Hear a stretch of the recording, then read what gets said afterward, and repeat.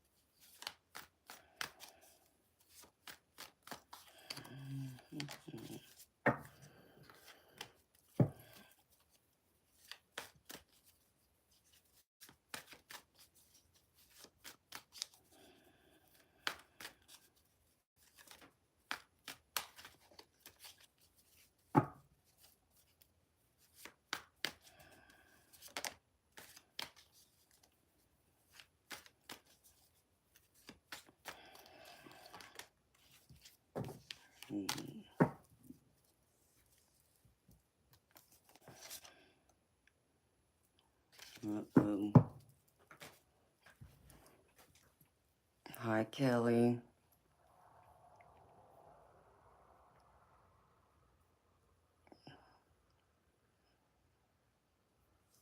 Diane. I don't know what that means, honey. How you doing, Kelly?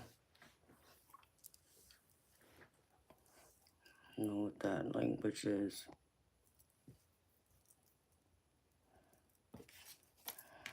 Alright, beautiful people.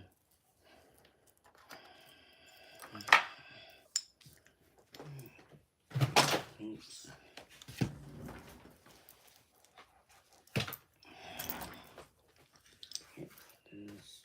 This in here.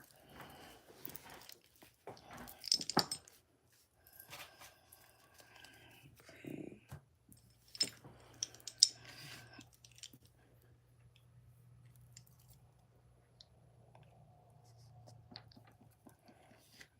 Good.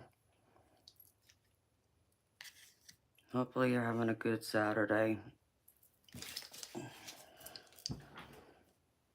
Alright, beautiful people.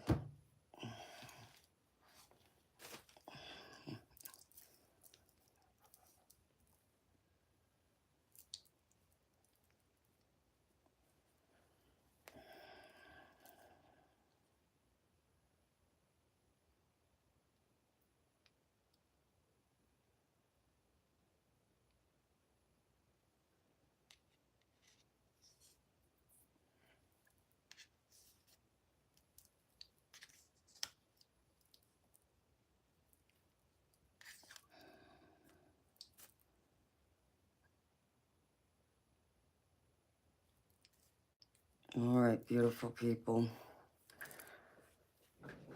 Start with the messages from my spirit guides decks, since I pulled from two different ones. First one is calm is not a weakness. So always remember this. Sometimes people may think, your calmness or your silence is you being weak, not able to speak for yourself, but sometimes not saying anything and remaining calm is the best both offense and defense you can present, and some people know how to handle that. So Spirit wants to remind you that your calmness is actually a strength, not a weakness, and don't feel like it is a weakness because it's not. The next one is goals. Um, I feel like Spirit's wanting you to focus, put more time and attention in the goals you're setting for yourself, um, in any and all aspects of your life. Whatever you're wanting to achieve, I feel like Spirit wants you to put a game plan together to go after it. And next one is choose love over fear. And y'all have heard me say this before, but always choose love over fear. Don't ever be afraid of love, even in the times when you've been hurt and you feel like, you can't trust someone. If a new love walks into your life, whether it's romantic, a friendship, or even a family member, always know that once you go through that healing process and you let go of that hurt, there's always a door for your heart to open to try again. Because I always look at love is always worth the risk. It's always worth finding out. And then Spirit wants to remind y'all to have self love. Always have love for yourself. And even sometimes this can mean even just like, choosing love over fear. Sometimes choosing ourselves over even someone else who causes us grief or makes us fearful of wanting to be ourselves, do things, or maybe they're just afraid of the relationship that you were trying to build with them, and maybe they felt like, they weren't ready for it. And so, instead of sticking around hoping that, they'll open their eyes and see things your way, you decide to walk away and show love to yourself. Or maybe they betrayed you. This can apply in so many ways, but always have self love for yourself. That's the greatest love you can show another person in how to treat you, is by the love you show and give to yourself. The next one is inspire others. And this can go in so many categories, go down so many roads, and this comes with abundance. So if you're looking for abundance and you can apply this abundance in multiple aspects of your life, I feel like Spirit's asking you to step up, inspire others to want better, to want to do better, to want more. Sometimes I think some people get afraid after going through trials, challenges, where they've, lost things or maybe, lost family members, whatever. Know that there's always abundance out there for you to go after if you're willing to put in the action and the time to make it happen. And that in itself can be, inspiring to others to want more for themselves and to believe that they can achieve it. Hi, Calvary. Hi, Eternal Light. And for the tarot, beautiful people, the first card is the Nine of Wands. This is telling me that there's been challenges you've been going through. And I feel like Spirit's wanting you to know that it's almost at its end, but what you've been working on or what you've been battling to keep hold on to, it's worth protecting. So don't, feel like, you're losing the battle or failing in any kind of way. I feel like that, this can, go to both love, but even if you wanted to look at it in a professional way, like having projects, at work or with, your romantic partner or even a friendship, that there's going to be times where you both may agree, and then there's going to be times where you disagree or you see things differently, and it can cause an eruption in that relationship or even at work where you just don't see eye to eye. But I feel like Spirit wants you to know that whatever it is you see that is yours or worth fighting for, that it's worth holding on to. So don't lose hope. Don't give up. Because I get the Queen of Pentacles with this.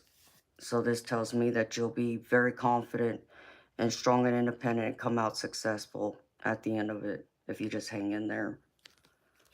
The next one is the Magician.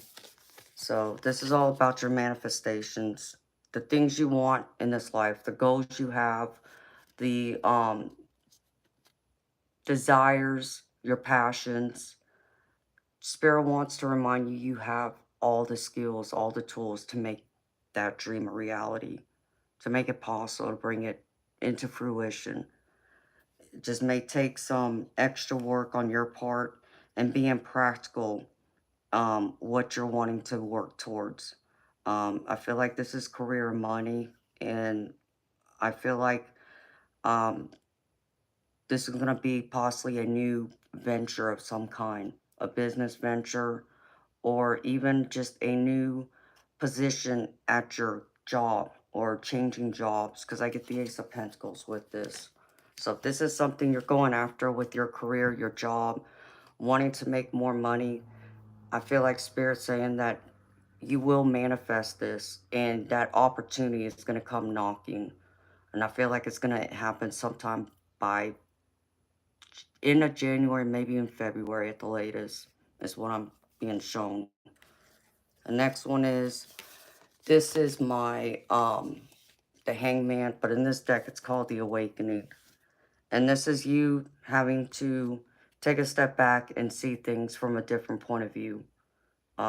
That once you step back and look at things from all angles, you'll be able to have more clarity in what you're, looking at, what you need to be clear about.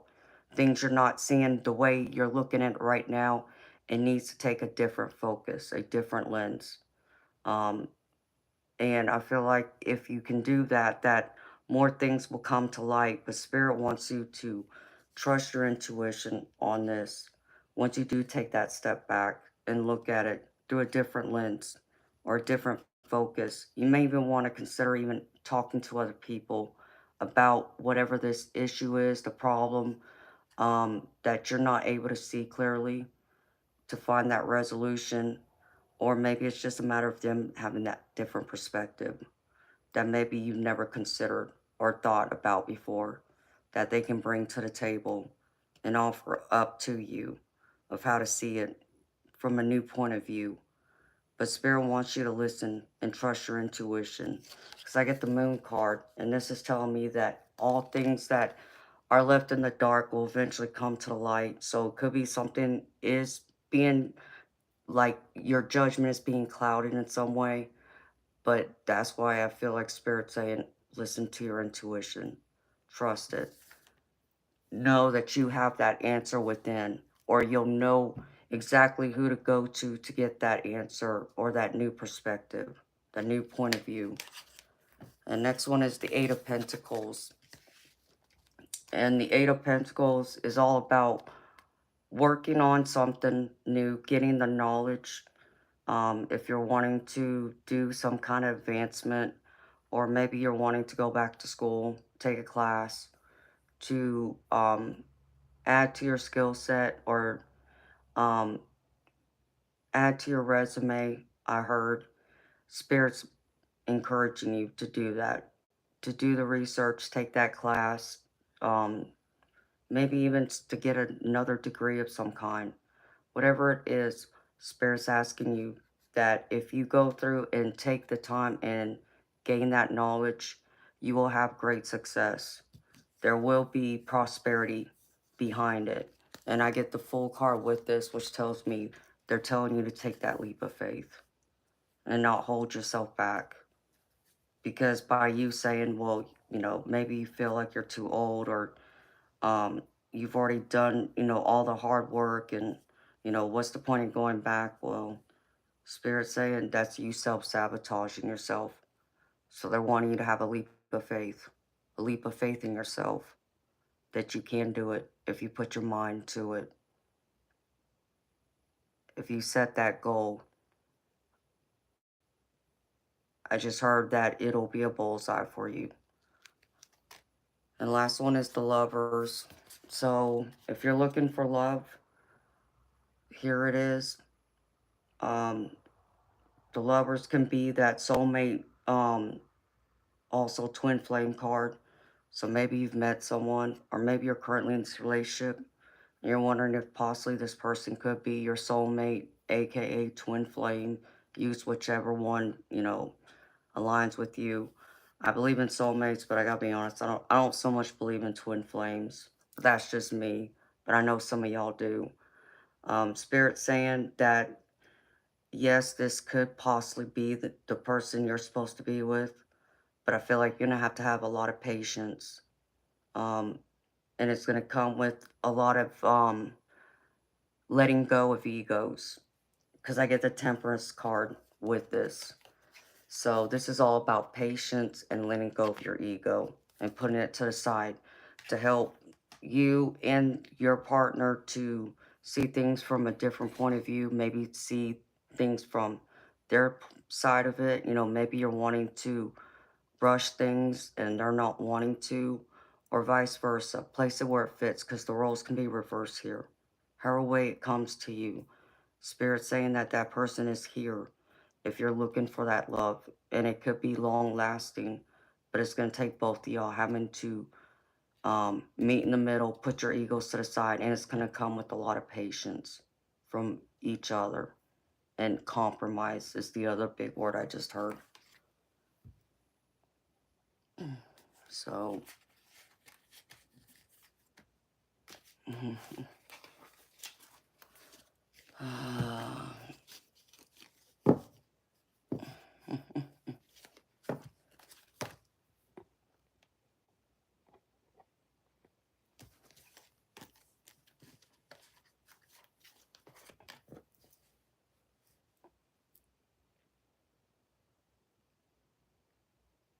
no, that's your understanding of it, Calvary. My understanding of a twin flame is pretty much your soul being split into two. So half of your soul is in you, the other half is in another person. That's your twin flame. That's what it's known as. So that's why people say it's like that what do they call it? Um Star-crossed lovers, or like a forbidden love. Um you ever hear people talk about how they think they've heard their twin flame or they pick up telepathic messages? That's what they're talking about. It's the other half of their soul, which I'm not one that really believes that your soul is split in half like that. It's separated from you, but that's me. I got many other reasons why I say that, but that's just me.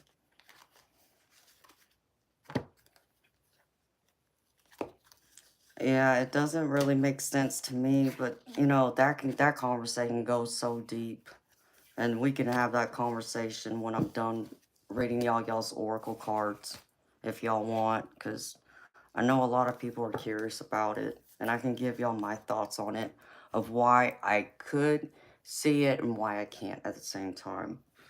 So, first card, the oracle cards, is from the Guides of the Hidden Realms, and this is all the time in the world.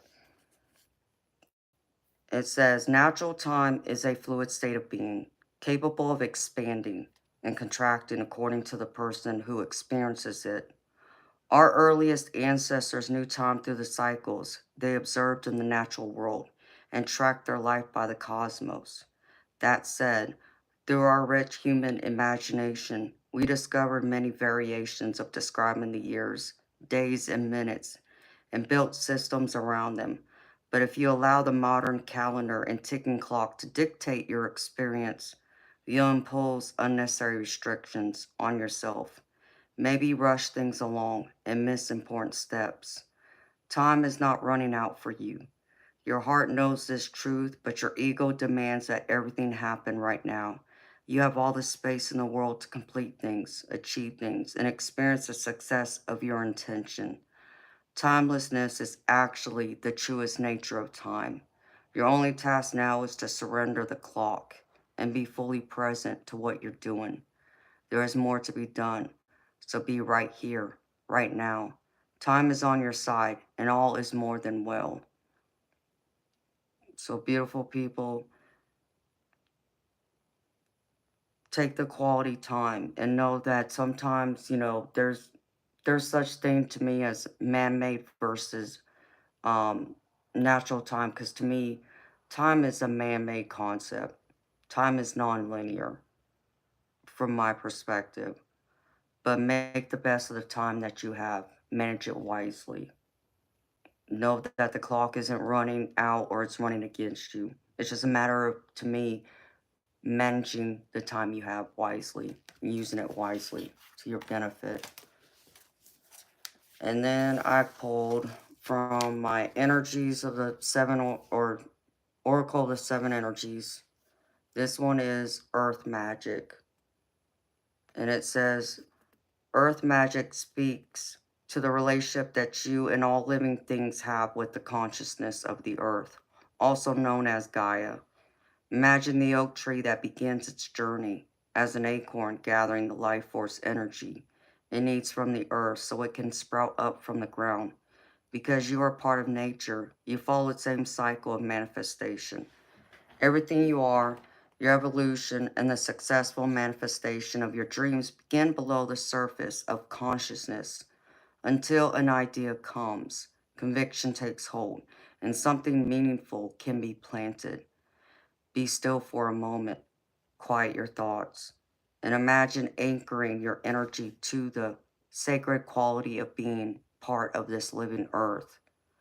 Do this mindfully to connect to this divine intelligence with the power to create the perfect form from the essence of a tiny spark of life. Indeed, this is miraculous. This message now is to trust that the seeds you've planted in your field of dreams are in good hands. The earth is a conscious, divine source of love that is doing its part on your behalf. Slow down, take in the beauty of your life now, and trust that what you are intending is being nourished and is growing. There will be plenty of time later to tend to your garden, to water it and weed it. Great magic is germinating underground, working its way to the surface to deliver more blessings than you can imagine. Let it in. So be grounded to Mother Nature and allow that essence to ignite your fire so that manifestation can come through and come in and sprout out for you. All right, beautiful people. And then I pulled, hi, Sue Toffee. The last one is from my Healing Heart Oracle. So this is like a love letter to yourself. And this is called Deep Heart. Dear heart, at times you feel so alone as you don't think you can find the people who can truly see, hear, and understand you. This can cause you to despair and shut down or put on a mask so that you can feel that you belong. You are sensitive and intuitive, yet people can see you as hardened. There is so much you want to share with others, but you simply don't know where to turn or who to pour your heart out to. I want to reassure you that if you choose to trust and show some vulnerability, you will find those who truly appreciate you for all that you are. The time has come to make a choice, to fully get to know yourself and believe in your divine destiny. You can lament about the past all you like and get stuck in a rut, or you can dare to dream and follow your soul's calling and move forward with confidence. I am ready to embrace you for all that you are.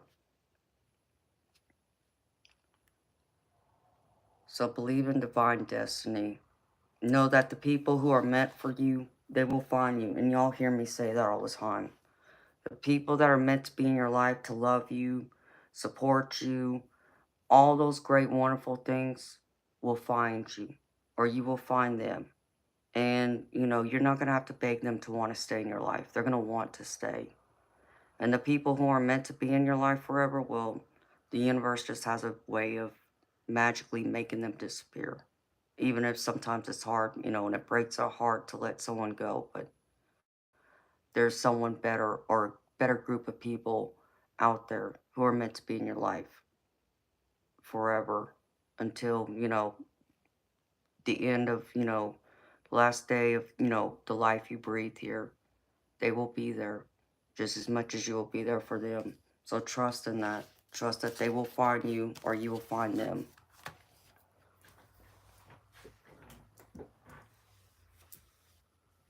Oh no, Skull Doll.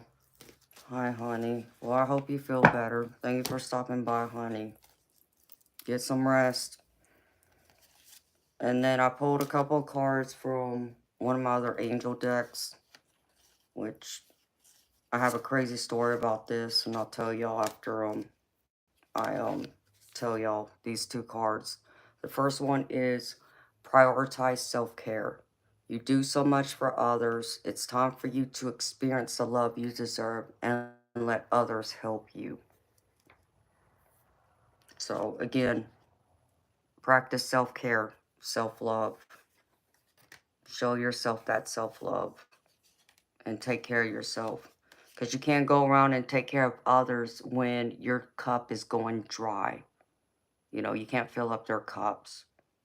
So make sure your cup is overflowing and filled first before you try and, fill up other people's cups. And the other one is don't settle for less.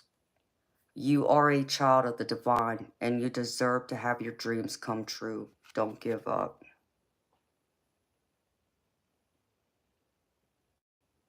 So don't settle for less. Don't give up. I had and this goes with the story. Um, as many of y'all know, my mama died Thanksgiving Day of 2000. So Thanksgiving's always been that hard day for me when it comes to her, whether it falls on the actual date of her death or not. Um, every few years it will, like last year it did. Um, but I knew my parents had a message for me, but it felt like I wasn't able to receive those messages that time because of, just all my emotions being all over the place, which is understandable. I wasn't, operating in the high vibrational energy I need to sometimes to pull their messages through. So I reached out to somebody who was able to give me a message for my parents. And one of the messages they gave me was to have a leap of faith. And, that they back me, they support me, they encourage me to what I'm working on and what I'm trying to do here. And, and I sat there and, I had, was thinking to myself earlier today, like, you know, talking to some friends and other people about, the different things that I want in my life, what I'm hoping to gain, what I'm going after, like I want to build an empire, like me being the Empress because I'm a Taurus moon. I'm looking for my emperor to help me build my empire, right? And the things that I want, well, they told me pretty much that, they told me to pull out one of these other cards that says that pretty much my desires are not unholy, that they're right for me. And then earlier today, when I was pulling out some of these cards for y'all, um, that card, I can't remember what I was saying to myself, but, I was just talking to my parents in my head, and this jumped out. Don't settle for less. And that's what they were trying to tell me. If I go down one road, that's me settling for less than what I deserve. And they want so much more from me. And they know that I'm capable and deserving of having much more than what I currently have. So, like even right now with, the situation that I'm in, living here, yeah, it's not the best situation, but at the same time, it could be worse too. And I think that was the other thing they wanted me to understand. Um, but no matter whether I chose to stay here or even look somewhere else, um, that the two options I would be settling. And they told me not to settle. That, like, when I think of love, because I was even talking to a girlfriend of mine, um, who's having some problems, and she's having a hard time getting her boyfriend to step up to the plate. And I had to kind of remind her of that. And then she kind of called me out. She's like, but isn't that what you're doing, Amanda? It's like, oh, yeah, I guess you're right, you know, but I needed to hear that. And I think that's what my parents are trying to tell me, because what I do know is when the right people in your life, they will want to not be there just to cheer you on and support you, but even themselves, they're going to want to be better. They're going to want to be better, not just for you, but for themselves too. And if they can't step up to the plate and do that, then, that's fine. Let them go. Maybe they're not the right person. Um, because I know even over the years when I have been in other relationships, including the ones with, my husband, there were different things that some of the guys would do that would let me know they wanted to be that better man for me. Um, a good example of that would be even like my husband going through, because y'all see me, I'm always dressed nice. Um, he's more of the blue jean t-shirt kind of guy when he wasn't working. Because when he was at work, he had to wear business casual, which was khakis and a button-up shirt or a polo. And he sees me always, dressed up in nice clothes. So he began to start changing the way he dressed. And he started dressing himself nicer, when he wasn't working for me.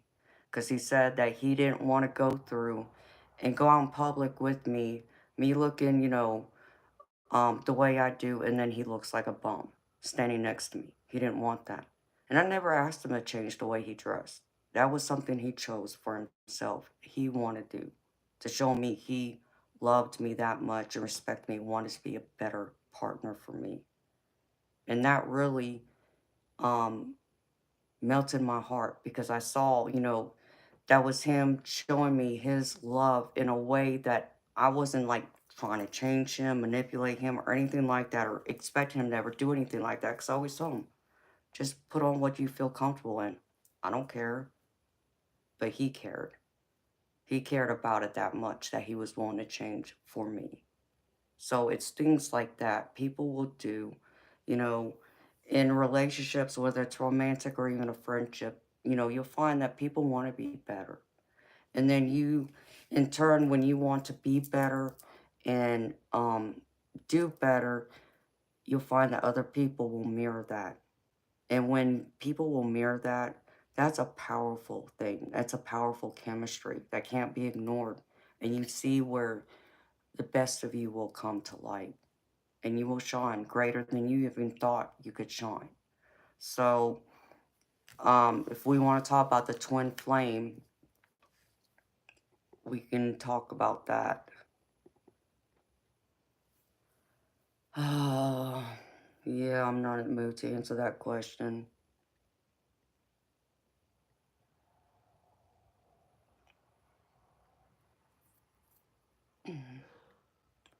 Oh, I'm sorry to hear that, Sue Toffee. I'm sending healing light and love to you, sweetheart. That's terrible, honey. So, when it comes to a twin flame, again, I struggle to believe that half of my soul is in another body. It doesn't sound right to me. It doesn't resonate with me. But then if you were to look at it, depending on your beliefs when it comes to precognition, this is where I may question it. Because I have this belief in a sense that as I feel time is non-linear, I feel that we are all living the life that we had, you know, before this life, just in another dimension. And it's going on parallel to this life, just in a different time frame. But does that mean that my soul, part of my soul is somewhere else? Maybe. You know, it's a weird concept, but I gotta, take into question when it comes to precognition that how, someone like myself can see things happen in the future before they actually happen and it be accurate. Me know things, that I shouldn't know, but I somehow know those things. Like an example of that would be knowing when one of my loved ones is going to pass away months before it happens. I know, and I've known. How did I know that?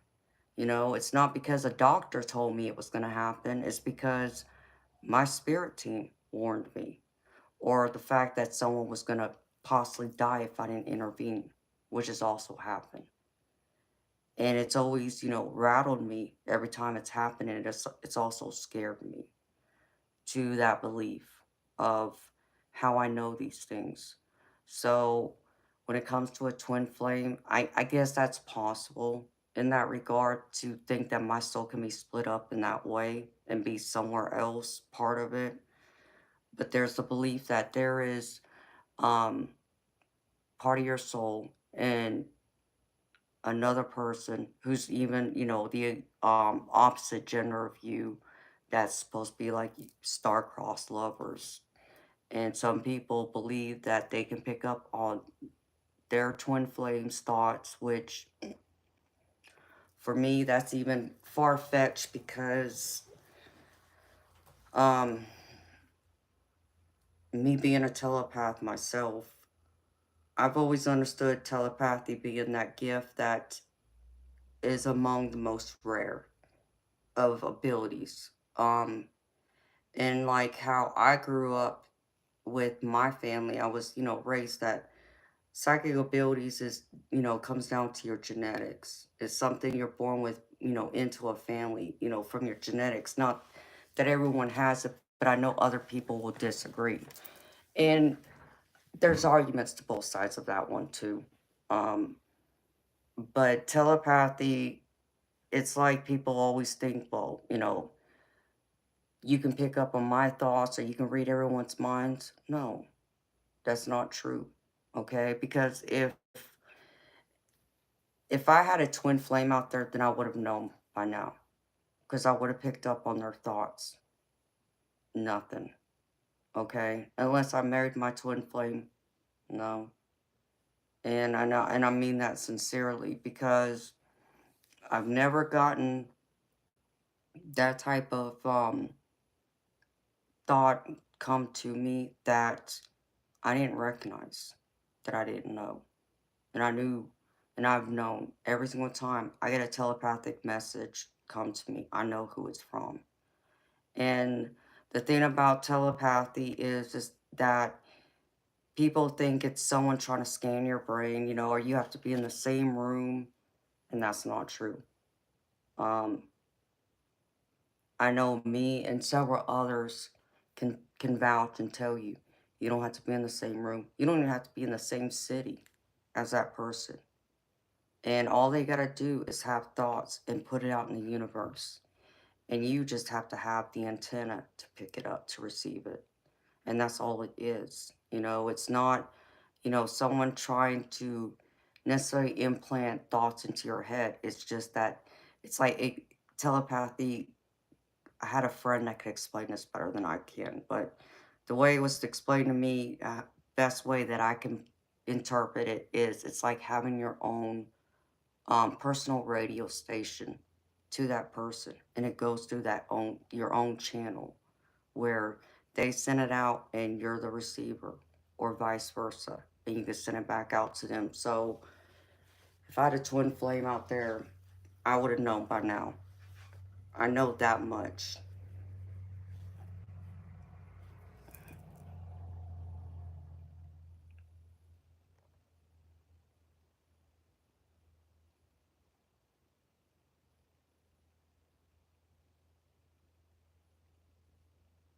Yeah, it's hard for me to like make sense of all that. When people talk about twin flame soulmates, yes, I believe in. But soulmates don't have to be a romantic partner. And I think that's the other part of confusion. Because we all have a soul tribe family we come to this life with. You know, whether they are in our own family that we're born into, or they could be part of another family. But you recognize them and you just know because it's like your spirit talks to each other in a way that you're drawn to each other that you can't explain. There's just that natural chemistry, something you recognize in them that you don't see in others.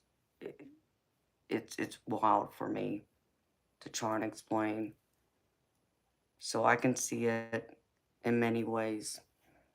Hi, Michelle. How you doing, honey? So, a twin flame, yeah, I'm not completely sold on that idea. I'm not. Um, but there's so many things that I still would have to read on to really get the full picture of why people believe in it so deeply or why some. But like one of my friends that, um, I mean, to me, he was a stronger psychic than I could ever be, but he felt we were both on the same level. You know, he would always say, you know, and I would laugh at him because I met him on another social media website, and you know how some people would ask questions about telepathy, and people always talk about. I know I would see what he was talking about, where they would talk about twin flame.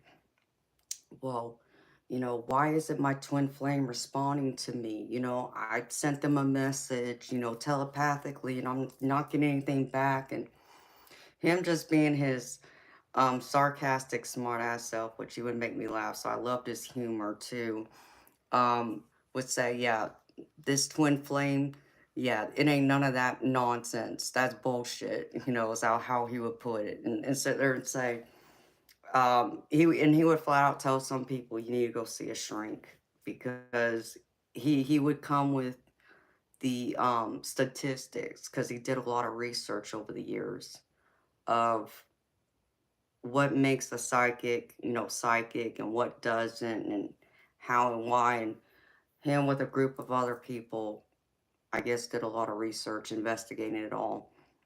And he was telling me that telepath is only about, oh, I think it was less than 5% of the psychic population.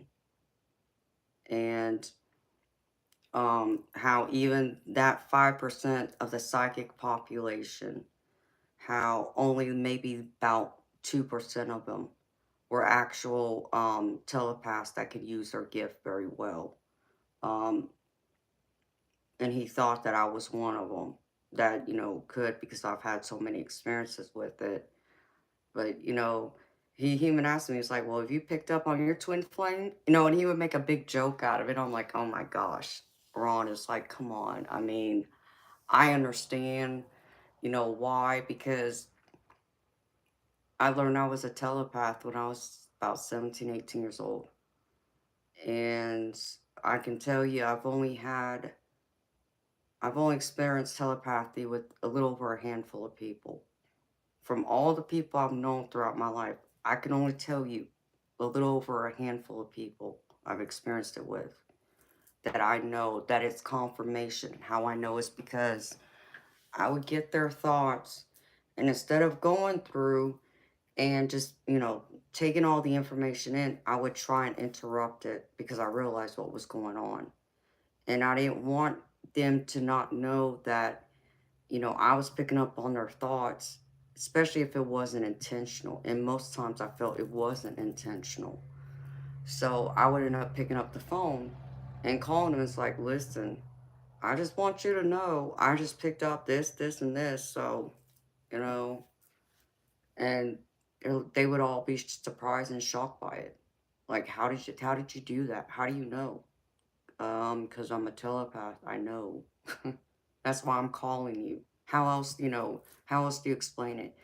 And it would freak them out. And I understand why, but, and many times it would be that conversation that would have to get started where they didn't even know I was psychic.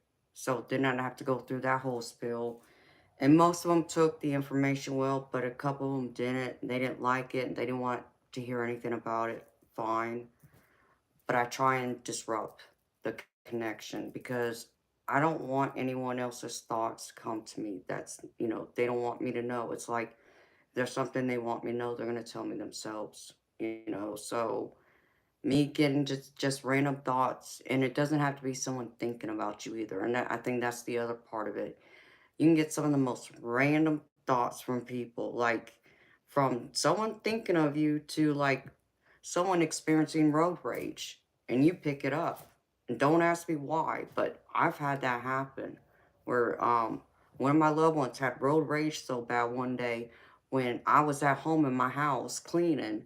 Well, obviously I'm not in my car on the road, but I knew exactly who it was. And I waited like 5 or 10 minutes, hoping that they would, make it, to wherever they were making it to, because I didn't want to cause them to crash or anything. And I picked up the phone and called them and said, so why were you cussing? What happened? Why'd you say this and this? And they're like, what? How'd you get that? Well, you already know. I'm a telepath. Hello? But they'd always be surprised at what it is that I pick up. And every single time, I've been right. Even as an empath, I could feel their pain every now and then from a distance, their physical pain. Um, and that would scare me sometimes too, to where I'd have to pick up the phone and check on them. Or there was one time I waited till I got home because I was only 30 minutes from the house and they were home, to where I could go home and just walk in the house and it's like, do you have a kidney stone? Because I know you're having pain in your right kidney. So, and again, they'd be blown away by it. So, I don't know if that's why people believe in twin flames, because they feel like they're having some kind of telepathic communication with who they think their twin flame is. But some people would tell you you're crazy, or they're crazy, or y'all both are crazy. I'm just, I'm not sold on the twin flame idea. I'm, I can't even say I'm on the fence with it. I'm just not sold on it. That much I can say.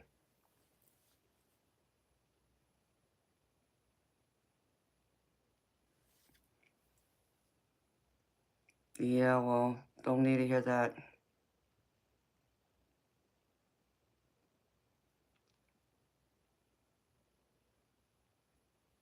Yes, Marie, I'm an empath. That's one of several gifts I have. I'm not just an empath or a telepath. I'm a clairvoyant. I'm clairsentient. I'm precognitive. I'm clairalliance. I have several gifts. I'm clairaudient as well. That those gifts come in and out.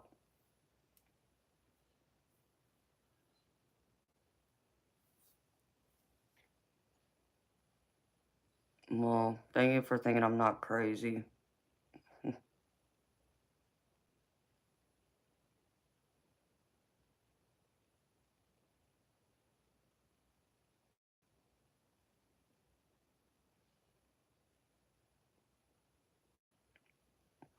I mean, the whole alien thing, that's different though. There's even my friend said that there was alien communication. There's a term for it. I don't even know if I'll be able to find that email now. He sent me a document that had over 80 different types of psychic abilities, and even in those 80 different types there were subcategories of it. So, what would be an example? If I can remember what that paper said. Oh, crap.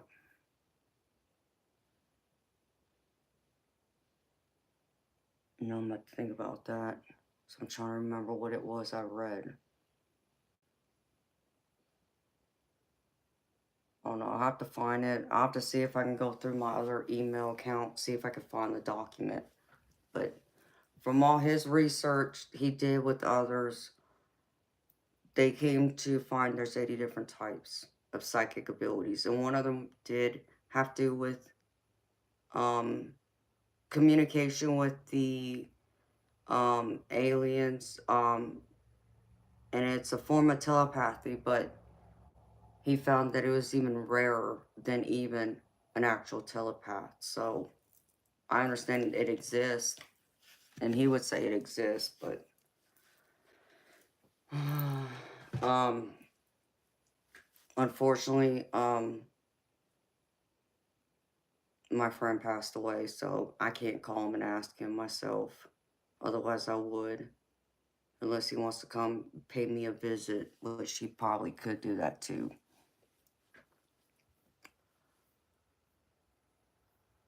Carl, you're not alone, sweetheart. Don't ever think you are.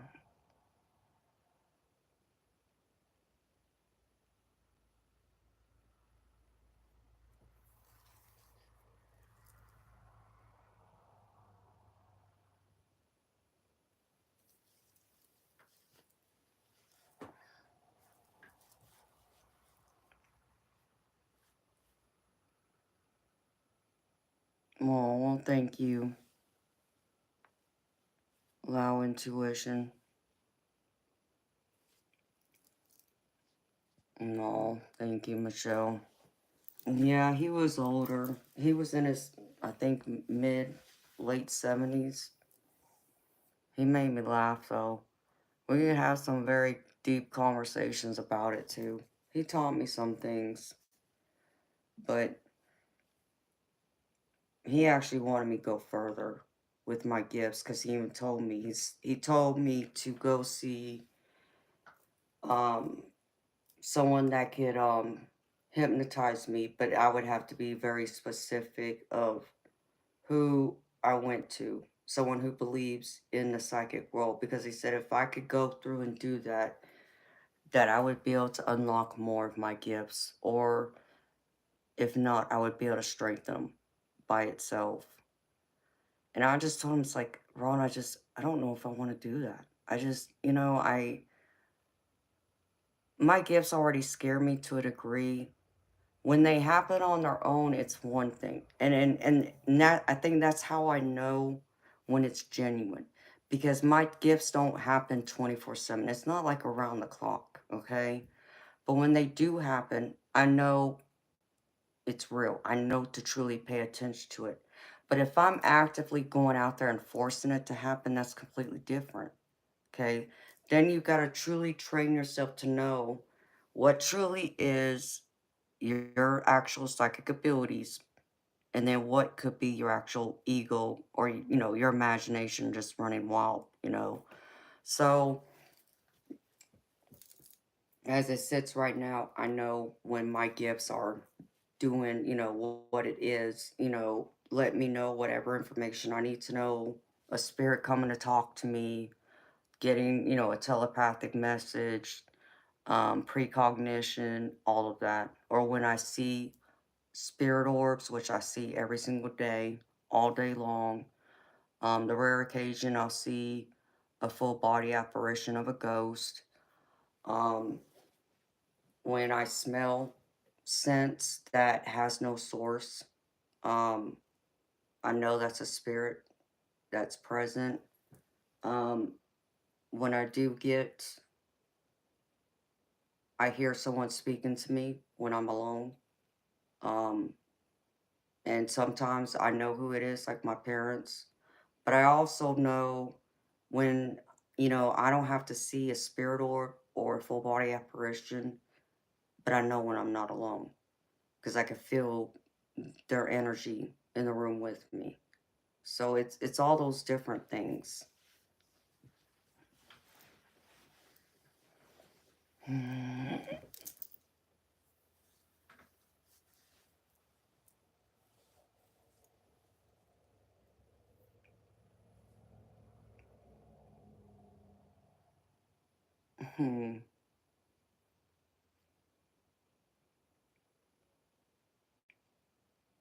Maybe Calvary. I don't know. I'd have to look into all of that first to decide if I would really want to tap into it that deeply. I just don't know if I do.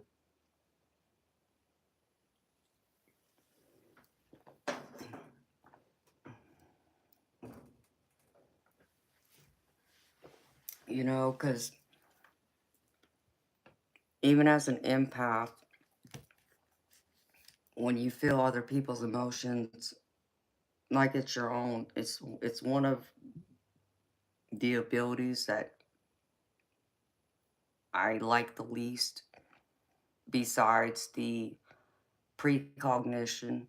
Um, and I'm afraid that I'm just gonna heighten that, you know, and I don't want to open that door to strengthen it because already it can be overwhelming at times as it is. So,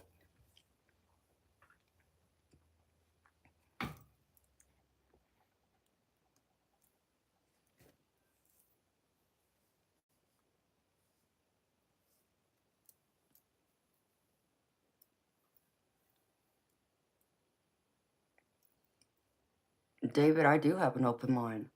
That's what you don't understand, baby. My mind is completely open. Michelle, it is. It's so hard. And I get hit with it. Man. And sometimes I don't even realize that I'm being hit with someone else's emotions until I have to spend like a day or two investigating it. And you know, it's like the last time that it knocked me on my behind, it was one of my family members. And they had just found out that their spouse had cheated on them. And let me tell y'all, when I say I woke up and I just felt like I woke up on the wrong side of the bed. I felt like I was sad and depressed, like I couldn't think clearly. All those different things. That's what kept hitting me. And it's like, what's wrong with me? You know, I even tried to um, be rational about it in the sense of, you know, using my logic, like, could, you know, this be my hormones, you know, something along those lines. And it's like, no, you know, but, you know, that whole first day, I couldn't think clearly. I couldn't focus on anything. Um, I was just sad and felt very depressed. And I decided to go to bed early and hoping if I got a good night's sleep, I'll wake up, you know, next day and I'd feel better, right? Wake up next day, same thing. All day long. Yeah, I felt the same way. It's like, what the hell is wrong with me? Like something didn't feel right to me, but I couldn't put my finger on it. It's like, why do I feel this way? This is not making any sense to me. And this is when I was in the middle of building my house. So that's a time that was exciting. Like I'm going through and I'm picking out the flooring for my house, those types of things, you know, not being sad and depressed or anything. And then so I would go to bed early again. And when I wake up the following morning, I had a um, text from my loved one saying, call me. And it was early. So when I say it was early, well, it was like 8:30 in the morning. And they know I'm not up at that time, usually. So I felt it was something urgent. So I called them immediately. And that's when I found out that they had just learned their spouse had cheated on them. And they, for that last 2 days, have been crying their eyes out, couldn't think clearly, couldn't focus on their job, couldn't do anything. And they were over 2 hours away from me. But I felt that from 2 hours away. I knew then. And it kind of, it threw me for a loop because I'm like, I didn't know I was so connected to you in that way. So that was something new I learned. And this happened at the beginning of this year, actually, is when it happened. So, yeah, I don't like it when it happens because I really do. I feel it. like the other person's going through it like I did then. I hated it. Because I told him, I said, like, now it all makes sense. The last 2 bloody days, I've been picking you up, all your emotions, and I couldn't figure out why, and I thought I was going crazy. But this whole time it was you. But it just didn't register. Um, I've had telepathic experiences with them, but that's different from an empath. You know, empath is emotions, telepath is thoughts. So they're two separate things. But it's like it just didn't register that it was them.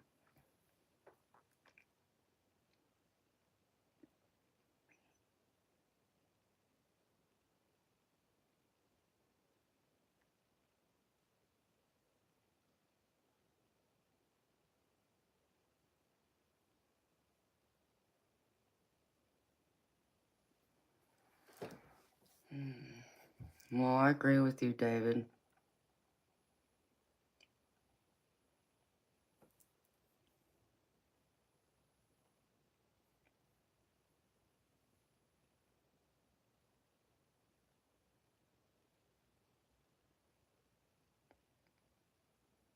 No, I don't do any kind of prayers that like that.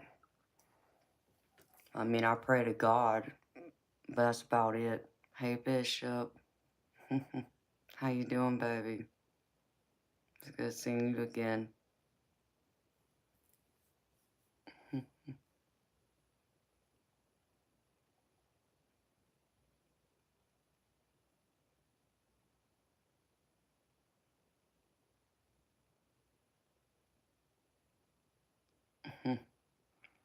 I'm doing good. I'm gravy, Ryan. You know me, I'm always gravy.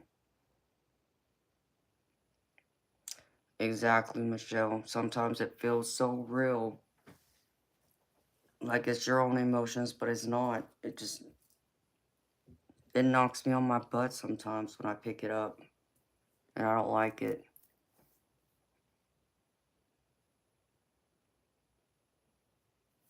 Hi, Hillbilly Bob. Thank you, honey. Oh, it's always good when I can connect with you too, Bishop.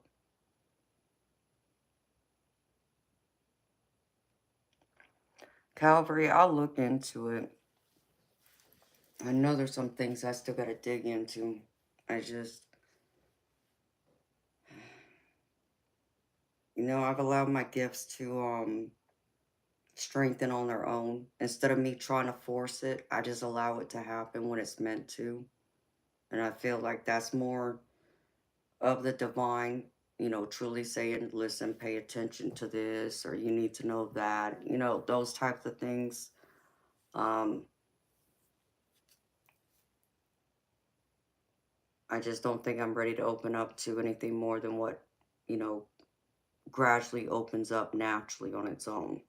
Because I've noticed over the years that once I would get like very, grounded with one ability, soon after, within a few years, a new ability would surface or one of my old abilities would grow in strength. It would change in different ways that it's hard to explain, but I would know where it would change, like it evolved. Um, I guess probably a good example of that would be spirit orbs. When I was a little girl, I used to only see white and gold spirit orbs. And it wasn't until I hit my late teens, like 19, I started seeing them in color out of the blue. Just one day it just randomly started. I'd see blue, I would see purple, I would see green, I would see orange, I would see all these different colors that I never saw before. And I couldn't make sense of why. And it seemed like it was happening more often than what it was from the time I was a little girl. So that kind of startled me too. It's like, okay, what did I do? Did I do something wrong? So I had to really learn to trust that it wasn't anything bad, but it also took me having to talk to someone else who was like me um, to really understand it. to understand that that was my gift growing and evolving. Um, you know, for me, you know, everybody has their own reasons why, you know, the color of orbs might be different. It seems like for me, it's mostly to tell me who it could possibly be. Um, like an example that would be like my parents. Usually if I see a blue spirit orb, many times it's normally them. And I only say that because they both love the color blue.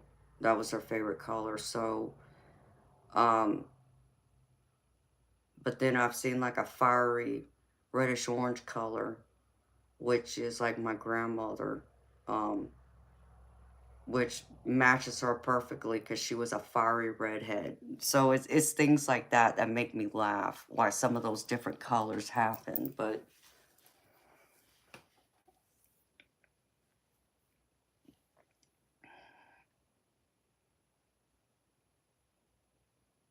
yeah.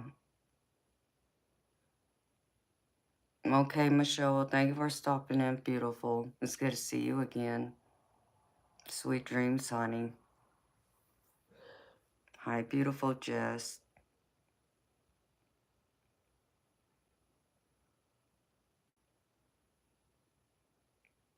Yeah, that it is. You know, and mine's been open since I was 6, 7 years old. I didn't ask for it to be open either. It just happened that way. And then it took my maternal grandmother having to explain to me why it was that way. And I wasn't accepting of it back then either.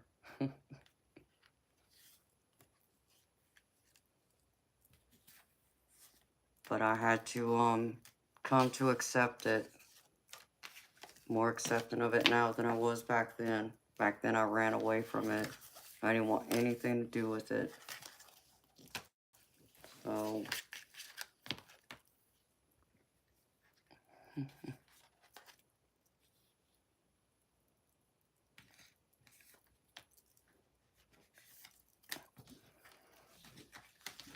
but I'm glad that makes sense to you, honey.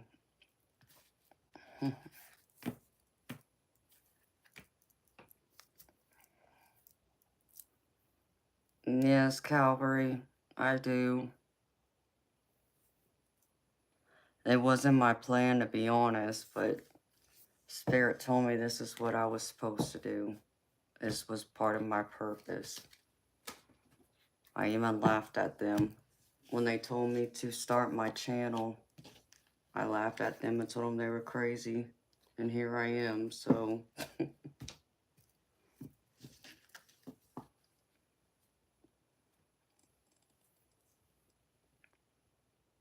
It's been fun. It's been good. How's your night going, Jess? How you feeling, sweetheart? I hope you're feeling good. Better than last night.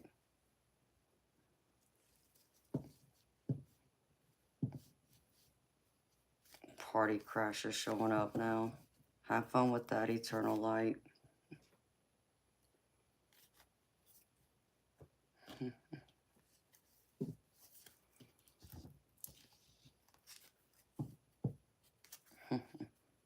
Okay, Calvary. Well, it was nice chatting with you, sweetheart.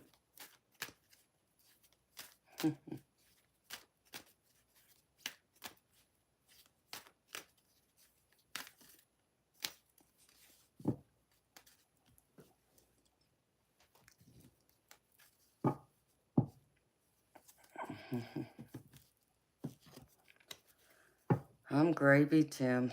You know me, baby. I'm always gravy. If you see me on this screen, I'm gravy. How you doing?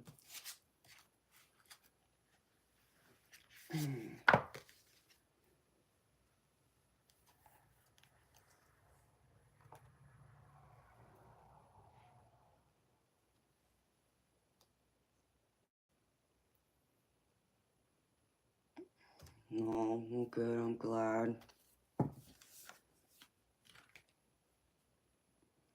I know, because that just hit out of nowhere last night. I didn't like that at all. I know it knocked me through a loop.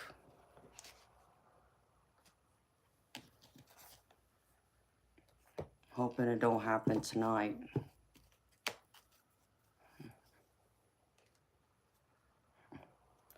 Oh, Tim, you're so sweet, baby.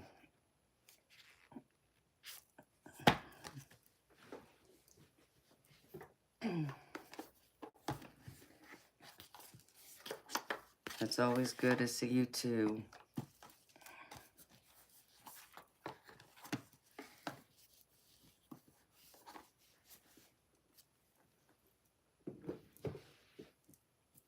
If you send me some coffee, would I get some French tips?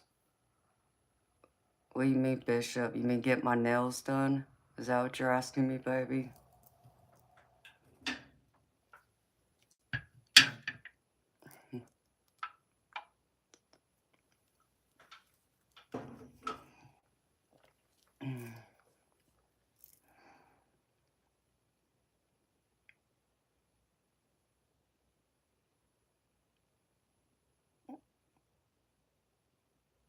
Yeah, you're talking about getting like a French manicure.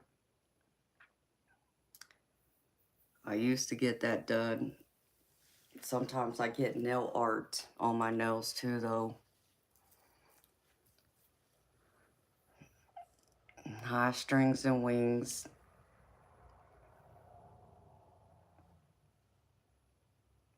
Sure, Bishop. I get my nails done. Haven't had my nails done in a long time. Wow. I miss having my nails. I do miss that.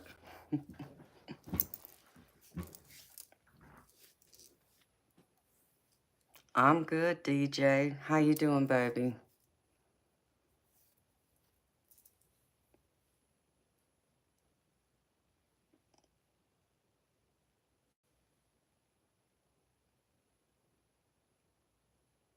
Okay, Bishop. I will, baby. Thank you.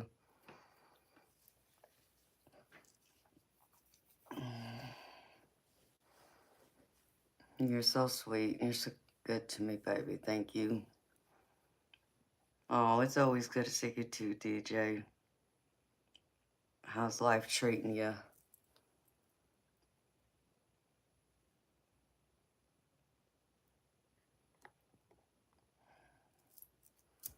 Oh, thank you, Willie. That's very sweet of you, baby.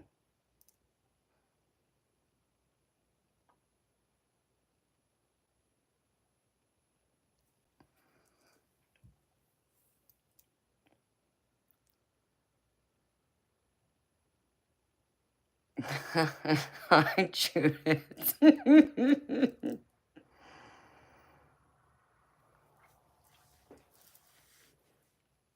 To get my nails done, let's see. Oh, geez, Bishop, you make me use my head. Yeah,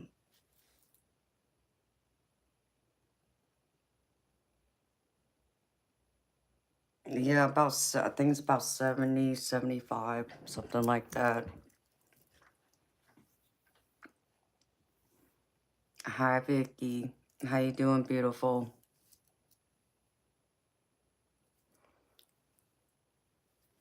Oh, Judith, you know, I mean, I laughed at you. You want to hear something funny? Your flirt showed up not long after you signed off.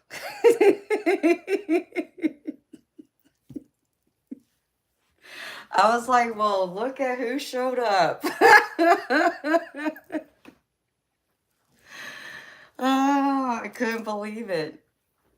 I bet he was listening in the background too.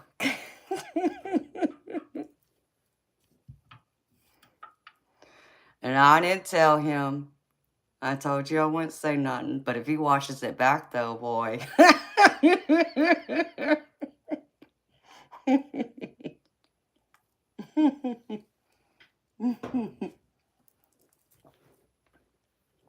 I'm gonna laugh. Oh, Judith, that was too funny last night, honey. I did need that laugh too.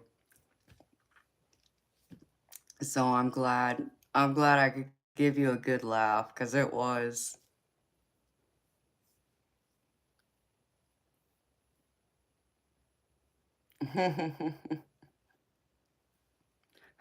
You took it a little too far.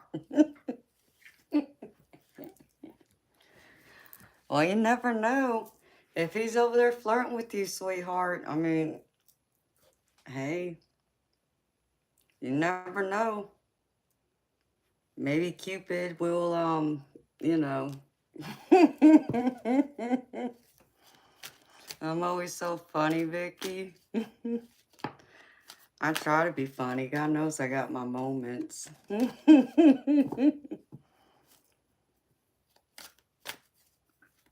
Oh, am I DJ? Aw.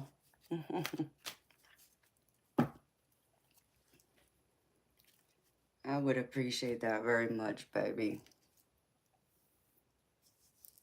Yes, Bishop is a sweetheart. He's being good to me, so thank you. You know, Judith, I gotta be funny. I mean, I couldn't help but to be funny because I know him because he's one of my mods. So it's like, oh, really?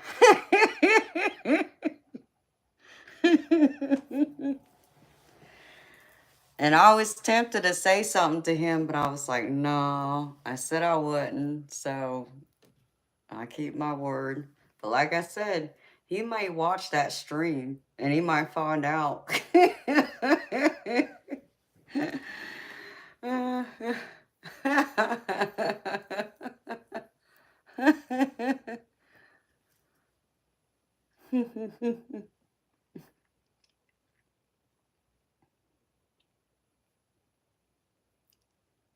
Yeah, just the nails. That's all right, DJ. If I want to get my toes done too, I can do that. Messiah, I don't know who you think is cute, but let me make myself clear, baby. Cute is for puppies and babies. Women, they're in a league of their own. I suggest you get it corrected, baby.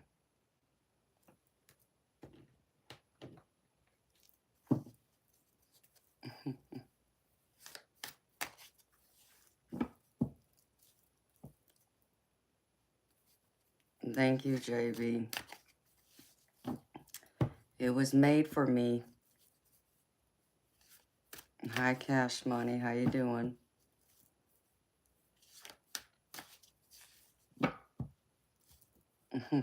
Ordinary, yeah.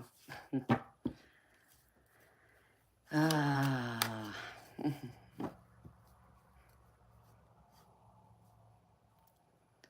Honey, I don't know how to do that. Because you want to hear something funny, Judith? I tried watching some of my streams back the other night, and the chat won't show up on my end. And so I don't even know how to, like, fix that. You'll show me. Okay.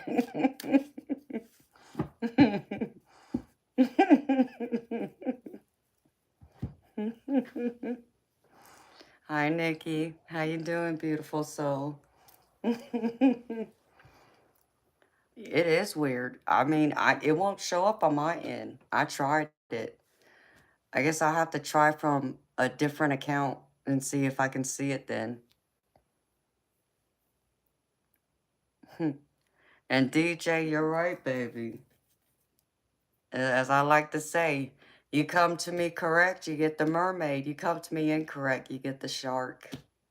And, you know, the shark ain't very nice. Oh, thank you, Nikki. That's sweet of you, sweetheart. To say, I don't know why, Jess.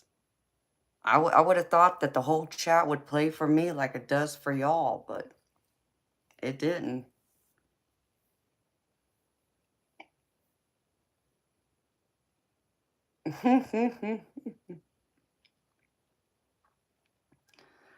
Oh, Judith, you were something else. It was funny. I mean, I couldn't stop laughing. Couldn't stop laughing. I had all kinds of jokes to go with that. I'm sure I could think of a few more.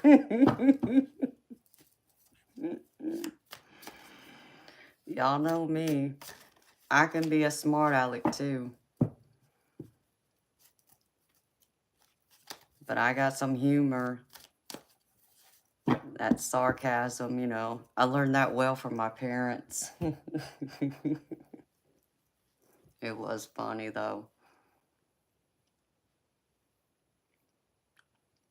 I don't know, Jess. I'm about to see if I can do it from another device, from a different account. See if it'll show then. I was not an instigator. I gave you a reading. Spirit told on you. That's what I told you. I didn't do nothing. Spirit told on you. I was just reading the cards as I tell y'all. Don't shoot the messenger. I'm just the messenger.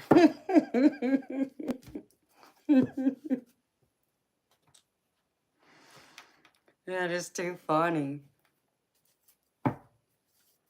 I mean, I don't think Tim's a bad-looking guy either. I am your friend. What are you talking about? I'm trying to help you out here. Because it sounds like Cupid wants to shoot his arrow.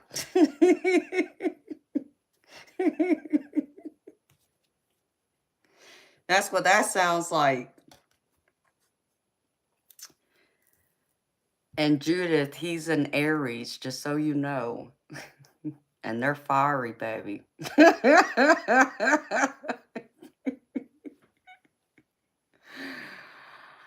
Hi, Joseph.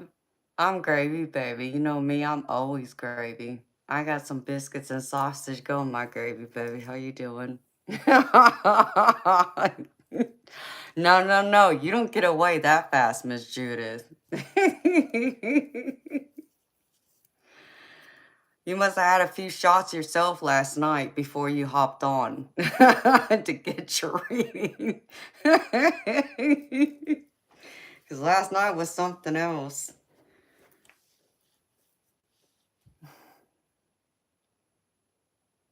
Oh, I'm happy to hear that, Joseph.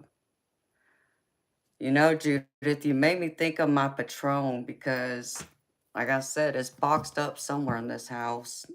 I haven't found it yet. It's in a box somewhere, though.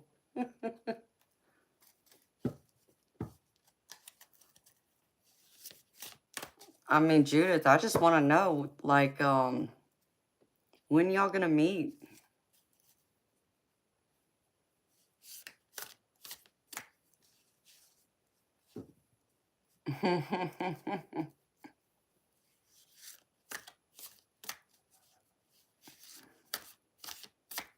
I know you wish you had. That was too funny, though, because I wasn't expecting that.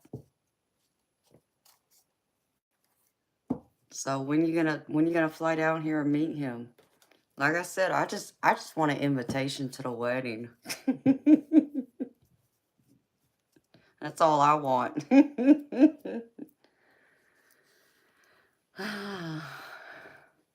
Have to go read the Bible. Oh my God.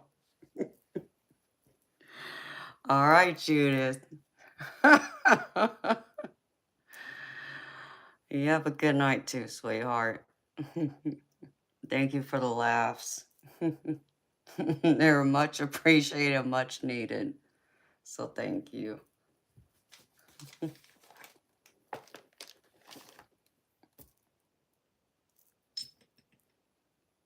So how's the party going, Eternal Light? Y'all been over there dancing?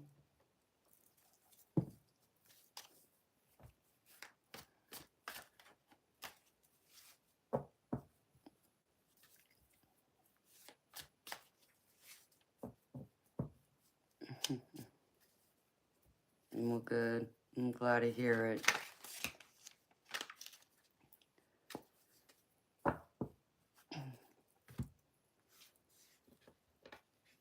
So have you been over there dancing?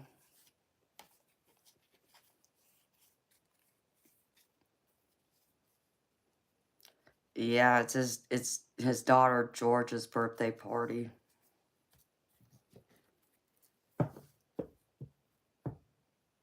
Games and cake.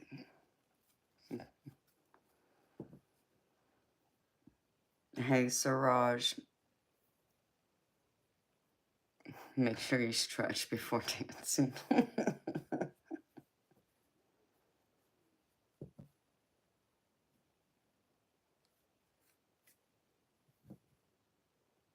Well, that's a lot of people for a birthday party. So I'm glad a lot of people came for her party.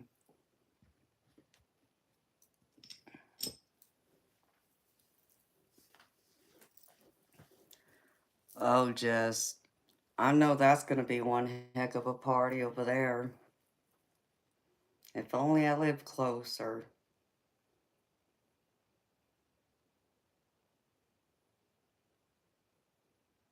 A dress up photo booth set up.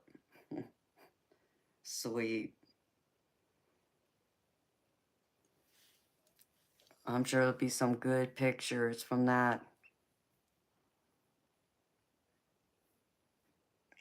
BL, you know what? That's just your opinion, baby.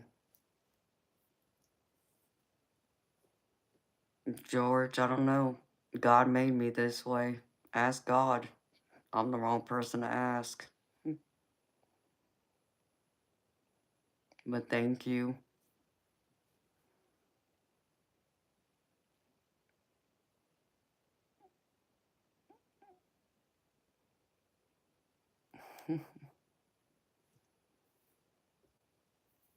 All the boys you hate, charging them for tarot readings.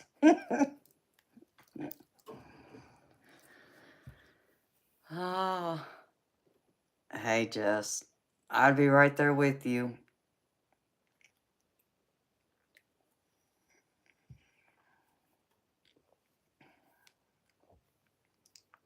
You're cooking and lurking.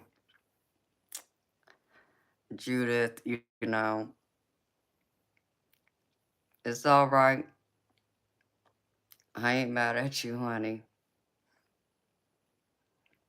BL, you know, there's a bio on my channel. If you really want to know, you can go read it.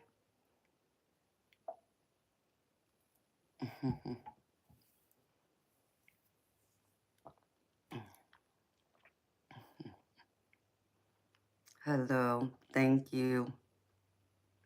BL, you know what? Like I said, if you really want to know, you can go look for it. I ain't summarizing nothing.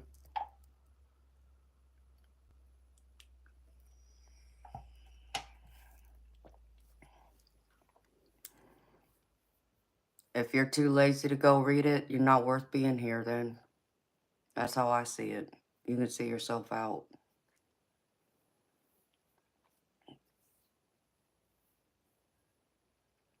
And stingy face? No. See. Oh, Lord. Jess, you better get him before I do, boy. Don't want none of this.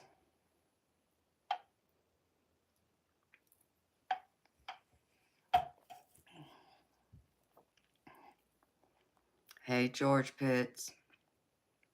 What's going on, baby?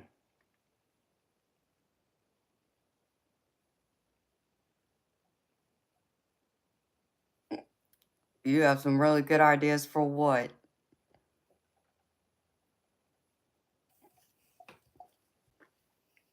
Oh, that's cool, Jackson. I've never been to one.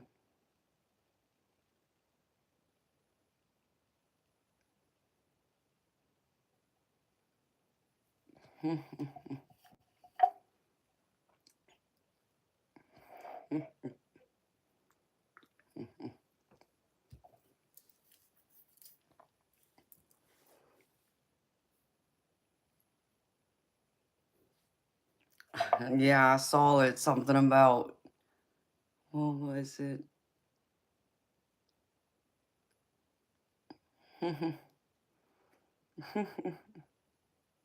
That's funny.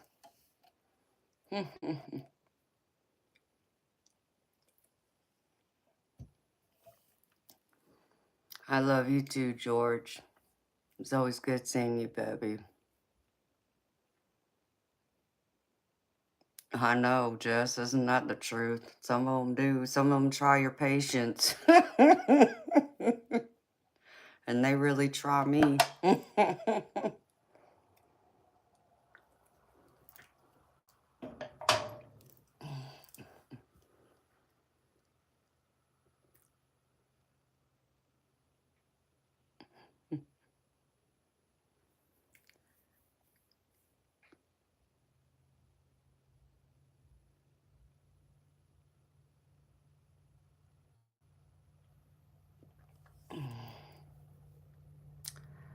Not as much as I probably would like to know, but this is not what that channel's about.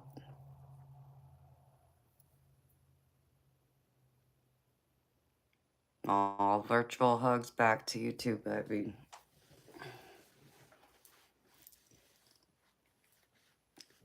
I mean, it's Saturday night. I figured some of y'all would be out there having some fun, doing something. I mean, I feel good y'all are here with me, but I know why I'm home.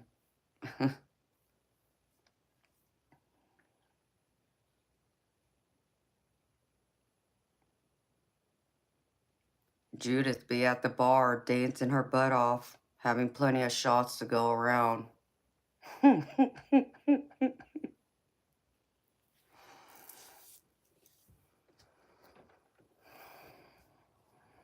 Oh, I'm glad you're having fun here. So Judith, when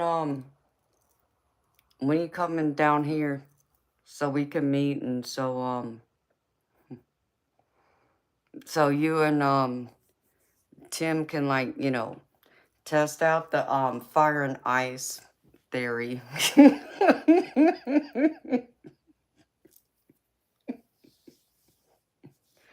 Knowing you're a Pisces and he's an Aries, that's, water and fire right there.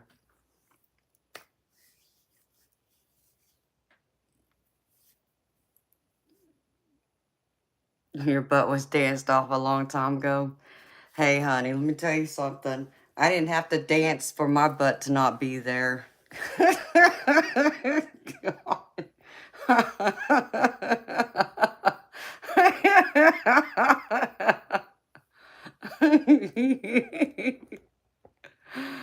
Aw, don't leave Judith.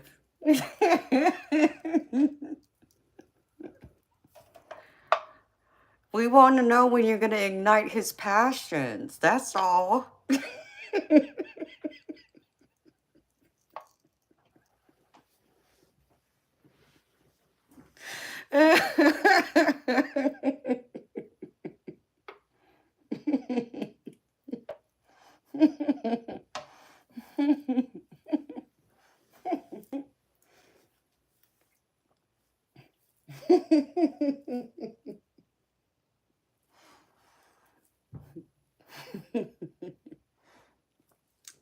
Hey, Judith, you know he only lives about 2 hours away from me, sweetheart.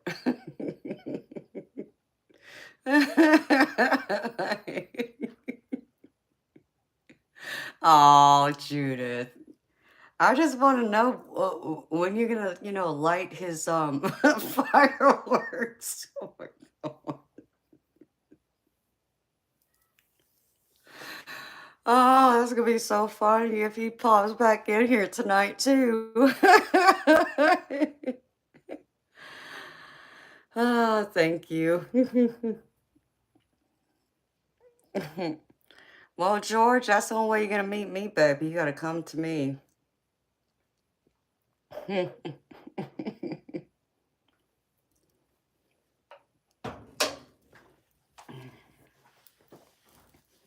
You're in Canada. It's a little too cold up there for me, baby.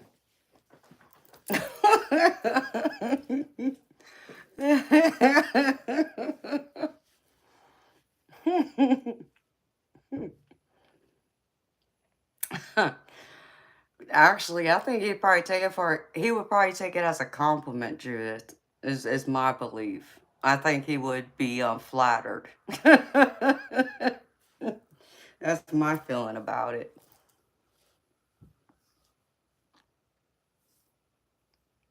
My dominant hand is right. I'm right-handed. Isn't that the truth, Jess? We got a Hallmark movie in the making.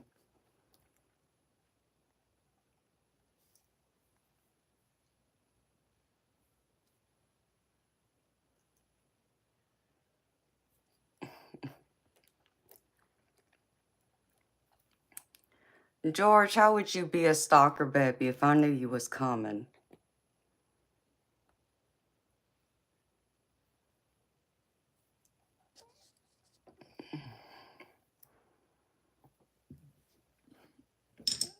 That's not a stalker baby. There's several people who said they want to meet me. Even a couple of them said that we should have like a meet and greet kind of thing.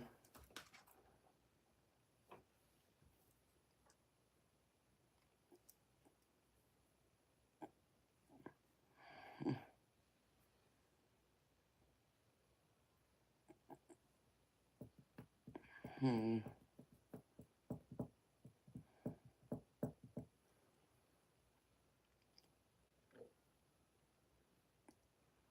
Put me on a timeout. Ain't nobody putting me on a timeout.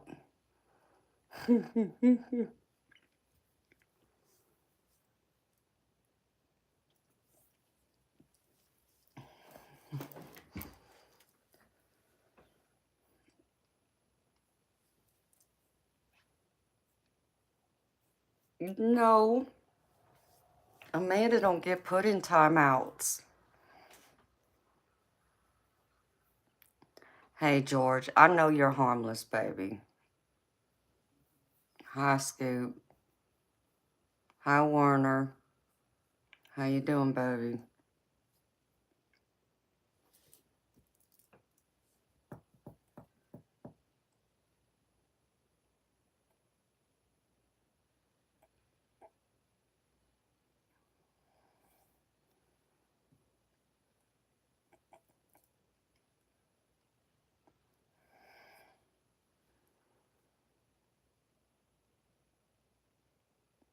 Show you my palm.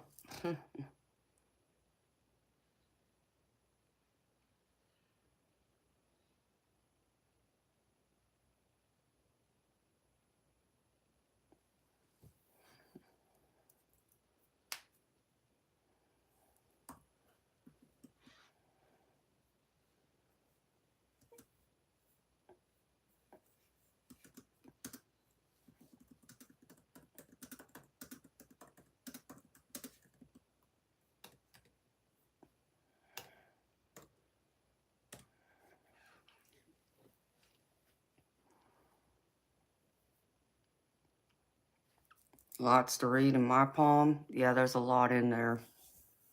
I don't know. Probably like pens.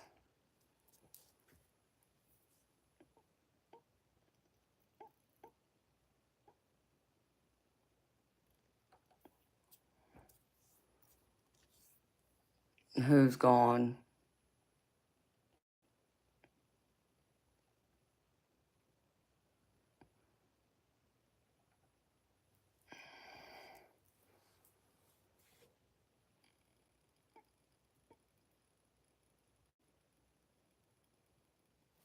Big family and long life. Is that what you saw? That reminds me, someone did read my palm once. If I'm not mistaken, it might even be my grandmother. Mr. Armpit is gone. No.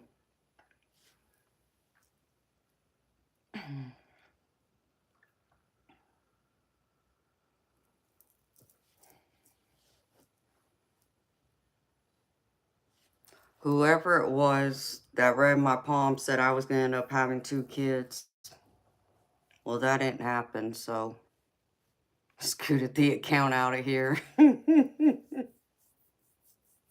Seriously. More like we kicked him out. I just decided not to pull out my spike heels yet.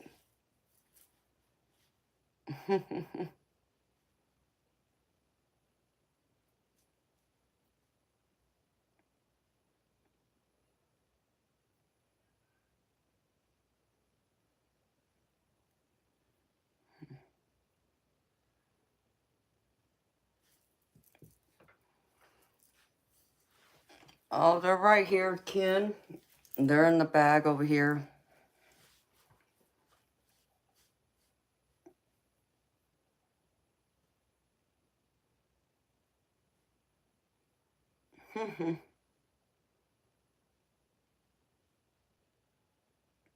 No thanks, George.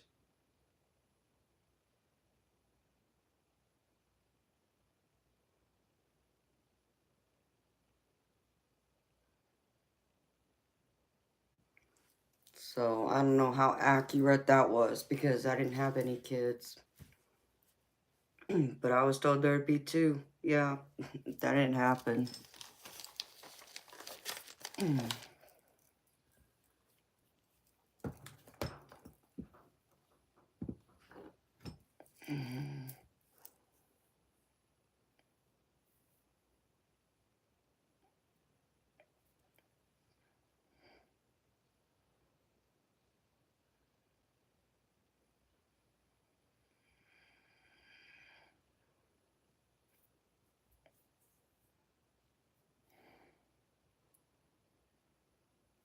Okay, Judith.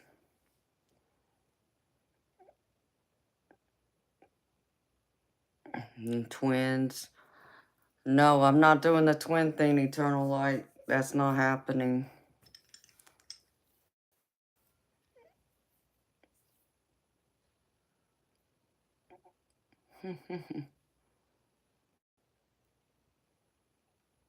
Hi, Diane. How you doing, beautiful?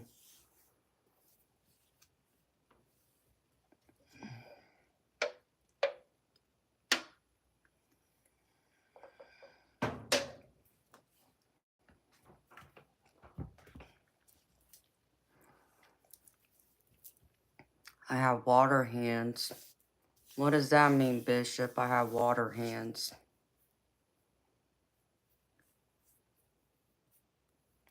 I mean, I am a Pisces, but I don't know if that has anything to do with it.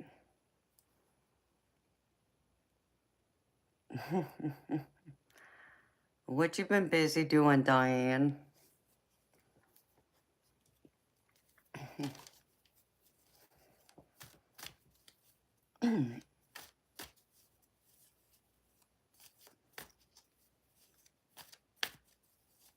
Yeah, it's been good so far.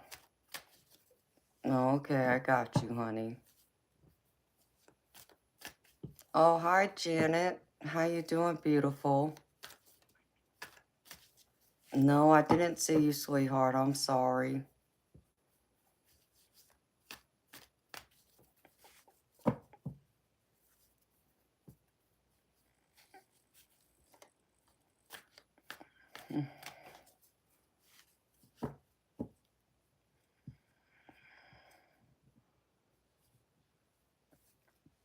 Oh, okay.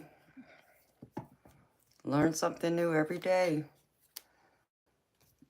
No, I didn't know that.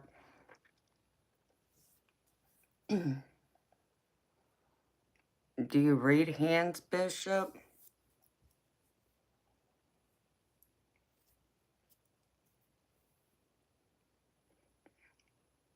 Hey, Reaper Repair, how you doing, baby?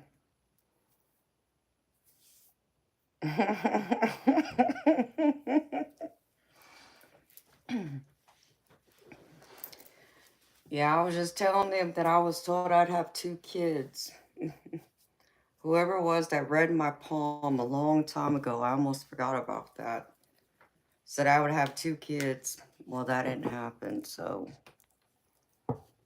guess it wasn't accurate, but I don't know.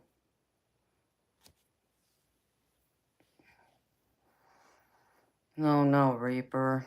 Repair, I'm sorry to hear that, baby. What's going on with you?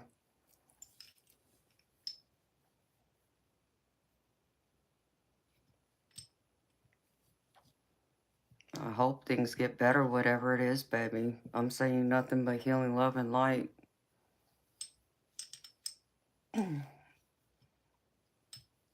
Oh, I'm sorry to hear that, baby. And I'm sending healing, light, and comfort to you and your wife. That's really sad.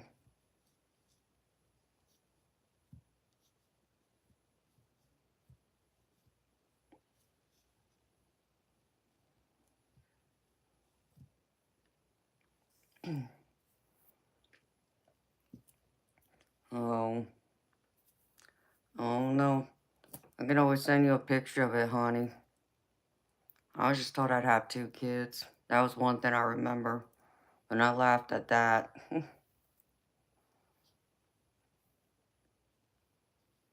Oh.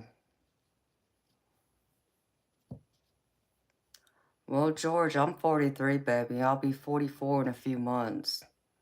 So I think I'm already past that age of having kids. At least I shouldn't have any kids at my age. That's a lot to take on, Reaper Repair. I'm really sorry to hear that.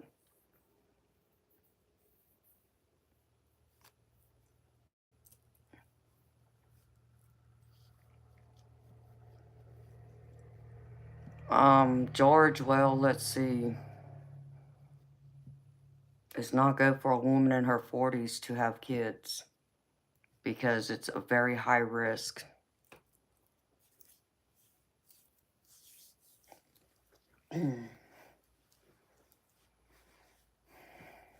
Yeah, I mean, it'd be up to me, but I mean, it's a high risk pregnancy. There's so many more things that can go wrong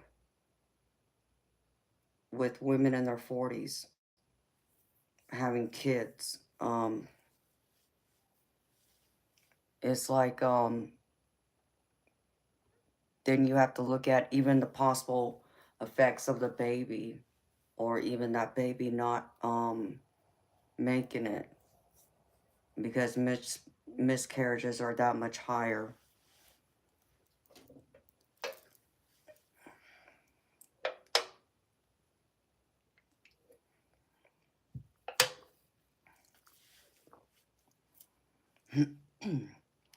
Yeah, Reaper Repair, I think that's one of them.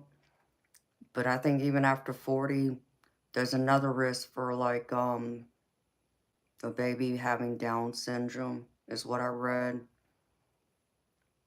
And I think the risk is even greater if there's some kind of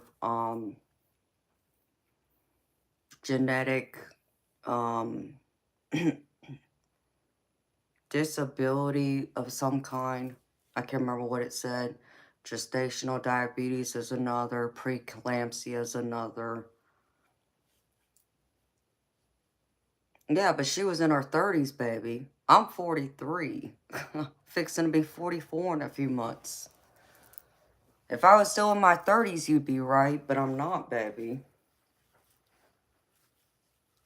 Hey, 808. It's whack a troll night. It must be. It's not even that 4 o'clock hour yet.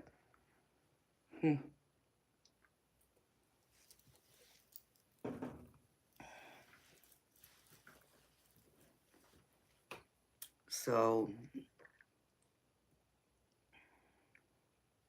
there's just too many more risks with it.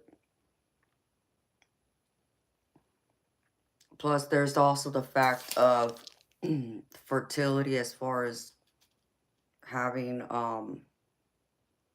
healthy eggs to carry a child, the chances are far less. It just depends on who you ask.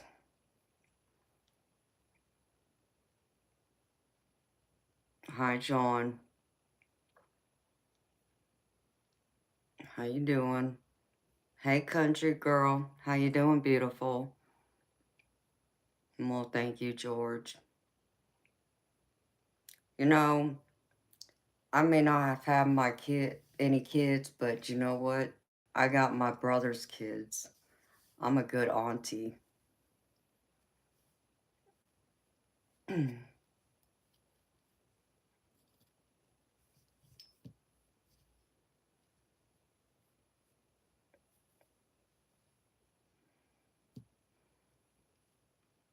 Well, that's awesome, Melissa.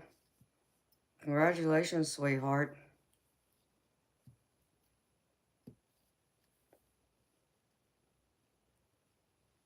Yes, we do.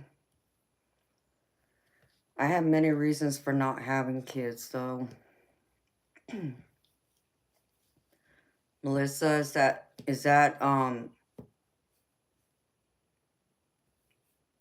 your first baby, or is that, you already have a couple? It took you a year and a half to conceive. Yeah. I hear it's far harder when you reach 40 and up. The very first. Okay. Well, that's awesome. Congratulations, sweetheart. That's a beautiful blessing. Oh, that's awesome, country girl.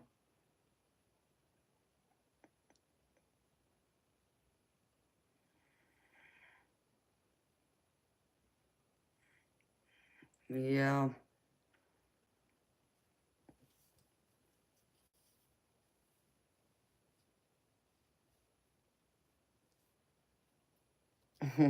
Okay, George. Well, you have a good night, honey. See you next time.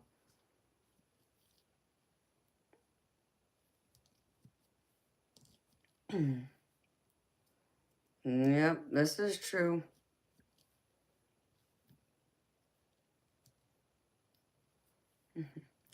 I've been good, country girl. You know me, just hanging, doing all my streaming. How about you, sweetheart? Besides the case, how's everything going? How was your Thanksgiving?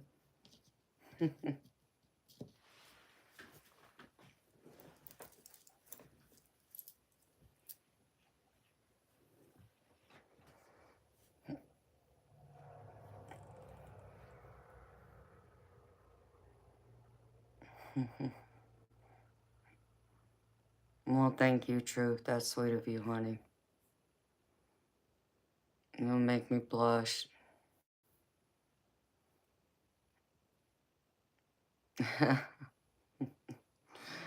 Oh, 808. I heard that, baby, because I know I was kind of the same way with helping to raise my baby brother. I mean, that's true too, Jess. I know there are many cases out there where women in their 40s and older have had babies, but I don't know. I don't know if I want to take that risk, to be honest.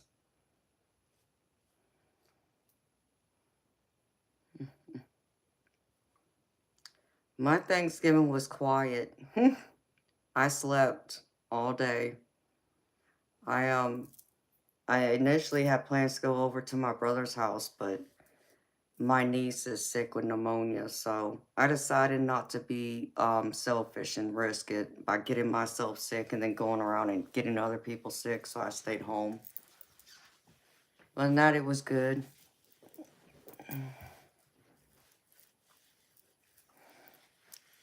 Really, Jess? Wow. She had some strong eggs too then.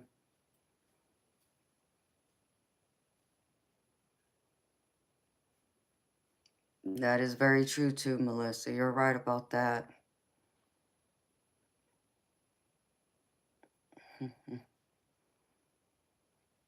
Thank you, UFC.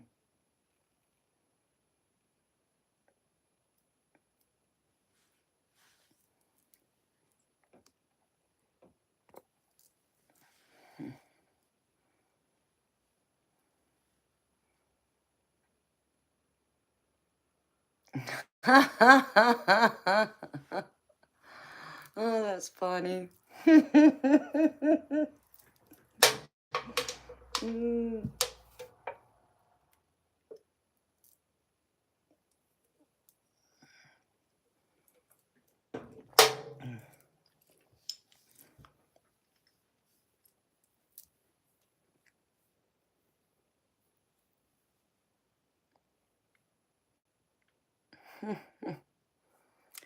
Using the same soap. It's like, darn, I hate it when that happens.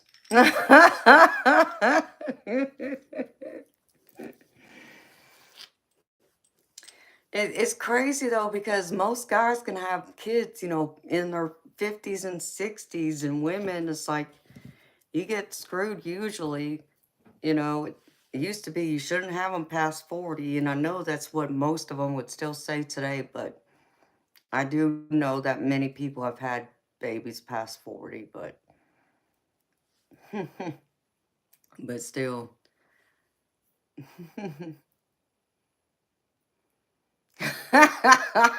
Jess.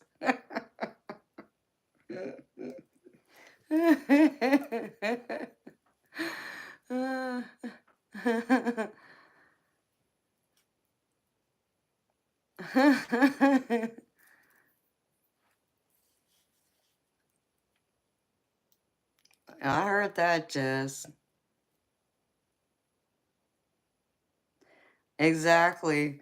Because you know what? And let me tell y'all, since my parents are, you know, God rest their soul, they're in heaven already. See, they make sure if there was even a remote possibility of having a baby, see, with twins running on both sides of my family, they would have a sense of humor and they tell God, no, don't just give her twins, give her triplets or even more. That's what they would do to me. It's like, nope.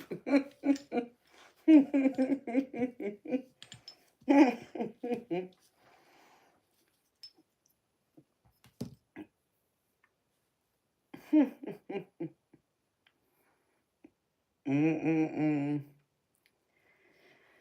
Oh, here comes the ignorance. You gotta love it.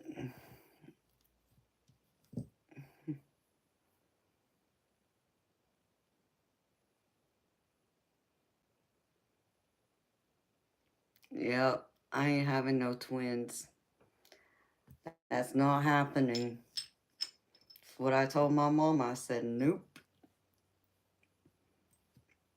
And like I said, she'd make sure I didn't just have twins. She'd make sure I had like triplets or something just to get back at me.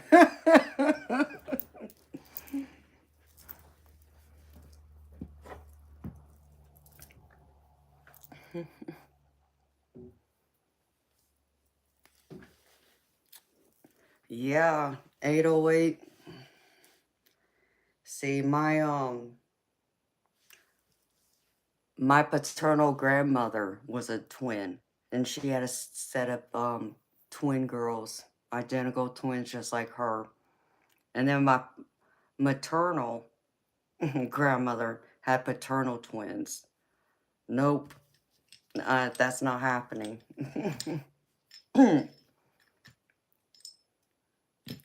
Yeah, exactly, Jess.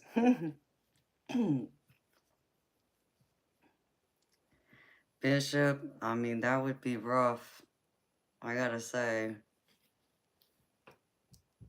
I'll be 44 in a few months. I just can't see it.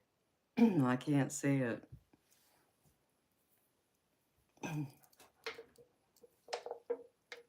I'm sure I probably would have had babies a long time ago if my husband hadn't been fixed already.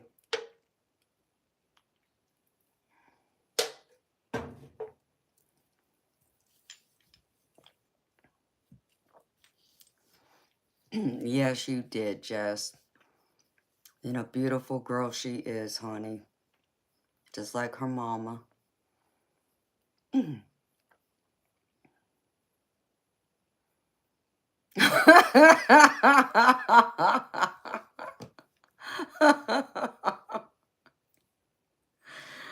I heard that, Judith. I heard some crazy story though. Like, I don't believe it's true, but someone said it was. Like, there was a woman in India who had a set of twins in her 60s, I think it said. Something like that. I'm like, what? And I believe it was using IVF, but still, they ended up having kids. Her and her husband, they've been trying for years. I'm like, what? Like, I mean, okay. If the story's true, I don't know. I can't remember how I heard it. This was like a few years ago.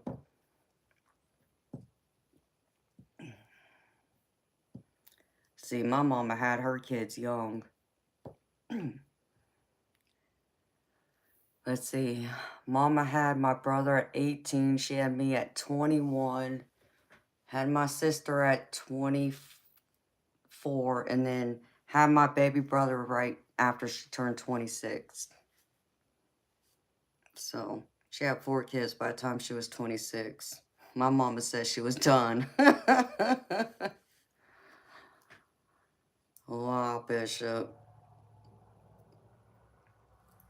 Does it just run on one side or both sides? Because mine go on both sides. And all 3 of my siblings have kids. There's no twins.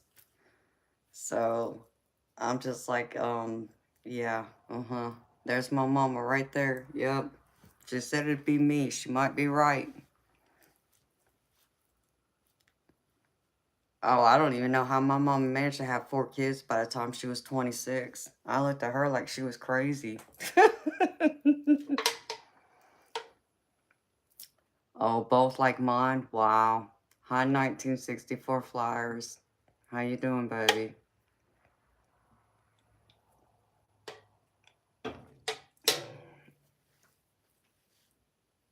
Yeah, my mom, I guess she didn't figure out what caused that until it was too late.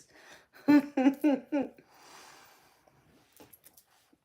know my grandmother had 7 kids, but out of 7, she only had 1 set of twins.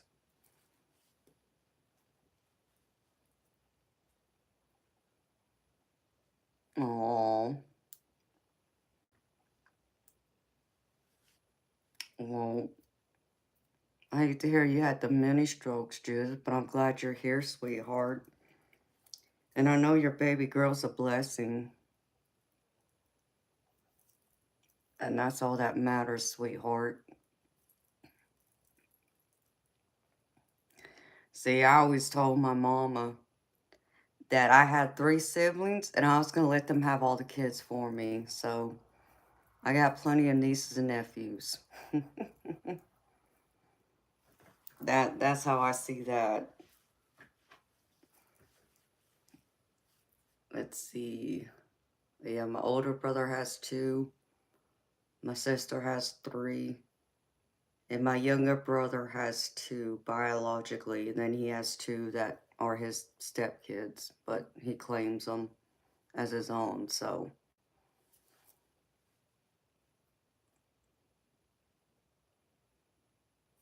Hey, honey. I hope you live past 90.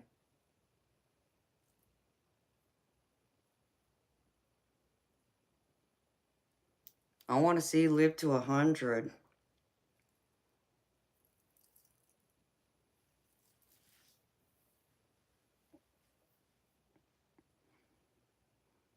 Actually, I want to see you live till like 120. She's just like, oh, hell no.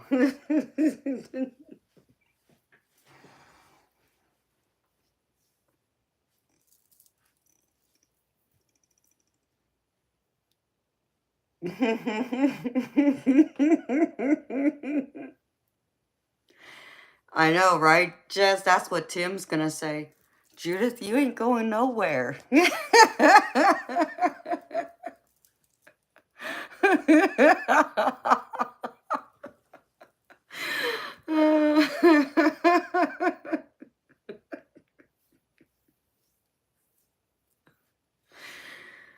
Judith, he's waiting for you to light his fire. What you waiting for, honey?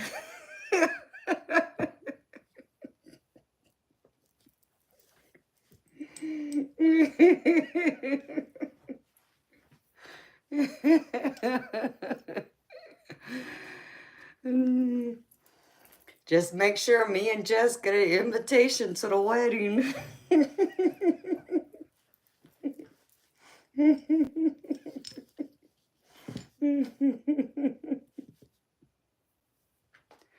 Judah's like, I'm going back to my cooking and reading my Bible.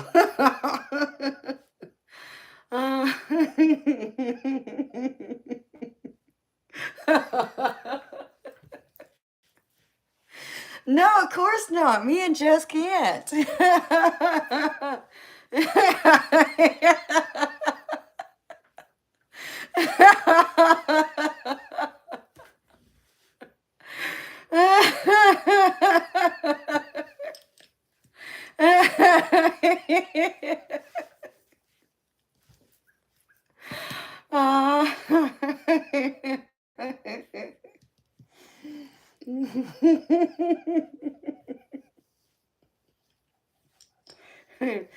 No, Judith be like the one. She'd be the one that put them in the oven and then go and hide the oven in her backyard somewhere. Hi, Sarah. How you doing, sweetheart? Hi, Alex. Thank you. Oh, we are not instigators.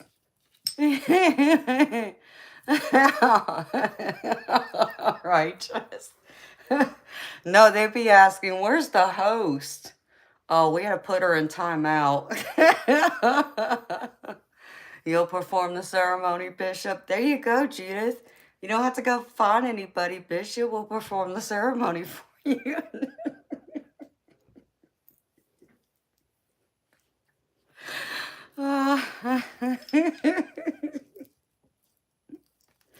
Bishop wants an invitation to the wedding, too.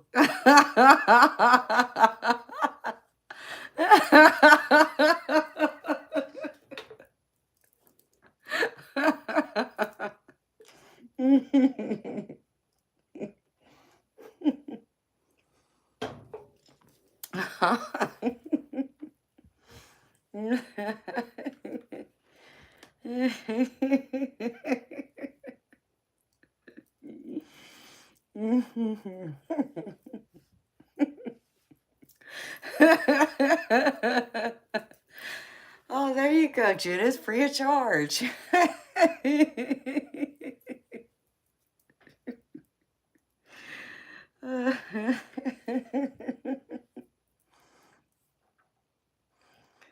It's like, why not, Judith? You're single.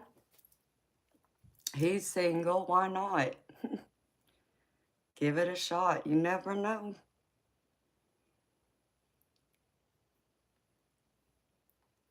He may just rock your world in more ways than one.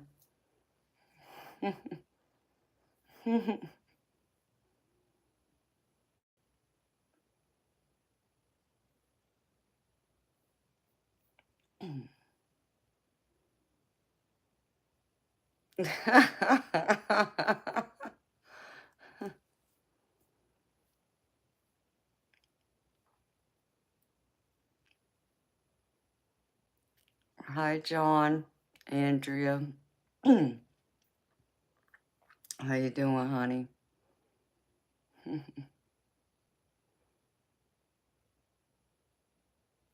Eggs and toast are calling you? Is that what you're calling it? Is that the secret code, Judith? Eggs and toast are calling you? Yeah, I'm sure you're going to go boil some eggs.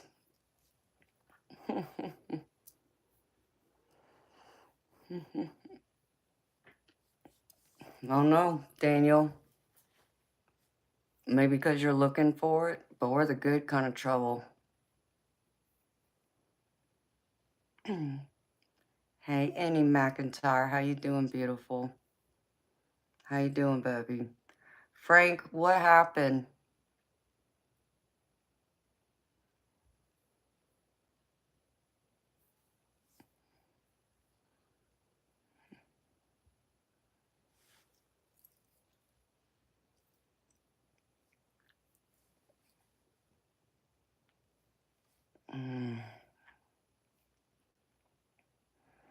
Well, I'm sorry to hear that, baby. I know that can make it very challenging to keep the sparks alive, you can say. High moon, Fox night. Yes, it is December 1st now. Oh crap. 24 days till Christmas.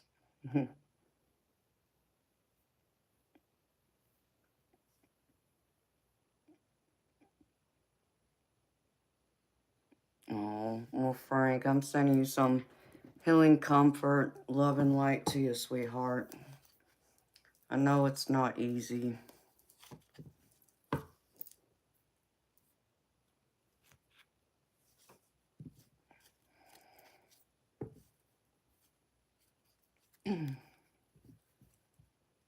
And that's right, Diane. We gotta have the have fun show. I mean, the Frank, why both of y'all are busy with y'all's careers? Is that why y'all aren't able to, like, make time for each other? I mean, have y'all tried to, like, work on that before just calling it quits, baby? I'm just curious.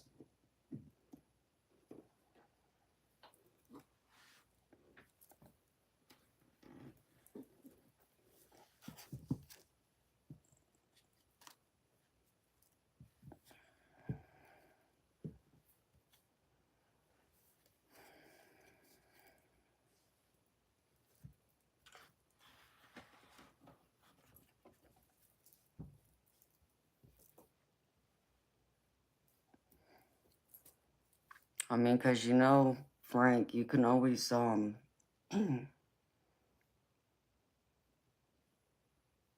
take some time and then maybe you never know. Maybe y'all will reunite. Especially if y'all really love each other.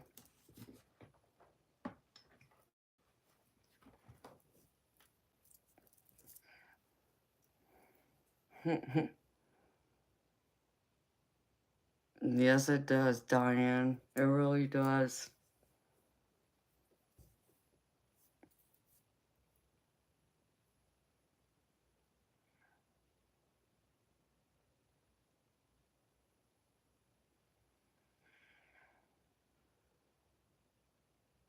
No, no, I'm sorry to hear that, Frank.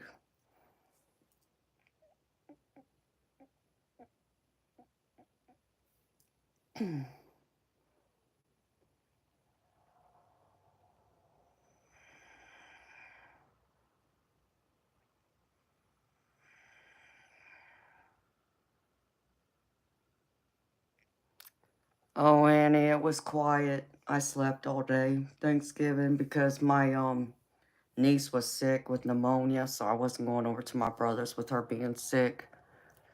But I'm wishing you nothing but luck for your classes, sweetheart. And Frank, that's sad, baby. But I get it. I understand. So, it's hard. It's hard to give it an honest effort when, you know, only one person is putting forward the effort and the other person is, you know, taking the other person for granted.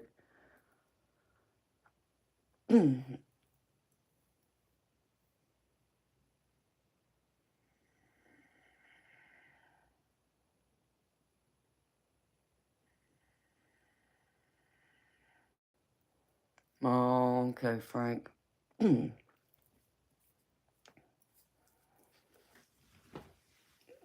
Yeah, I'm doing good, Moon Fox Night. Thank you for asking.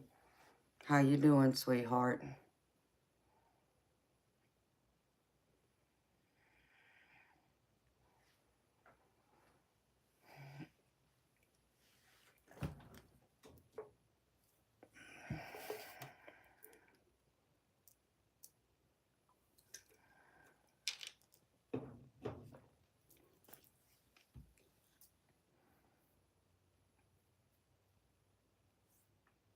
Okay, Frank. Well, thank you for stopping by and saying hi, baby.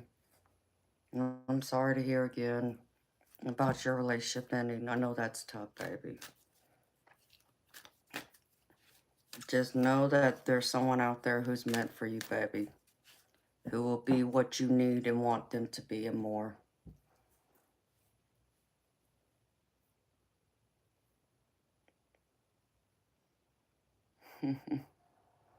Hi, Elder Assassin. You too, Frank. See you next time, baby. Wish you nothing but the best, baby. Okay, Jess. Thank you, Elder Assassin. No, them trolls can't get to me. They keep trying, but they keep striking out. They ain't figured out. They can't get to me.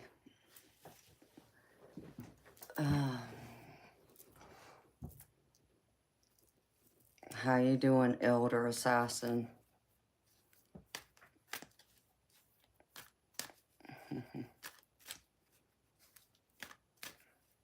So how was the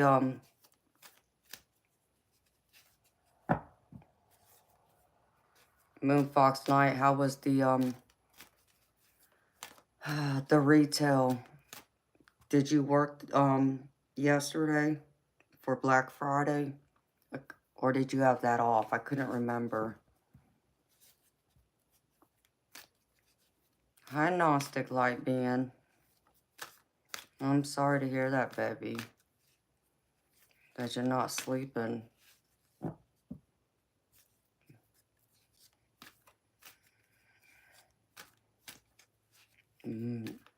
Mine was quiet and peaceful, Gnostic Light Being. I slept all day. How was yours? Thank you for asking. Oh, I'm glad to hear that, Moon Fox night. It wasn't as bad as it could have been, but it was still rough.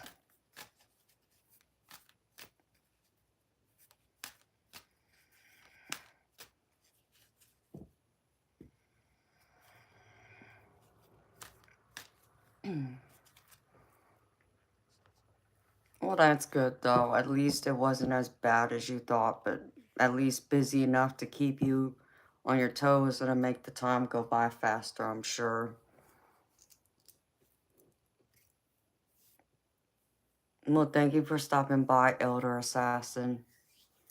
You take care of yourself, baby. See you next time. Yeah, I was too, Gnostic Light Being. Like, I woke up that morning and I called my brother to let him know I wasn't coming. And then I went and crawled in bed. And I don't think I woke up till almost midnight that night. So I got at least a good solid 10, 11 hours sleep. From the time I woke up to call my brother to the time I went and laid down right after and then woke back up. I had that 10 and a half, 11 hours of sleep.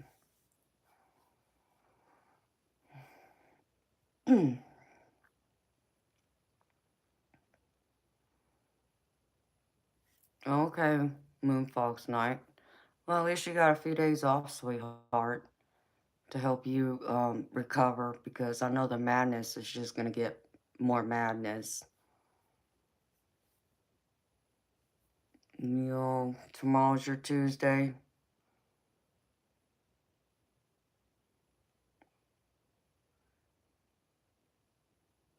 Oh, okay.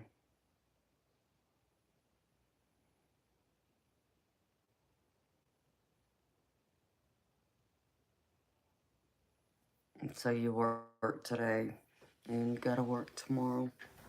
I got you, baby. Well, I'm glad you stopped by to say hi to me. I worry about y'all when I don't see y'all for a while. But I know you are busy.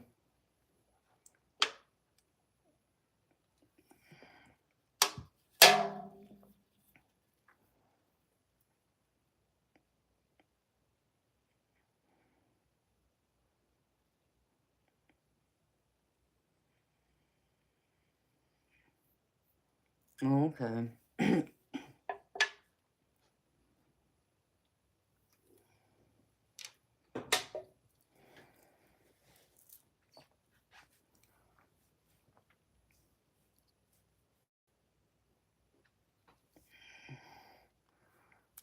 Mayflowers bring nothing but pollen.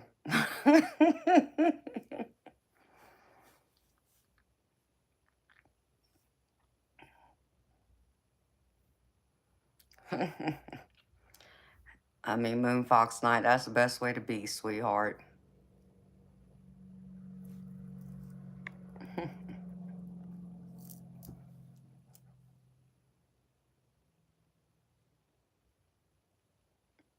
Well, good night to you too, Gnostic Light Being. And you too, baby.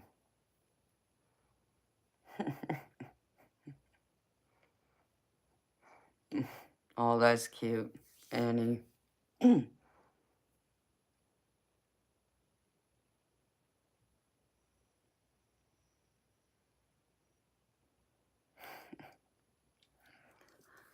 Hey, Gnostic Light Being, I'm here in the south and it's cold, so I get it. I feel bad for anybody up north because I can't handle that cold.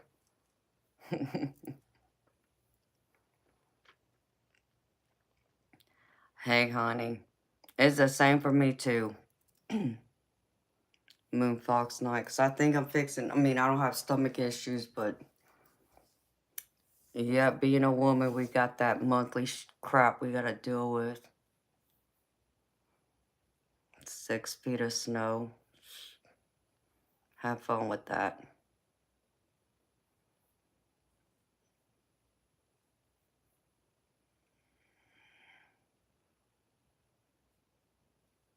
Oof.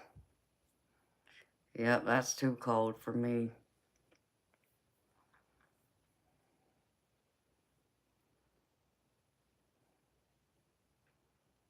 But I know people are used to that kind of cold who live there. I'm not one of them. And I really don't want to find out either. I'd rather stay down here where I don't have to worry about the snow and ice and all that stuff.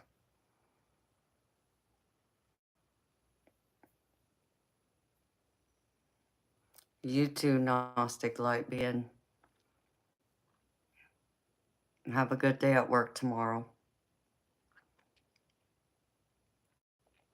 I wonder why that is, Moon Fox Night. I wonder if you're starting to experience GI problems or IBS.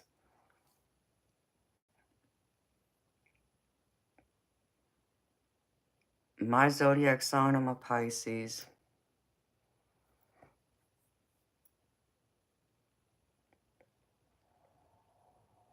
Oh, not me, Moon Fox Night.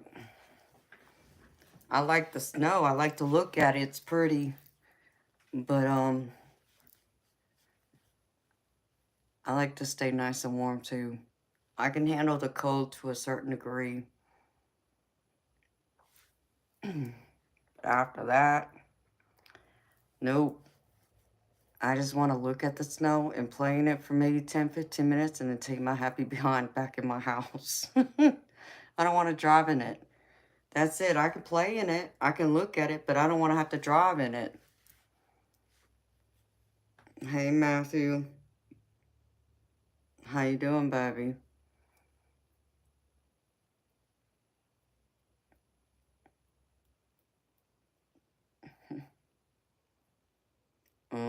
Jonathan Gravel, what the heck does that mean?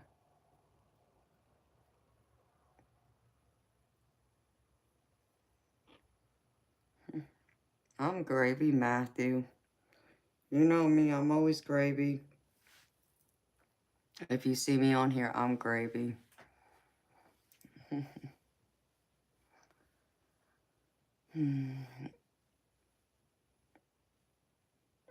Hi, Cassie. Well, thank you. We're Casey.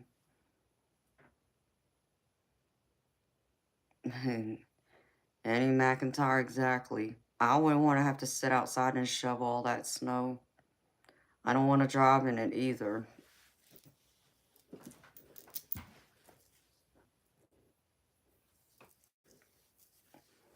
You're a Cancer, Bishop? You're a water sign just like me.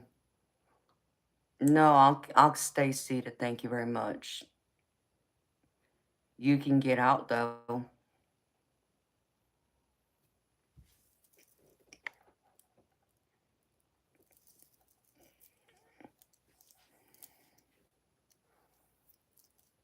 I'm working with a sharp stiletto heel is what I'm working with.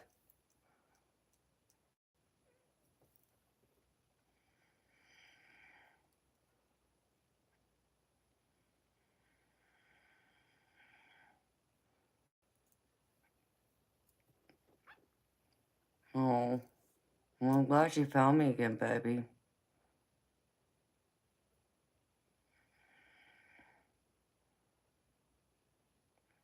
You're an Aries, Rick. I'm an Aries rising. That's my rising sign.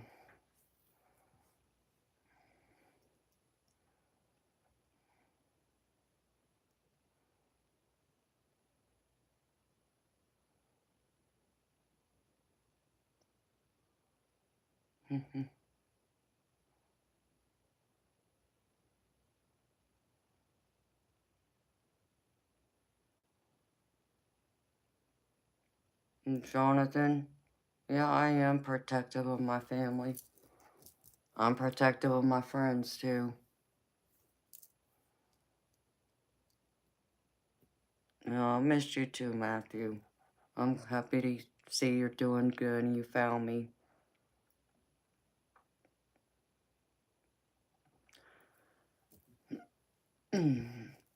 Hey, Eternal Light, you can have fun with all that snow, baby. I'm a mermaid. I don't belong in snow, baby.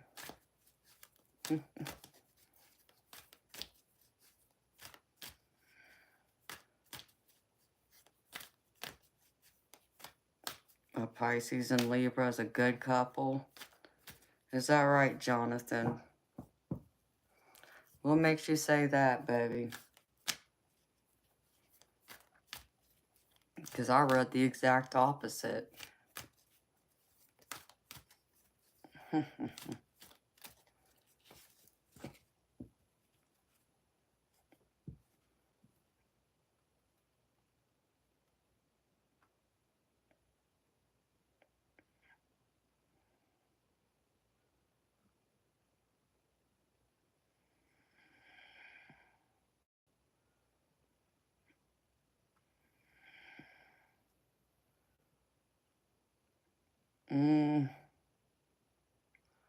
I mean, I don't think they're enemies, but a Scorpio's a water sign, a Taurus is an earth sign. So,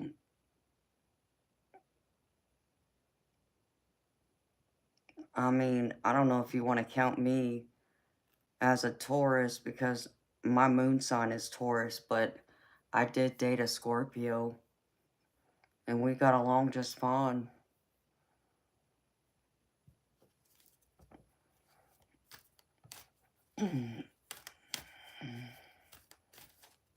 Okay, Eternal Light.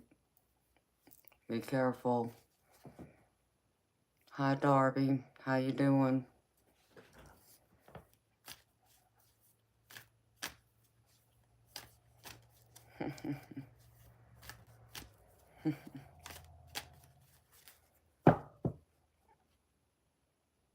Yeah, because Pisces and Cancers are both water signs.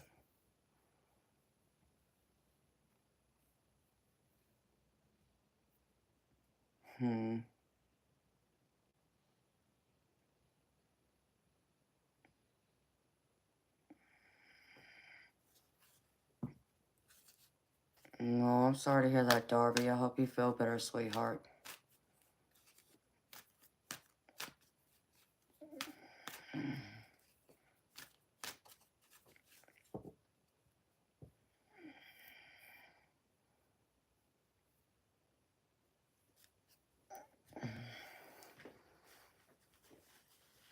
Yeah, because the elements are the same, Bishop. You would be right about that part. Because I know Scorpios, Pisces, and Cancers, they say are compatible because they're water signs. But I also understand a lot of it has to do with your other signs too, not just your sun sign. But Pisces is the mental breakdown. I mean, I don't know what that means, baby, but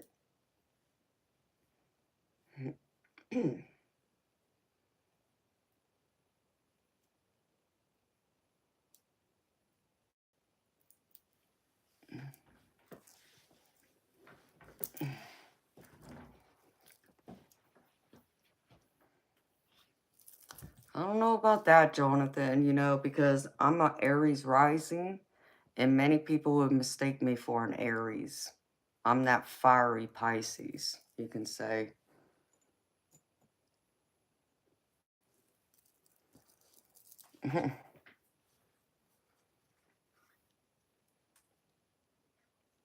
Welcome back, Calvary.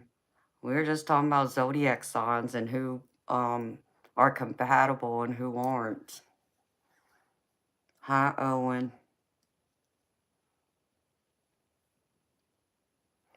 Aw, thank you. You are sweet.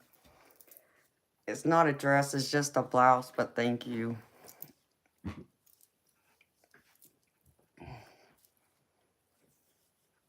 Blue's one of my favorite colors, so especially that, that color blue. I like that metallic bright blue. True, Calvary. There are. Because I'm a Pisces, my Venus and Mars signs, I think, is also Pisces.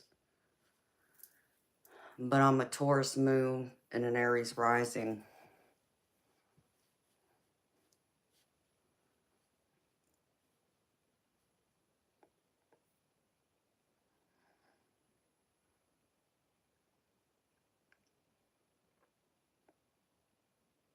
Hi, Free Monk.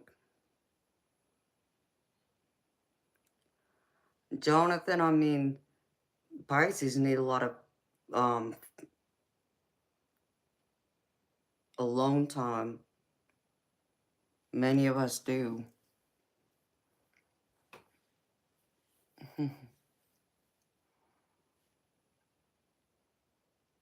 Yeah, I do too. Moon Fox Night. Oh, is it, James? You're a Taurus? Yeah, I'm a Taurus moon. You like the finer things in life, right, James? And thank you, Moon Fox Night. That's sweet, honey. Hello, Kamanja.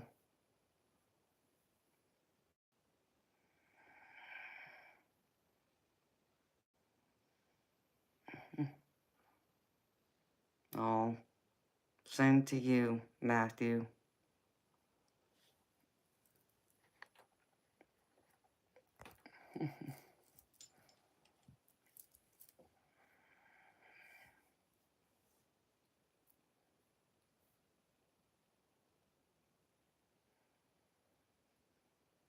Hmm.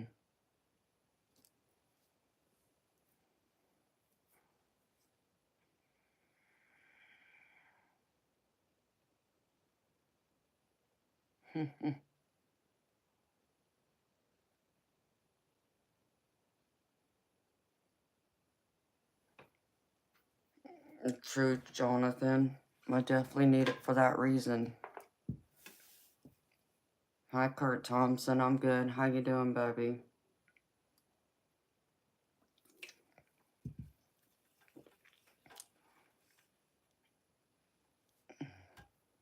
Oh, Darby. Thank you, honey. I'm happy my readings resonate with you so much. Hi, Dakota.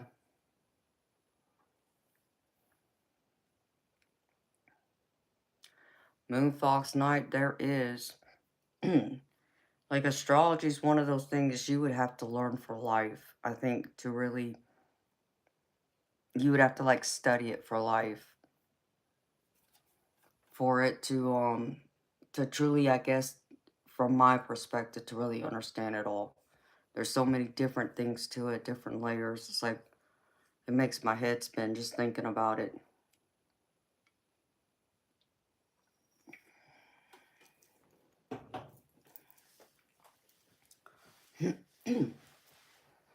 There's the other part of it, Calvary.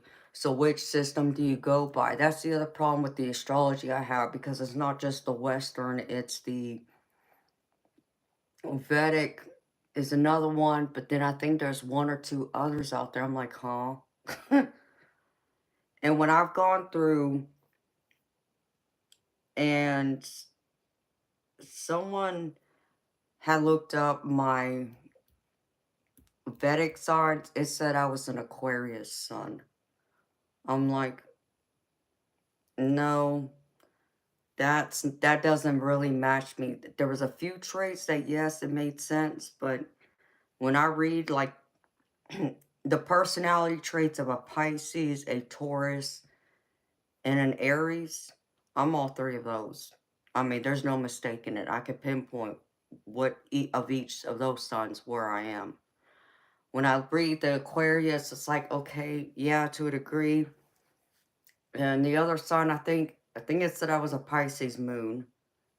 Um, I can't remember what my rising sign is. I want to say it was a Virgo, but that doesn't sound right. But I know there was Virgo in there, and it's like, some of the Virgo, okay, yeah, but it doesn't resonate like the Western does. And there you go, Jess. Jess knows her stuff.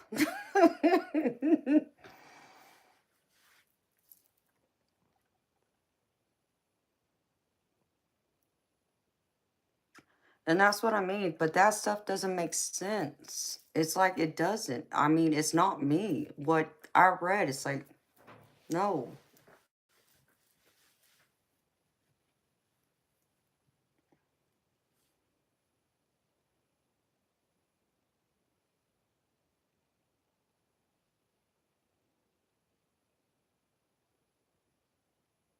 Wow, Darby. Well, I'm glad you got that closure, sweetheart. That's great to hear, sweetheart. Boy, that just gave me chills, sweetheart.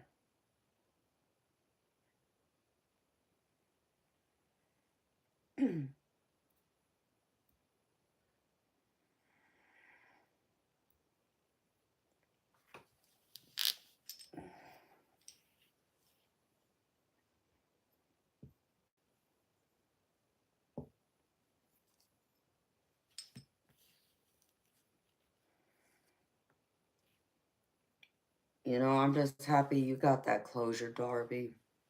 Because I remember you saying that you needed it. I'm happy you got it. It's scary sometimes how accurate I am. That scares me, y'all. Sometimes it does.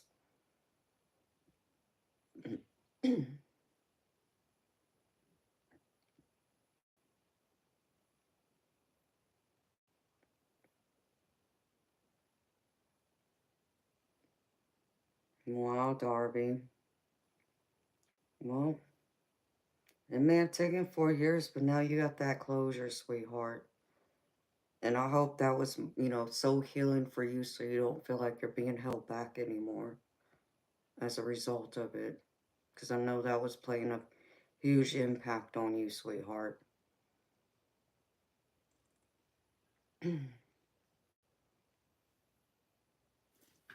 It does, it drives, it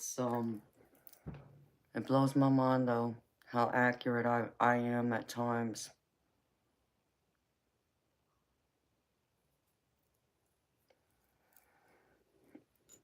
Let's see.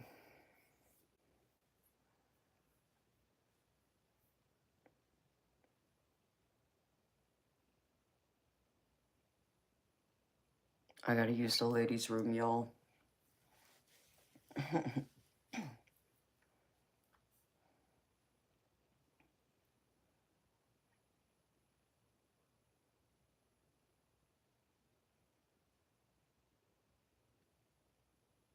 I'm on point and sharp as a knife. Well, thank you, Bishop.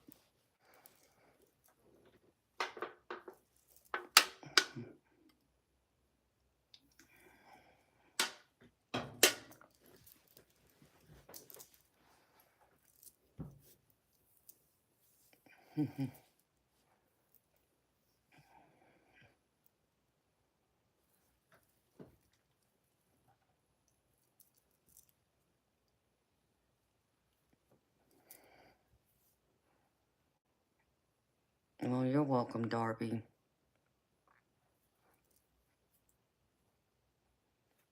Okay, I'm gonna run to ladies' room, y'all, and grab another Red Bull. I'll be back.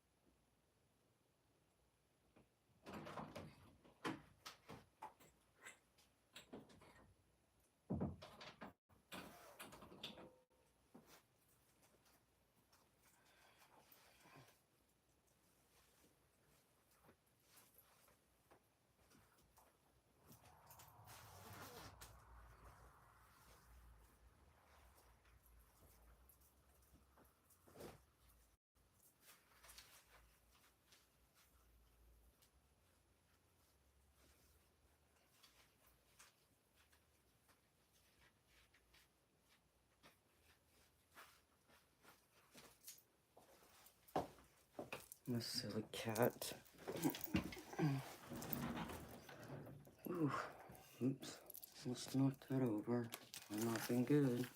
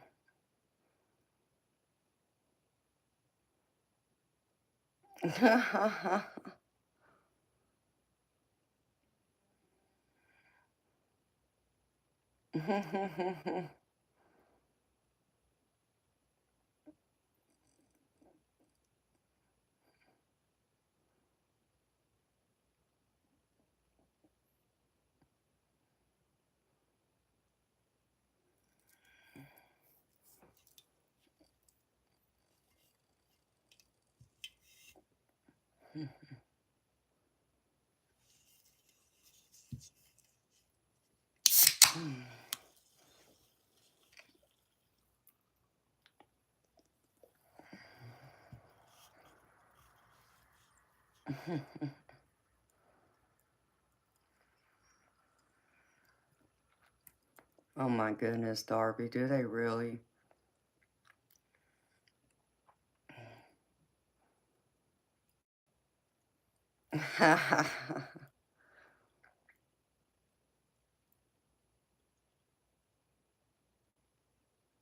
Oh, good night, Moonfox Night. See you next time, sweetheart. Oh, Teletubbies, I remember them too. Oh my goodness.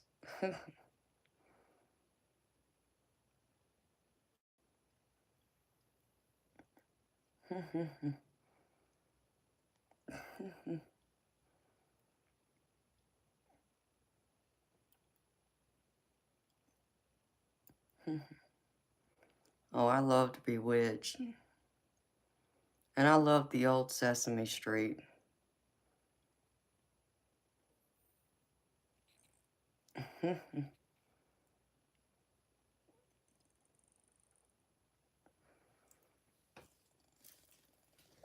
My top is like a Red Bull blue. I mean, it does kind of match this can almost. You're right. That's funny. Oh my goodness. Hey, Starla. Oh, thank you, sweetheart. How you doing?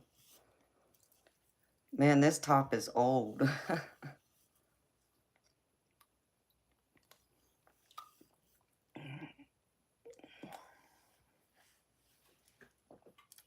I actually think it's a little bit too big for me, but that's okay. I saw it and I'm like, okay, I guess this is what I'm wearing tonight.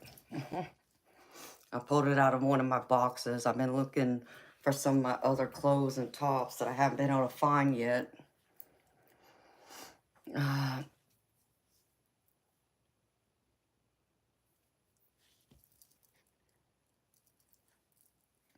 So, I forgot I had this one.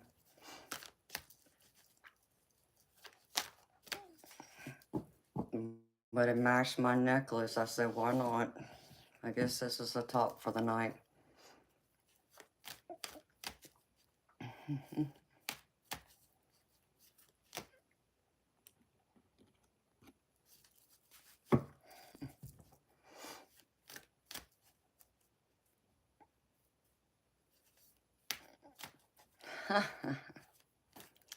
I mean, Darby, you ain't the only one, sweetheart, because I still got my clothes from high school that, I mean, I can still throw on. It's crazy. I can't believe most of the clothes I still got I can still fit into. So, you're not alone in that, sweetheart. I've worn several tops on here already that were from my high school days. But most of them are more in the last, like, 20 years, I should say. 15, 20 years, but most of them I do, I do have from high school still. And I'll pull them out every now and then.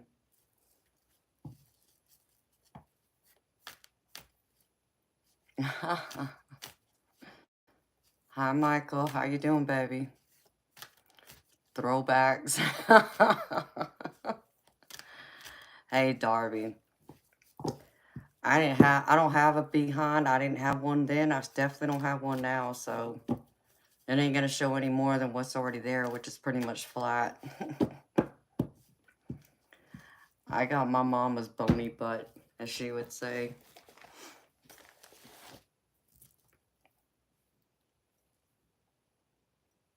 You're the same height as high school, and that's about it.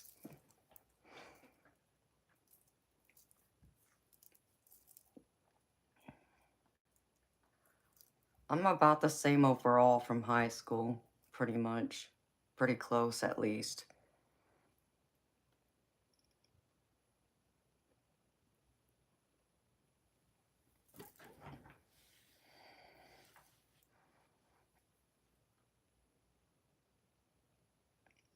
It's funny you mentioned that, Jess, because I did have a pair of Nikes from high school. That's funny. But I think I just tossed them out when I moved. So I did have same pair of Nikes from high school. That tells you how often I wore them sneakers.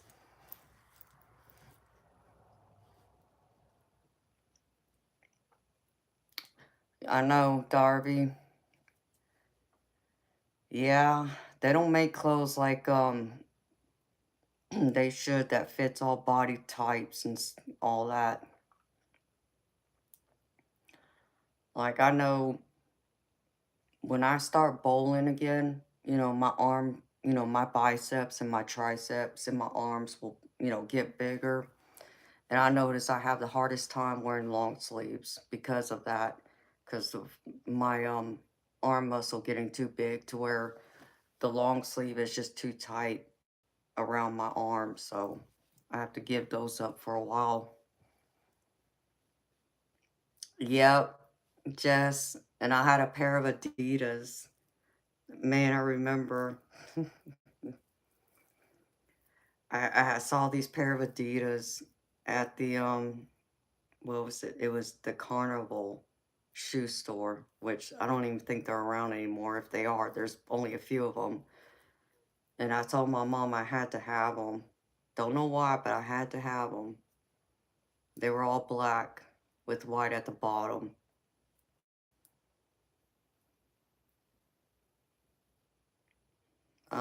Judith, I've been a size 0 before. I actually was a double 0 at one point.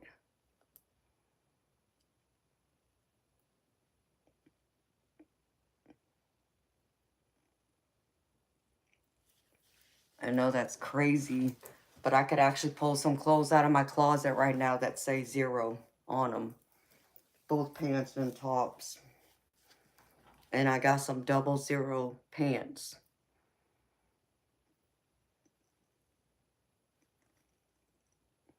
Juicy Couture. Yeah, I remember when Juicy Couture came out. Hi, Retro Freak. But I normally bounce between a 2 and a 4. Or my sizes. But yeah, I've been a 0 and a 00. Hate to say it. That's when I was about 103, 104 pounds.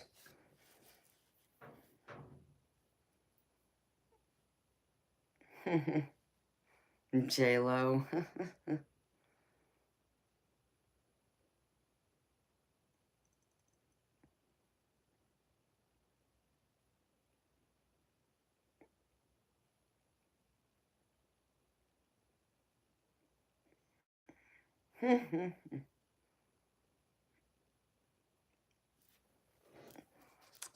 Well, Jonathan, you know what? I accept everyone for the way they are. So, I'm not that way. I'm not superficial like that.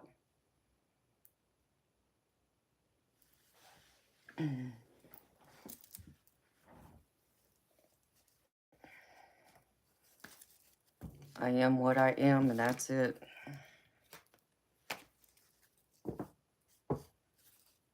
You bounce between what is on sale and what's not.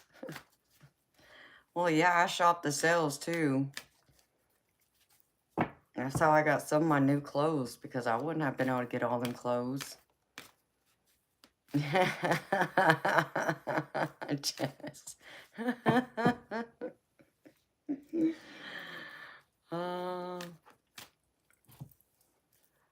Because right now, I got a pair of Nikes, a pair of Doc Martens, and another shoe brand, and I'm drawing a blank.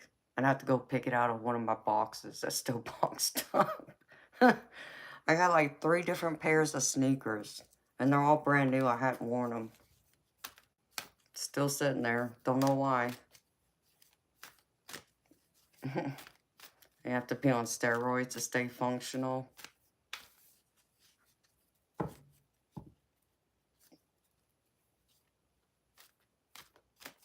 Oh, yeah. Darby, I got a couple pairs of leggings, but I don't wear them. I wore them some years back, but I haven't put them on since then. Hey, J. Ray. How you doing?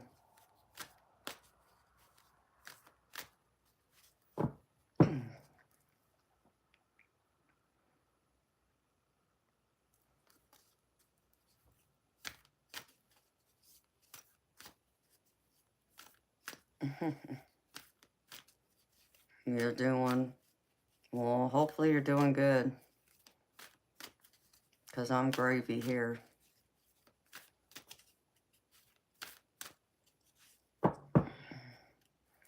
Hey, Russell. How you doing, baby? How's everything going?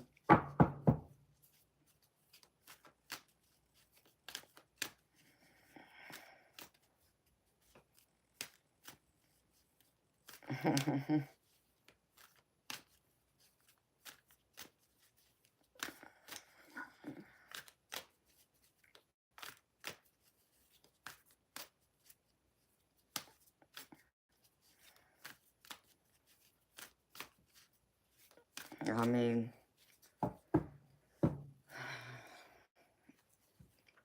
Jonathan, I mean, yeah, but... I need more than one pair of shoes, though, baby. J-Ray, it's $20 US for me to do a reading.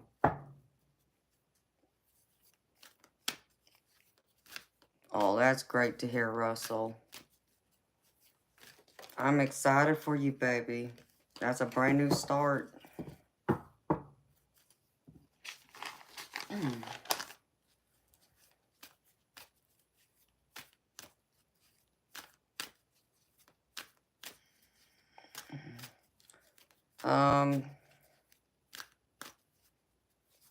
Maybe Jonathan. I'm not a simple girl like that, though. As you can see, I'm dressed. I'm the type of girl that dresses to impress, so to speak, but I'm not trying to impress people. I dress for me, because I like the way I look, and that's not being conceited. That's just being confident and having high self-esteem. So, what I wear isn't simple, and I'm not a simple girl. Never have been, never will be.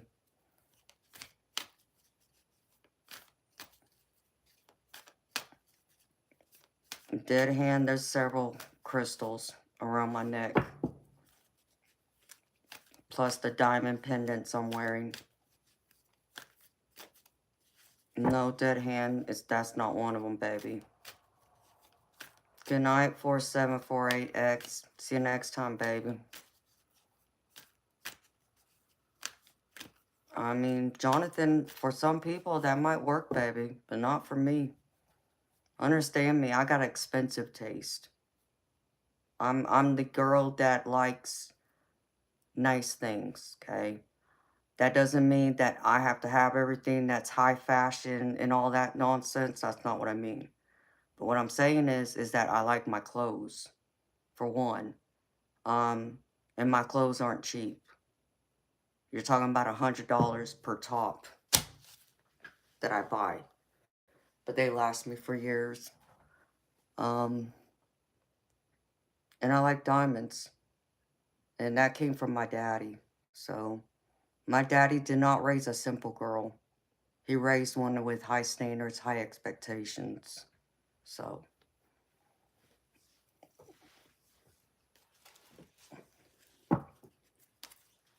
hi, Rekka Rex. How you doing, beautiful? Well, thank you, Dead Hands. I appreciate you, baby. No, one of them is lapis lazuli, but another one starts with a C, and I can never remember it. Yeah, Jonathan Gravel, I'm not that way, baby. I'm the total opposite. Never happened, never will be. Just, that's not me. I love my clothes.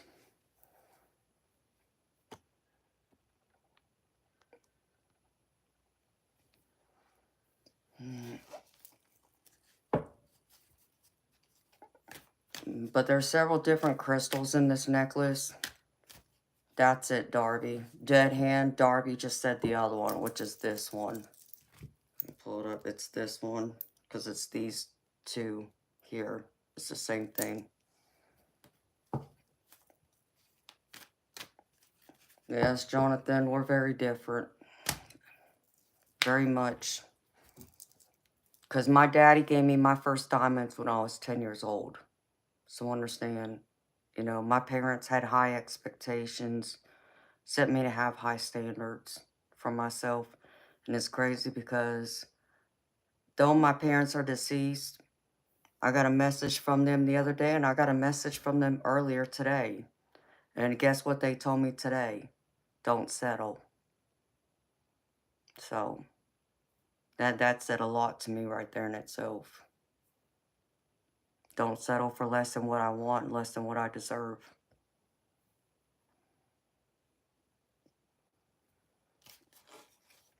So,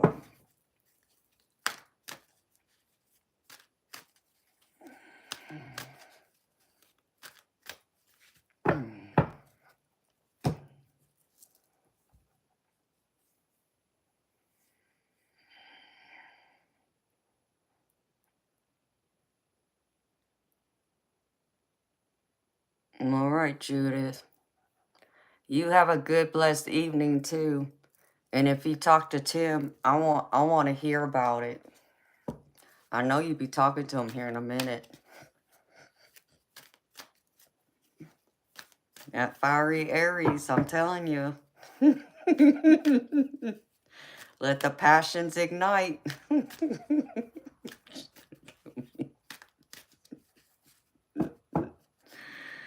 See you next time, Judith.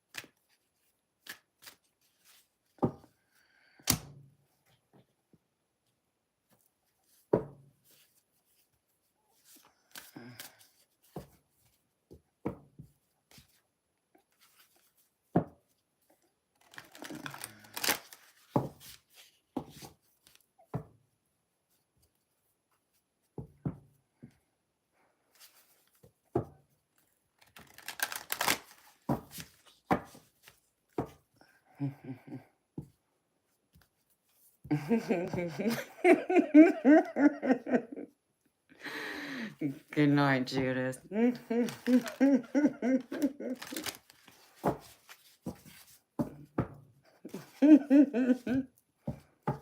I think you need some cooling down, Judith.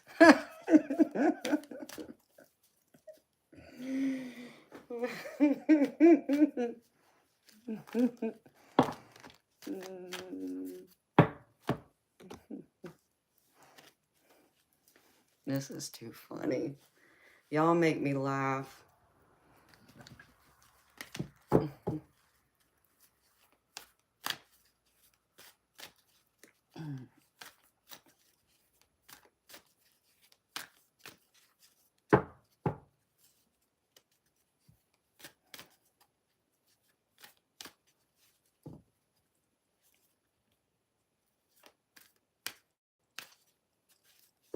Eternal Light, is the party still going on? Hi, Joe. How you doing? Hi, HFA. Joe, I'm gravy. I'm always crazy.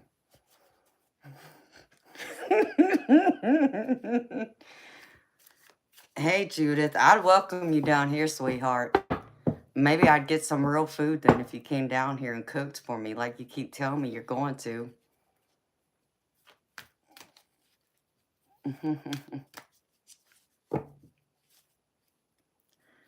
Thank you, Bobby. You too, baby. Take care of yourself.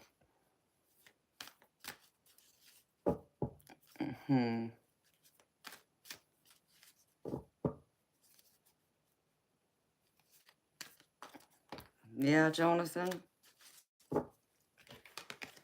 I understand what you're saying too, baby.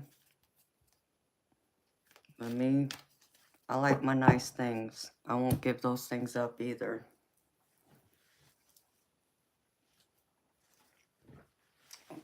It's not to bring value to me though, Jonathan. It's just that I like nice things. And I don't apologize for that. You know, we're all deserving of having those nice things.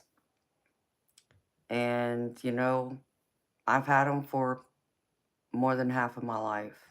So to have anything less than what I've had for the last 25 years would be settling. And that's what my parents made clear to me. So even them on the other side, up in the heavens, are telling me not to settle. So, you know what? I mean, they're up there with the divine right now. And that's their message to me. And that's clear. So, I like my diamonds. I like my clothes. I like fine food. I like to travel. I'm not going to apologize for that. And if anyone thinks that's me filling a void or wants to think that I have no self-value without those things, they would be dead ass wrong. So, take it as you like, baby.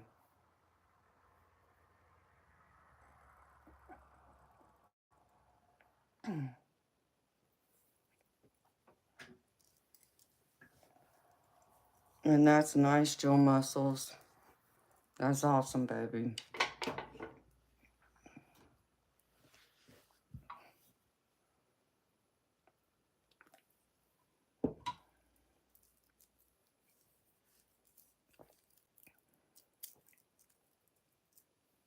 It's okay for people to want what they want and to have what they have. There's nothing wrong with that.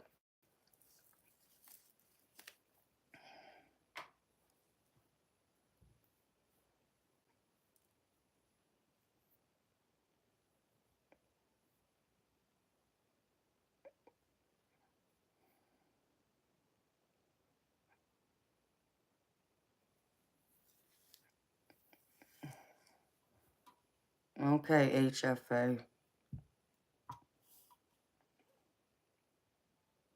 You're interested in psychics. I think that's what you're trying to say.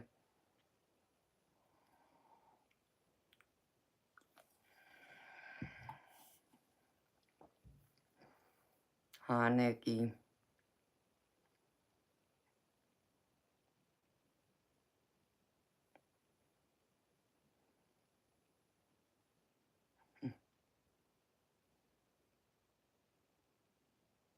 Joe Muscles. That was rude and disrespectful, and I don't even know why you would say such a thing. It's time for you to go.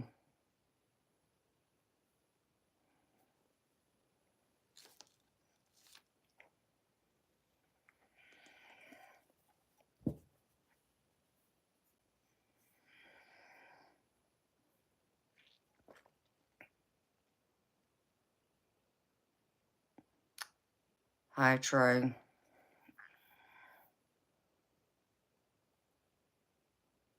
Nikki, I just use shampoo and conditioner, sweetheart. Oh, I can't believe they said that either. But then again, I can, because there's creeps out there that say stuff like that all the time on here, and they think they can get away with it with someone like me, which they figure out real quick they can't.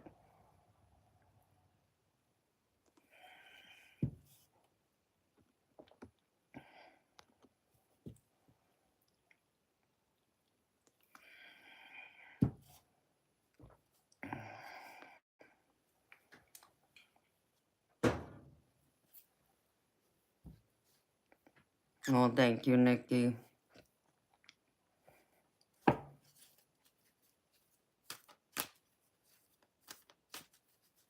Oh, that's very true.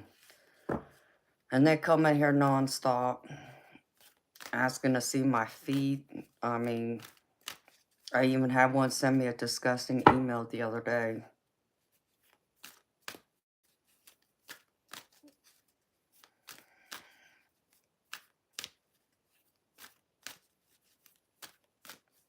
Jonathan Gravel, the long hair don't care. Yeah, that's my attitude about everything.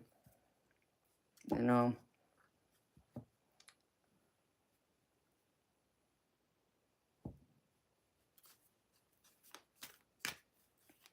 that's how I feel about it.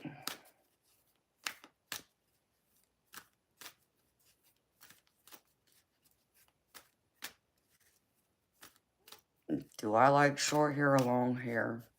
What do you mean? On a girl or a guy, Nikki? You too, Jonathan. See you later, baby. Take care of yourself.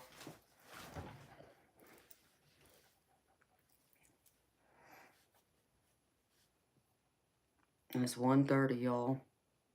Been 2.5 hours. Been here. No readings. I might call it a night, y'all.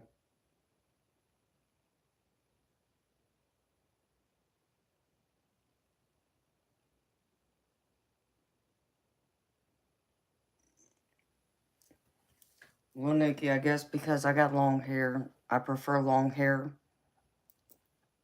for myself, but for other people, it's what they like. I mean, you know, I think there's some people who look better with long hair as far as ladies go, but then there's some who can um excuse me, rock like a what do they call that haircut style? Like a bob cut. I think some can rock that and get away with it. I mean, it should just be whatever that person is comfortable with. You know, I typically like a man that's clean cut. Um, I'm not for the long hair type of deal. Oh, they can be very rude and disrespectful. Um, but for me, it's more, I like clean cut guys.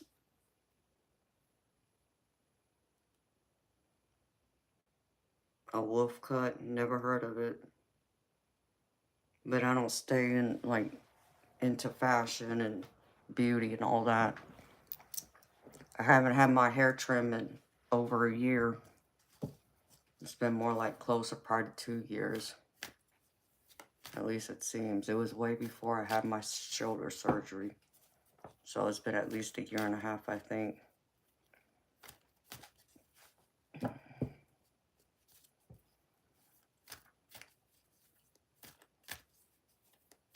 It's like, you know, because my hair, I've never used any harsh chemical on it. And I only use shampoo and conditioner. And I don't even blow dry it. I let it air dry. And I don't use a brush on it. I use a comb only. So I don't know if that's helped it or not. Hi, Ben. Thank you, honey. Yeah, the only makeup on my face is my lipstick and lip liner, and that's it. Nikki, Thank you, that's sweet.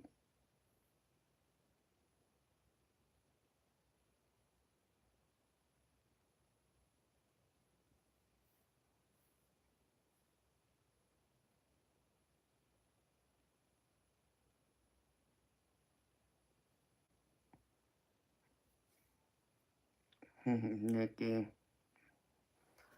I hear you, sweetheart. I probably won't be here much longer tonight. I gotta dig into a couple of things.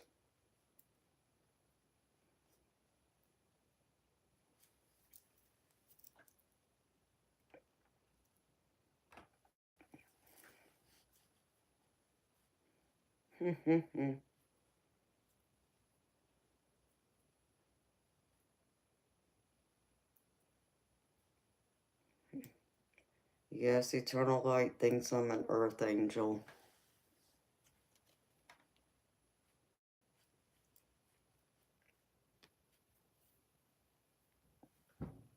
Eternal Light, why don't you tell him why you think I'm an Earth Angel?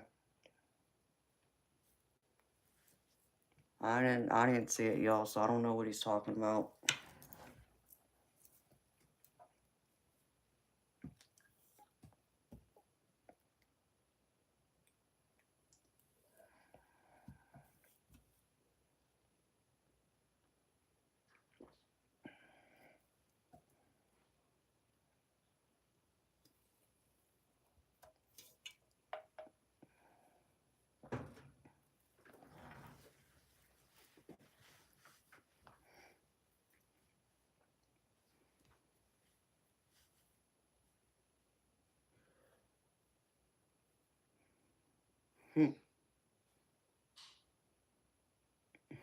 That's sweet, Nikki.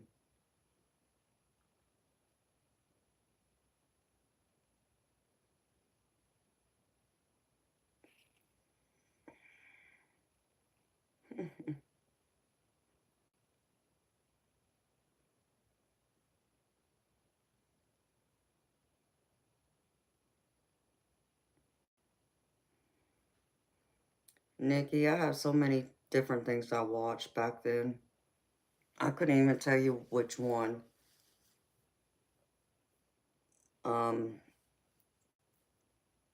Because my mama let me watch things I probably shouldn't have watched back then.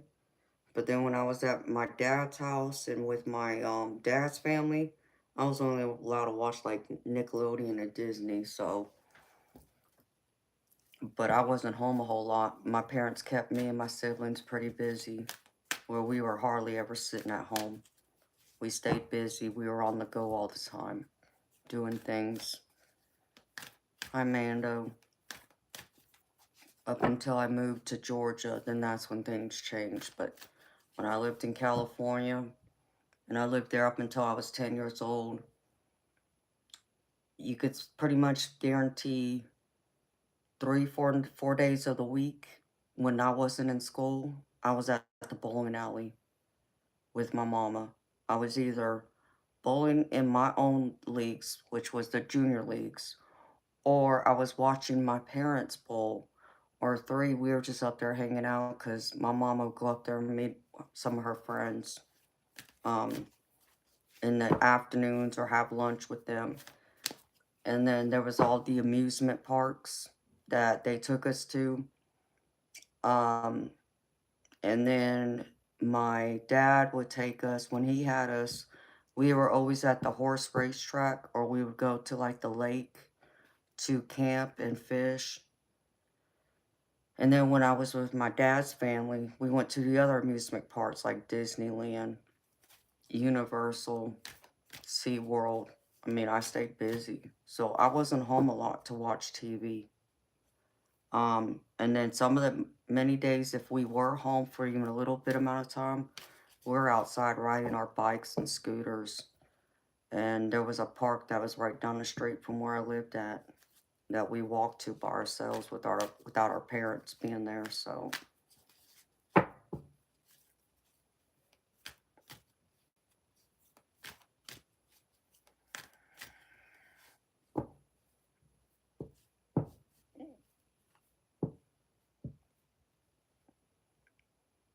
cool.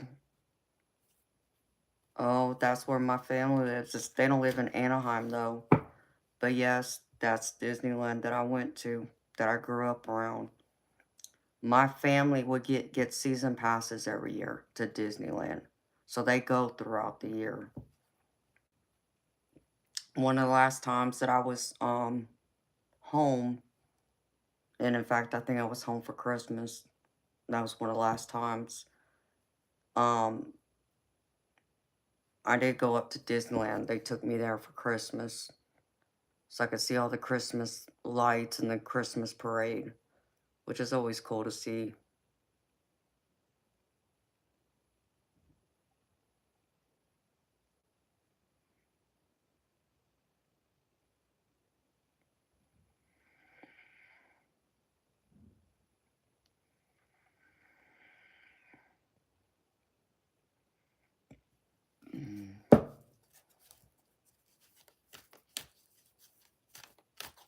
I was born in 81.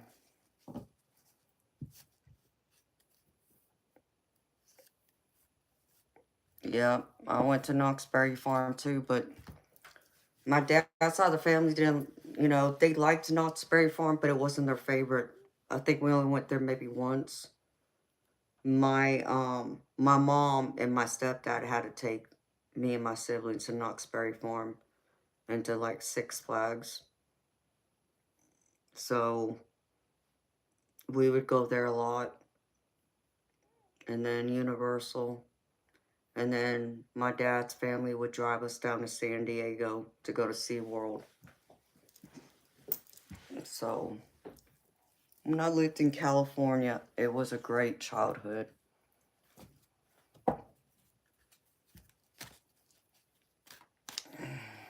Yep, I don't have time for that nonsense. Well, that's cool, Nikki. I was too. Born in 81.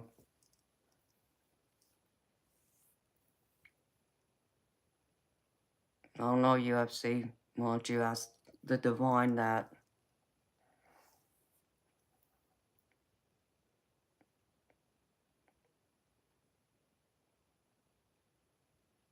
No, I don't remember an alligator farm.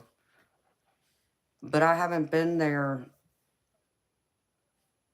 Oh, I haven't lived in California in 33 years.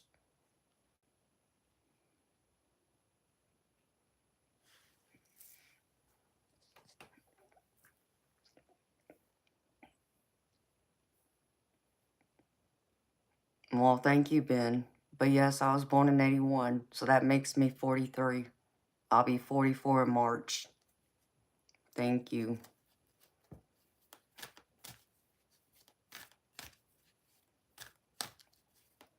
Yeah, I know Huntington Beach. I've been there. I love Santa Monica, though. Santa Monica is my favorite beach. I love to sit out there and watch the sunset and watch the sky get all those beautiful colors of red and orange mixing together. It's just gorgeous to look at. Plus, having that pier out there with like the roller coaster and the Ferris wheel and all that. I do miss that beach. But yeah, I'm familiar with all of it. I do miss California.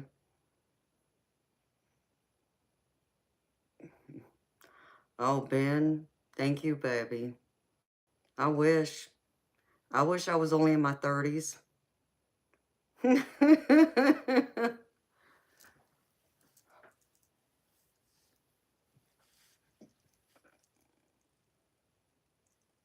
Hi, Ricky Bobby. Thank you, sweetheart. That's sweet of you to say. Oh, I miss it too. I miss California all the time. Most of my family's still there, and I would give almost anything to live there again. The only problem is it's too damn expensive. Like, my family had a house built in, right outside of Anaheim, right next to Pomona. Not in Pomona, but right next door. And they had it built when I was about I guess I was about 7. And it's on an acre of land. And it's a 5-bedroom, 3-bathroom house with I believe it's a 3-car garage, but it's on an acre. I mean, you know, in California, that's a lot of land, especially out there near Pomona. So, and they paid $250,000 for it back when I was about 7 years old when they had it built. And that house is well over $1 million now, and it's well taken care of. So, if it wasn't for them buying that house and having it built back then, they wouldn't be able to afford to live there right now. So I'm thankful they did. And even my other family members who bought homes, I mean, their homes are well over 30 plus years old. I mean, so it's not like any of them are living in a new house. And they paid, you know, like one of my family members I know paid over $700,000 for their house. And it's a modest 3-bedroom, 2.5 bath. It's right there in Torrance.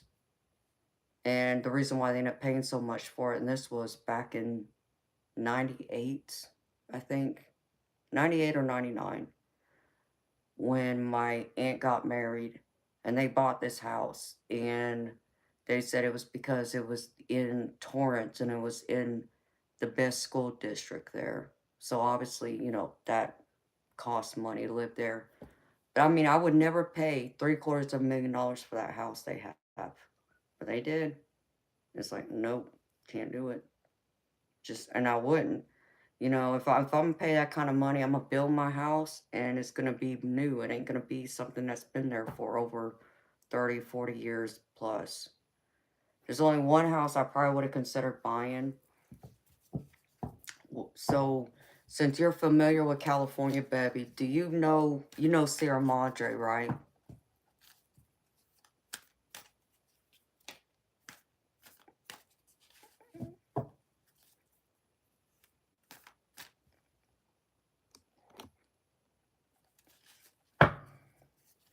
No, baby, I don't.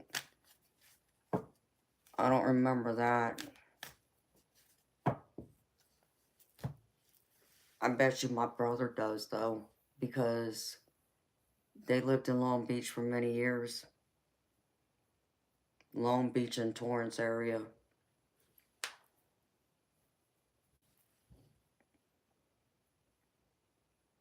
Yeah, they are very expensive. Well, there was an old Victorian style house out there in if you I know you know Pasadena, and that's where I really grew up around. Right there where the Rose Parade is every year, where the Rose Bowl's at. My family used to go through and work on the floats for the Rose Parade every year. They would volunteer. They had connections. So every year I got to go when I was there. I got to help with, you know, decorating the floats and everything. Um, but there was a beautiful Victorian style house that was on the main street where I used to live when I was a kid. That I would have loved to have that house. It was big. It needed a lot of work, and I remember it from when I was, you know, 8, 9 years old. So it was abandoned though, it was empty. I would have loved to have had that house. Now I would have paid some money for that house. I understood I would have had to restore it and put a lot of money into it to bring the house back to its former glory, but it would have been beautiful. And if that area is still like it was when I lived there, it would have been worth every penny and then some.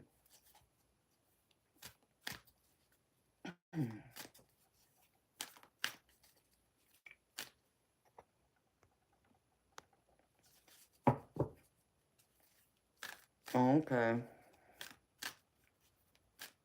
Hi, Tori. How you doing, baby?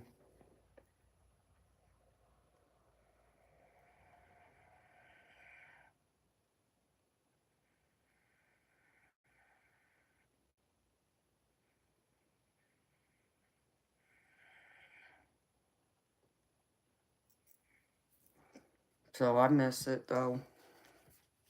Maybe one day I'll move back.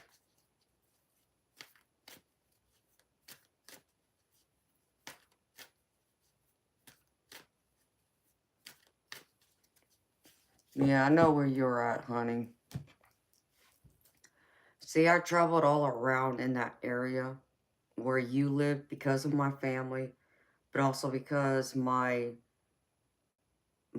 mama, well, both my parents, I should say, but my mom in particular, um, she was considered a local pro bowler. I mean, both my parents were, but my mama was so good that she was asked to join the World Pro Tour, but she turned it down. But my mama competed at all the different bowling alleys all around Southern California, and they would go up north too, and they would even travel to like Nevada. Like they would compete in like Las Vegas, Reno, um what's that other city? I'm drawing a blank, and I've been there. There's another one. So I would, my mama, because of that, I would end up in all kinds of different areas that I didn't know, I didn't grow up around, but I would get to know that area because of that.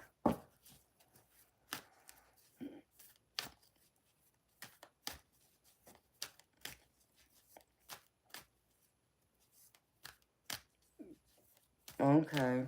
Yeah, I miss it. I do miss California. I haven't been home in about 12 years. I've been wanting to go home to see them, but I just haven't. So I'm hoping I will here within the year.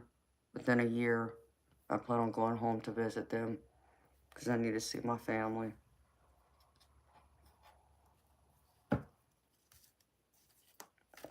True, Justin. But my home is two places. My home is California, and my other home is where I'm at right now.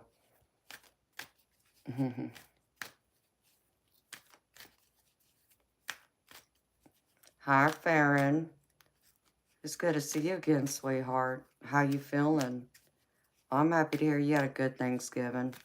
I had a quiet Thanksgiving. I slept all day. 19 degrees. That's too cold for me, sweetheart.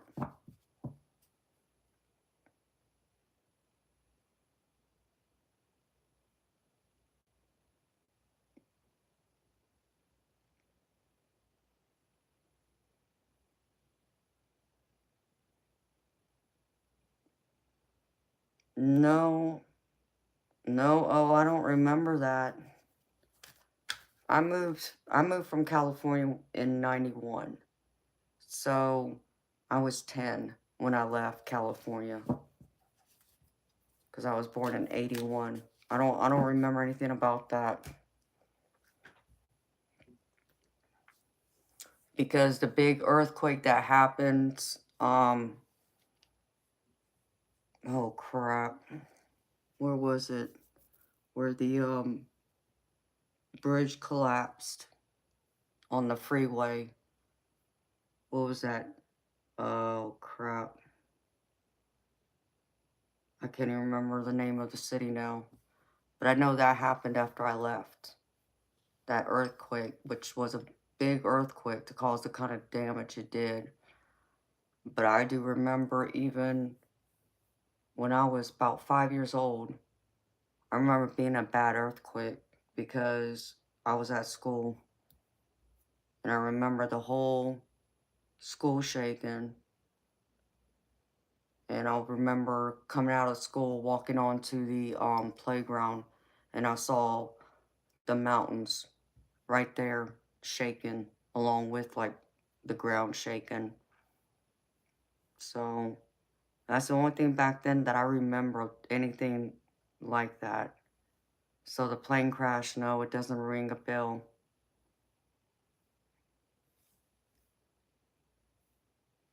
Oh, really?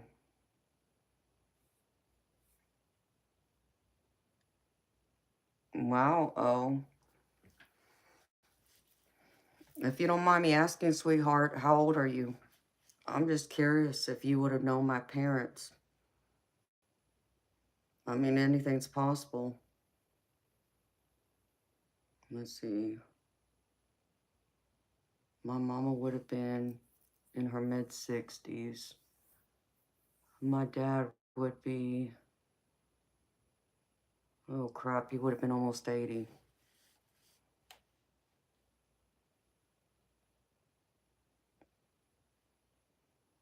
I know, Farron, isn't that weird how that happens? Well, it's like I'm in Georgia.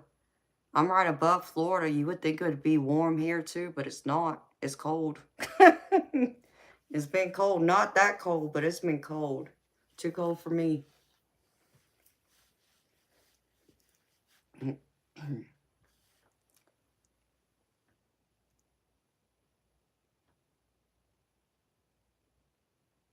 Too cold.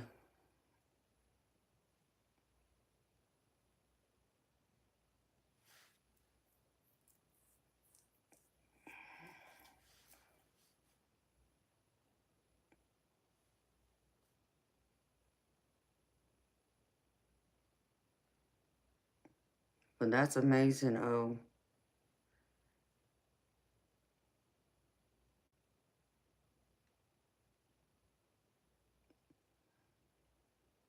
Depending on how old you and your ex-husband are, I'd have no doubt you probably knew my parents. It's even a possibility you might even know my brother.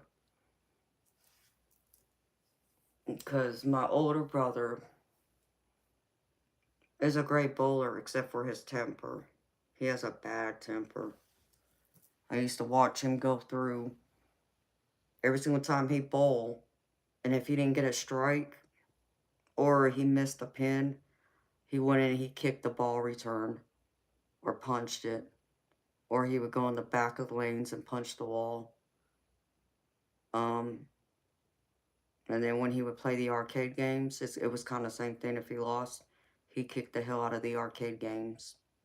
So he got kicked out of many bowling alleys because of his temper. He was a sore loser. And my younger brother, he's also very good. Not as good as my older brother, but he's still good. But same kind of temper. Same kind of temper. And I'm just looking at both of them like I'm trying to make sense of this. Like, I don't act that way. You know, I can hold my own out there. And I don't act like them, so I don't understand why they act that way. But they do, both of them. Bad, sore losers. And I know my brother competed a lot, my older brother, because I couldn't even tell you how many different bowling balls he had. But he traveled to all the different bowling lanes. And this was after I moved from California, because my older brother stayed in California with my birth father. So he did bowl a lot. And if he had got control of his temper, he would have easily been on the national stage. I have no doubt about that, because he was also left-handed. So he had the advantage bowling, because most bowlers are right-handed. My older brother's left-handed, and he had a heavy hook. He could hook that ball where I remember I used to sit there and watch him, and I would watch that ball hug down the rail of where that gutter is, and you would think it's going to fall in the gutter, and then it shoots right in and nails the pocket. And it just, it always take the breath out of me, just watching him throw that ball. My mama had her own style of bowling. She didn't throw your classic hook. She didn't have a heavy hook. She had her own style. I don't even know what you would call it. Beautiful bowler though. She could bowl her ass off. And I remember my grandma and my daddy always telling me, because it was actually my daddy who told me that she was asked to join the pro tour. But I was a kid when that happened. And by then, I guess my mom had decided that she didn't want to do it, because she was married with 4 kids at that point. She didn't want to leave us because she would have to travel around the country. So that's why she turned it down. But they'd always come home and tell me and my siblings about how my mama would go to Vegas and Reno and stomp butt, is what they always said. That people would walk into that bowling alley and they knew if they saw my mama there, they were going to lose. She was that good. And she was. She was damn good. I always enjoyed watching her bowl. So it was hard when I found out she was sick with emphysema. And that happened only about 4 years after we moved here. She was diagnosed. And that just, it turned my world upside down. So I knew I would never see my mama pick up a bowling ball again. Not that she wanted to, because once we left California, she said she lost her desire to bowl. Which I was sad to see that, because I know how much she enjoyed it when we lived out there. How good she was at it. And the fact I knew she wanted me and my siblings to follow in her footsteps. To pick up where she left off, so to speak. And that was part of my intention. And yeah, when I want to bowl, I bowl semi-professionally, but I'm not as good as my mama was, or my brothers. I could beat my brothers. I never got to bowl my mama, so I never got to find out if I could beat her. My brothers, I can. But I would have loved to have seen her on that national stage. I would have loved it, because she was that good. And I knew she would reach a lot of people, and she would inspire a lot of women to pick up the sport. Because she was that good at it, and she was that very loving and nurturing type of person. Very gentle soul, kind-hearted. So,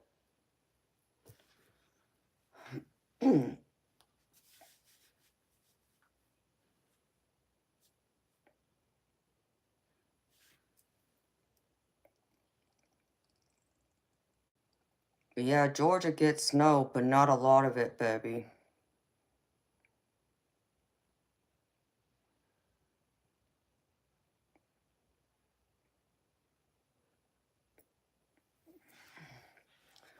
Ben, my dad is Japanese and Polynesian or Hawaiian, whichever one of those two you want to use. My mama was English, Irish, and Scandinavian. Well, that's cool, Wisdom. My whole family were bowlers, including my grandparents. So, I came from a family of bowlers. A family of bowlers and a family of fishermen and military.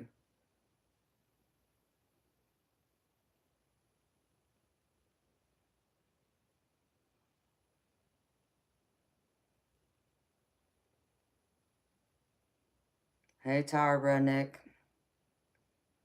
Yes, Tyra Redneck. I'm part Asian with a southern accent. Yes, I am, baby. Hi, Dennis. How you doing, baby?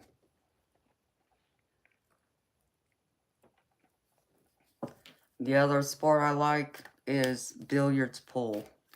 That's the other sport I'm good at. I'm like a goddess. Oh, well, thank you. That's sweet of you, baby.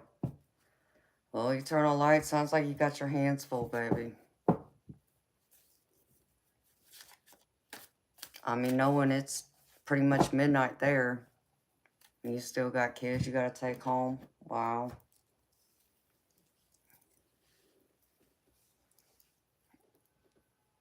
Hi, Ethan. How you doing, baby? Y'all gonna make me blush.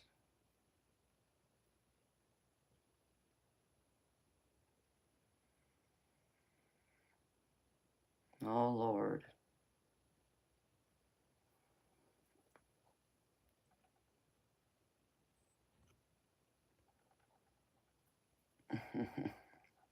Thank you, Jess. Here we go.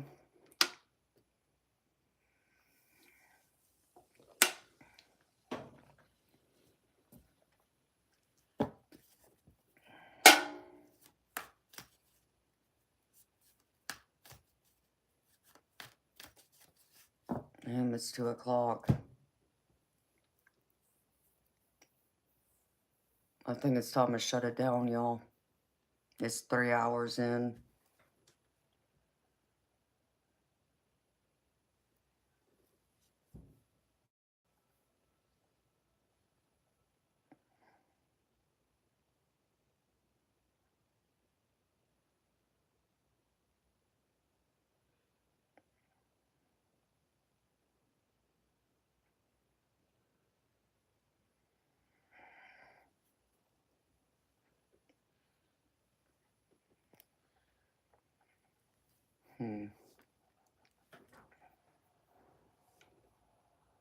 Morning, Mitch.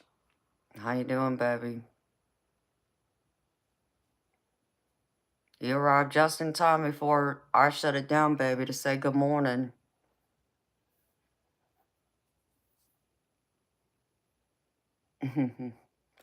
Oh, well, thank you, Mitch. It was quiet, baby. I slept all day because I ended up not going to my brother's house. I made a decision to stay home and not be selfish by taking the chance getting myself sick and then getting other people sick. So I got plenty of sleep that day, which was good. I just wanted to really sleep through the day. Because, as you know, it was going to be a very emotional day for me as it was, and I didn't want to deal with those emotions. Once I got up, I woke up right before midnight, and I was fine, so it was peaceful. But thank you for asking. Hi, Vincent. Thank you.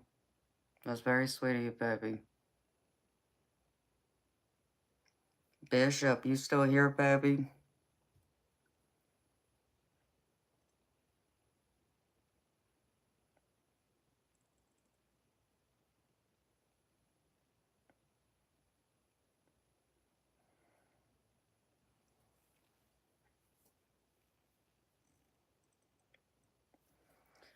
Yeah, it is, honey.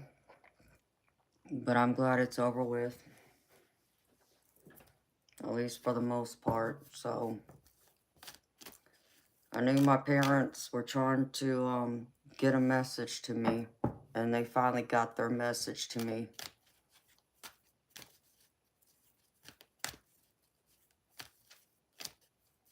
Thank you, Vincent. That's sweet of you, baby.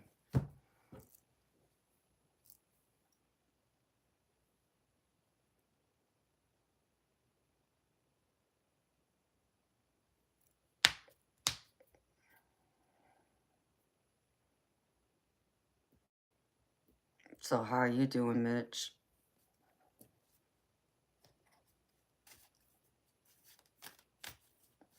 What is it, baby? Is it like, is it 6 or 7 in the morning for you? You're like 5 hours ahead of me, right? So it's 7. You just woke up. Always, baby. I'm always learning and growing.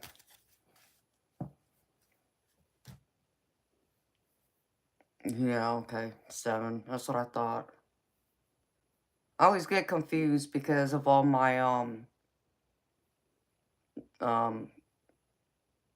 my subscribers from different parts of the world. I'm trying to keep up with the time differences from me to y'all.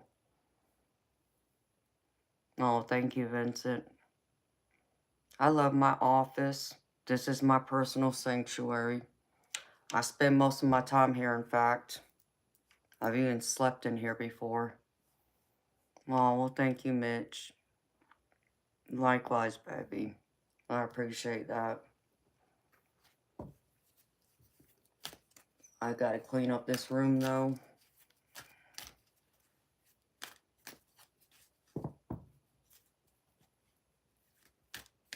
Yep. This is my office. This is where I do all my streaming from and my tarot readings.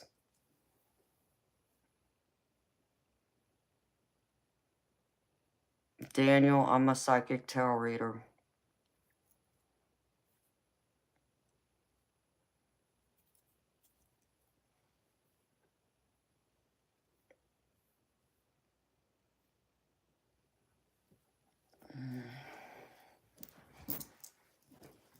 It's cozy for me, Vincent. I do like it. Hi, Lois. How you doing, beautiful? I'm a psychic tarot reader, Daniel.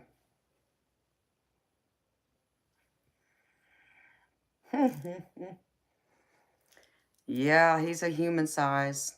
That's for sure. He's a life-size teddy bear. That's Teddy. He's like my bodyguard. Oh, thank you, Mitch. You know, this top is like, oh man.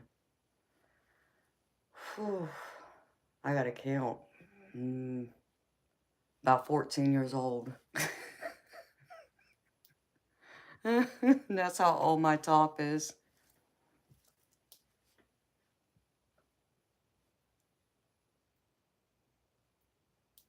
Yes, Lois, my day is always good, sweetheart. Thank you for asking. You see me on here, I'm having a gravy day. Vincent, I don't have any kids.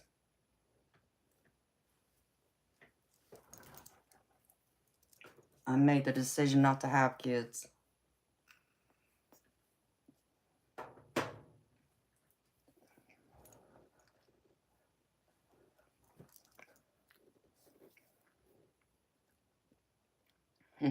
Well, thank you, Mitch. You know what, Daniel? That's your opinion. You can get the hell out now. Thank you.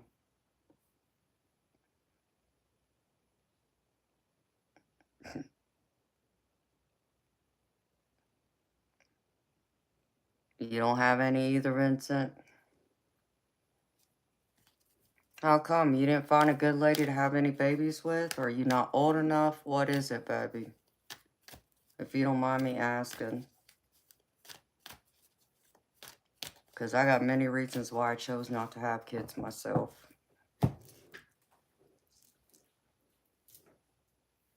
You have two, Sawyer? See, if I would have had kids, I got many reasons why I didn't have them. One of the main reasons is because I lost my mother young. And I didn't want to bring children in this world and then me share the same fate as her and leave them behind. I wasn't going to do that. That was one reason.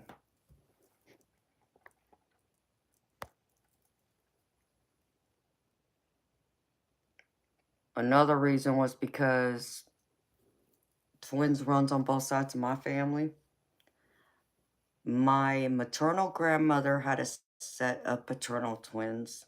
My paternal grandmother was an identical twin, and she had a set of identical twin girls, too. So, my mother always told me I'd be the one to have the twins in the family, and I said, nope, that's not going to happen. And I also helped raise my baby brother because of my mother dying so young. And that took it out of me, and having to take care of her took it out of me, so that's why I didn't have any. But one of the other reasons is because if I were to have kids, I wanted a boy. I would have wanted a son. And there's no guarantee I'm going to get that boy, so it's like, nope.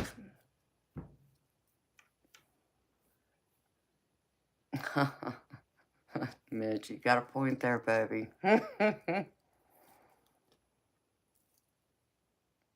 Oh, Annie, I mean, I can't. It scares the living craps out of me.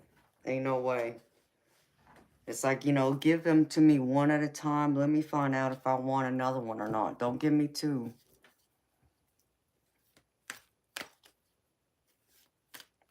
Well, that makes sense, Vincent.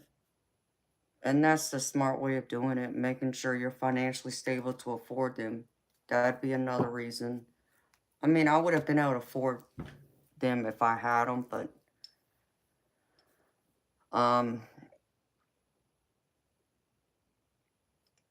I enjoy my freedom too.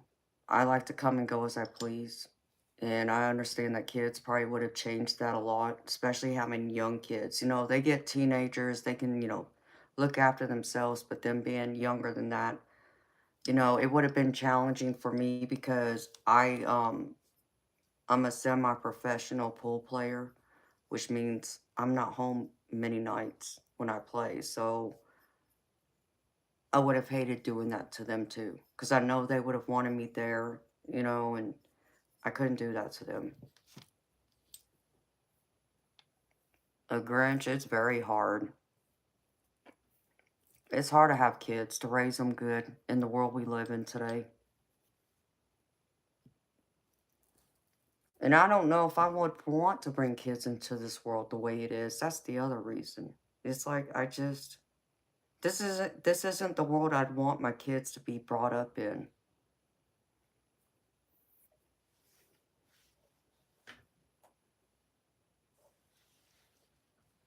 Oh, well, thank you, Vincent.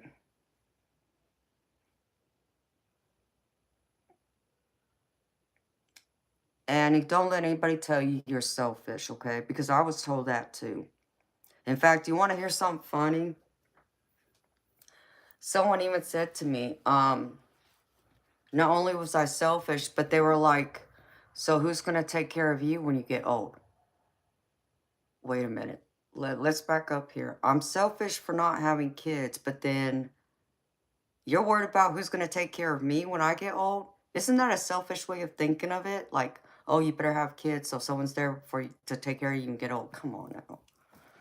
No, to me, that's being irresponsible. If you know you don't want kids or you're not, prepared to have them, then to me, that's just being responsible, not selfish. You know what you want, and not everyone is meant to be a parent, not biologically, anyways. Now, the flip side of it is I do have a stepdaughter who I've raised since she was 15. And though she has a mom, I don't take her mother's place. Never tried to, never wanted to. I always told her I'm here, you know, as a friend. And though it took many years for me and her to get along because a lot of it was her mother's influence of hating my guts and not able to see things from both her dad and my eyes, when she got older and got married and had kids of her own. I think she finally understood, what I was doing, that I wasn't the bad person that her mother made me out to be. And to the point that that girl um, acknowledges me on Mother's Day. So I get a phone call and I get sent a card, you know. And if I do see her, I get a little gift from her too. And that girl tells me she loves me. So I must have done something right somewhere with her. Don't know what, but I did something right somewhere. Um, and I have three grandkids now. She has three little girls.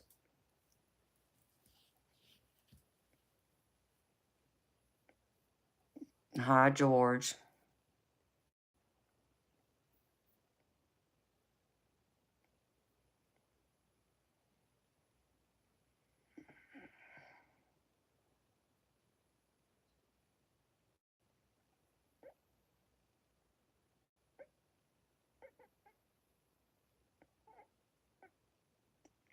Oh, the Grinch, I've had that reaction too. It blows my mind. Like people's, thought process. Like it's an absolute expectation that all of us who are here are supposed to have kids of our own. No. Hi, Chief. How you doing, baby? Oh, my day's been gravy, baby. How about you?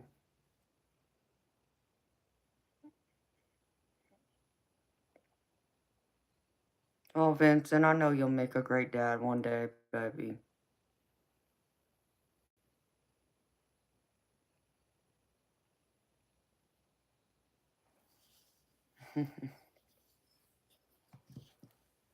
Hi, Shane.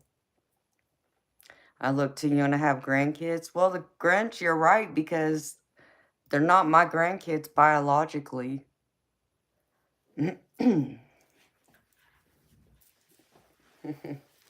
Well, thank you, Vincent. You made my day, baby. Vincent, I'm 43. I'll be 44 in March. So, thank you. I'll be 20 today. I'll be 25, whatever y'all say. Seriously, Vincent. I was born in 81.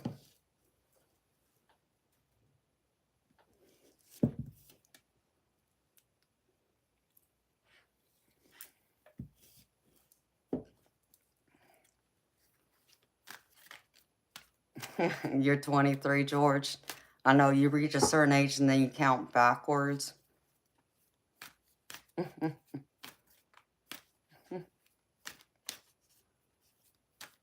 Yes, they were, Chief.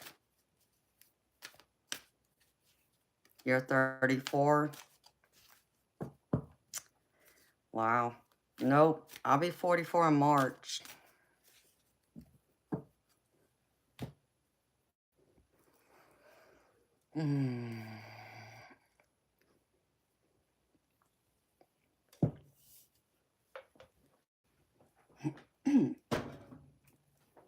I don't see, but I don't feel like I'm 43. I still feel like I'm in my mid-20s. Like, I still feel like I'm 25. So, it's nice to know that, you know, I look at to many people, too, that I can get away with it. They think I'm a lot younger than what I am, but seriously, I'm 43. I'll be 44 on March 10th.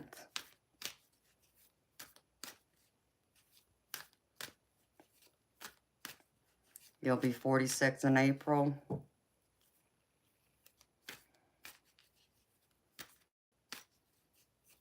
Oh, really, Annie? Why is that?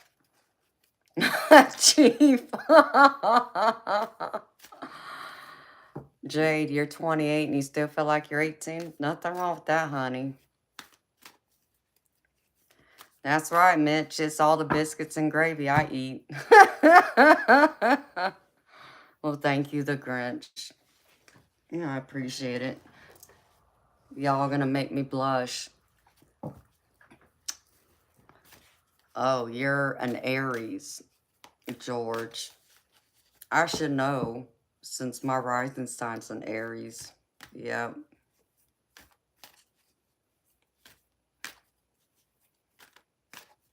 Hi, Bruce Lee. Well, thank you, baby. That's very sweet of you. I don't have kids. That's why I look so young. That could be it too, baby. You might be right about that.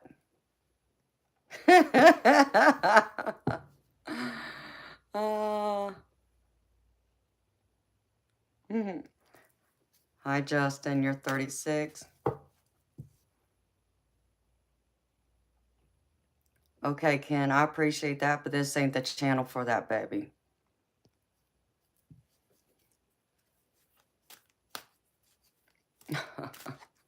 Hey, Annie, I think we all went through that at some point. I just went through mine a little bit younger than my 20s.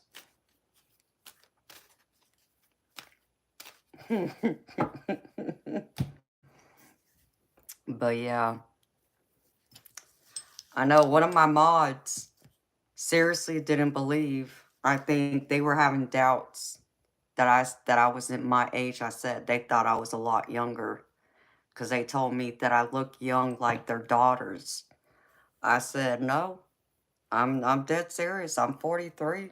I'll be 44 in March. You don't believe me? Okay, let me pull out my driver's license and show you. And I showed it to him. And I said, so what does it say? What year was I born? 81. See? I think he thought I was punking him. Nope. No, well, thank you, Vincent. Maybe it is my genetics. I don't know. I mean, you know what they say about Asians? We seem to find the fountain of youth because we seem to look younger than what our age is. So, you'll be 37 in May. May what, the Grinch?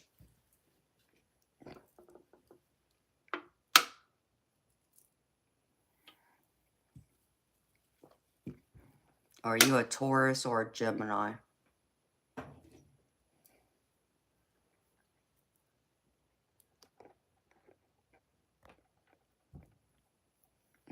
Thank you, Vincent. Okay, you're a Taurus.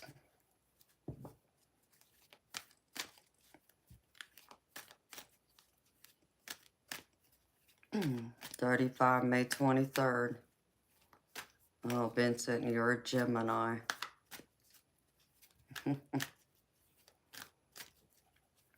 I'm a Taurus moon.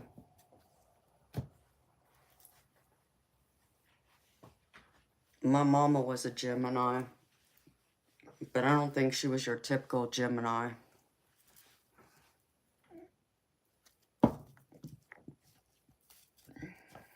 So,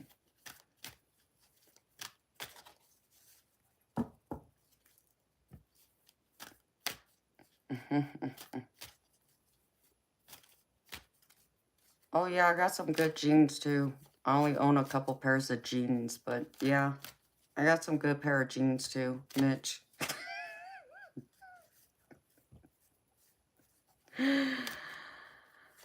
Ah, it was your birthday yesterday, Chief?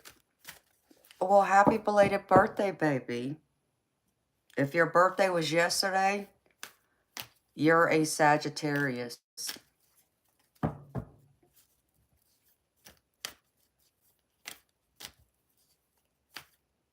Okay.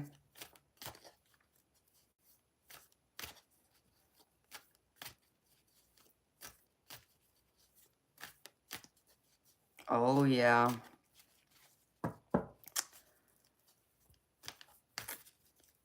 I got a temper too, Vincent. I'm like, because I'm a Pisces. I'm a Pisces sun, though, so I'm a Taurus moon, and I'm an Aries rising. And all I can say to you, baby, is you come to me correct, you get the sweet, dreamy mermaid. You come to me incorrect, and you get the shark. You don't want the shark. So, well, happy belated birthday, Chief. That's why I didn't see you yesterday. But yeah, you're a Sagittarius, baby.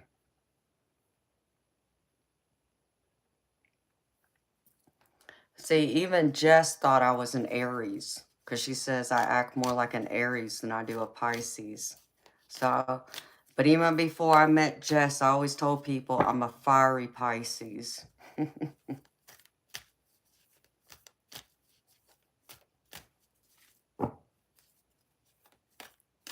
Huh? Oh, thank you, Hernandez. Appreciate you, baby. You agree, Mitch?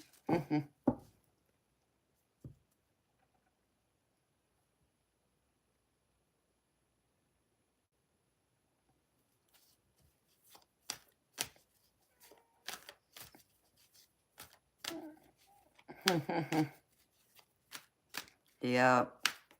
I'm not fiery Pisces. So.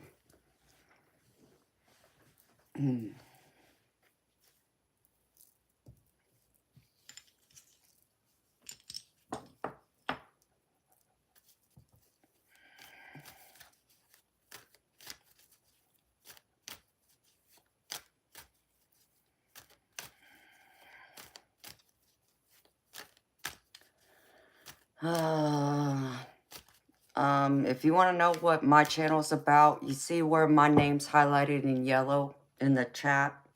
You can click on that and that'll tell you everything you need to know. Bear League hockey. I bet you had a blast yesterday, baby.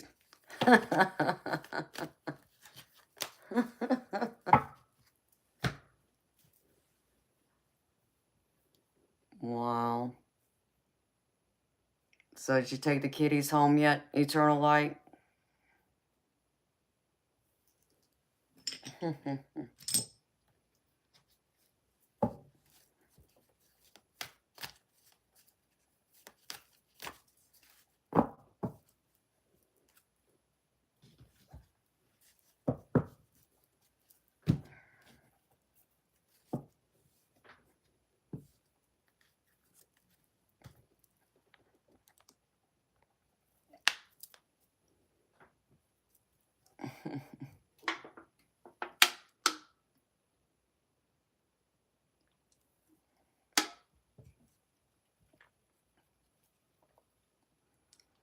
No, I gotcha. Mm.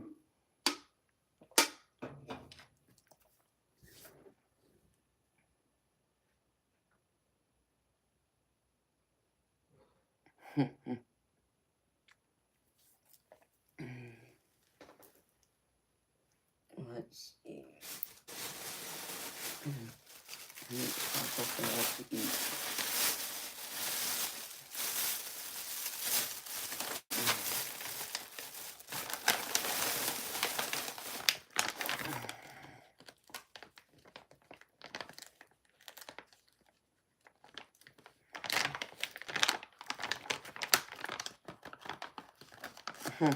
That's funny.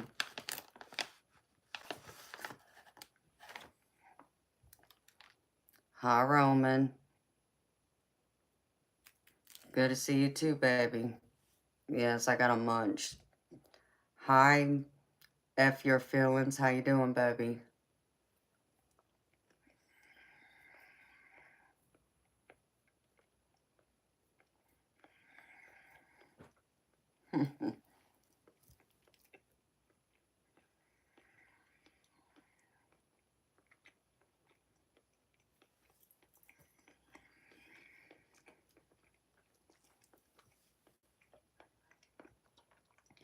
Annie, I guess it depends on what you mean by testing it. Like, give me an example.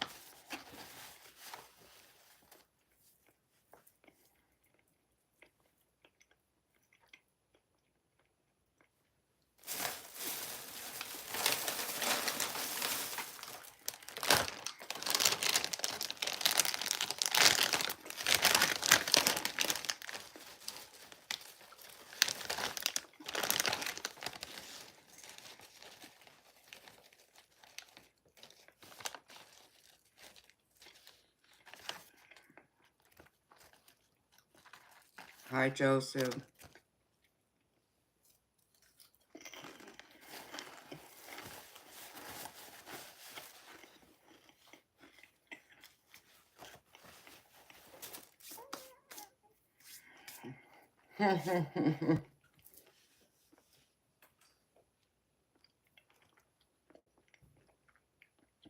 Like any, I could say it this way. Um, I mean, it depends on what you mean by intuition. So,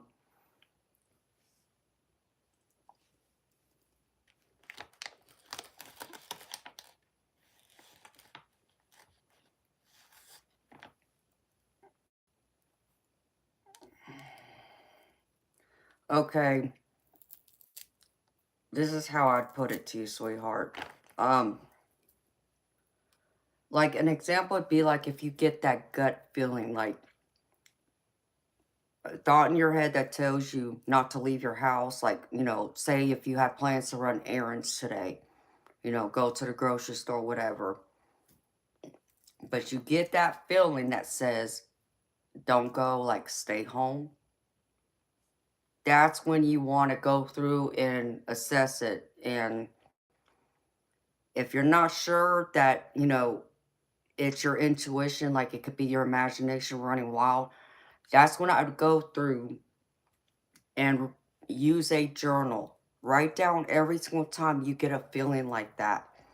Write down, the date it, time it, all the feelings, what you feel like your intuition is telling you, and then see what happens. I mean, if you choose to listen to it and say, okay, well, maybe I shouldn't go out today, and you stay home, well, you'll never know if that's true or not, right? But let's just say you decide to ignore it and go out, and then you end up getting in a car accident, for example. Well, then that's where you're like, okay, because I didn't listen, I ended up in a car accident, so there was, your spirit team trying to protect you, as an example. Like, I've had that happen to me.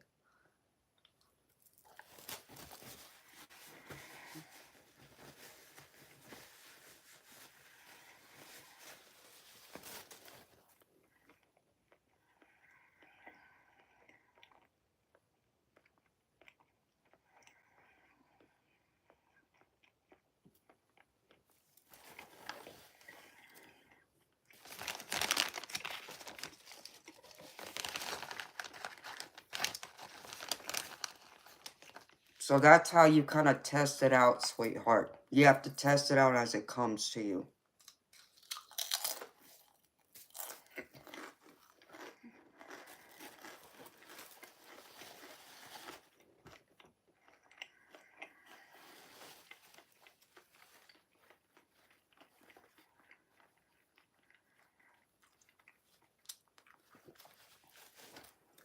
Wow, Mitch, that's crazy. So you just got to learn to listen to it and figure it out. You got to figure out what your baseline is first. And then when those things happen, you get that feeling. Just make note of it. But I would keep a journal so you can go back and say, okay, well, I had this feeling and these are the feelings I had. And because if you chose not to listen to it and go ahead and do something anyways, and then you come back and you figure out why you had that gut feeling, that warning that was telling you not to go here, or not to go there, or not do this. And that's how, I learned it.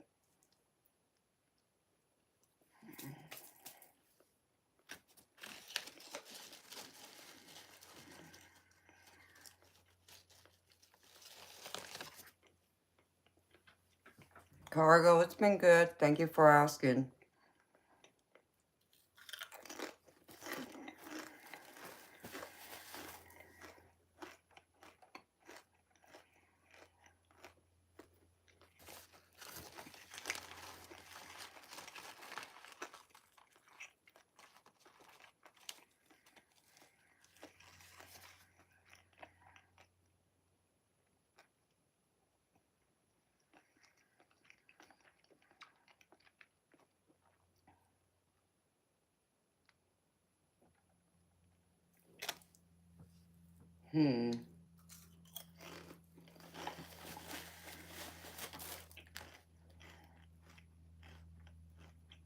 Sounds good.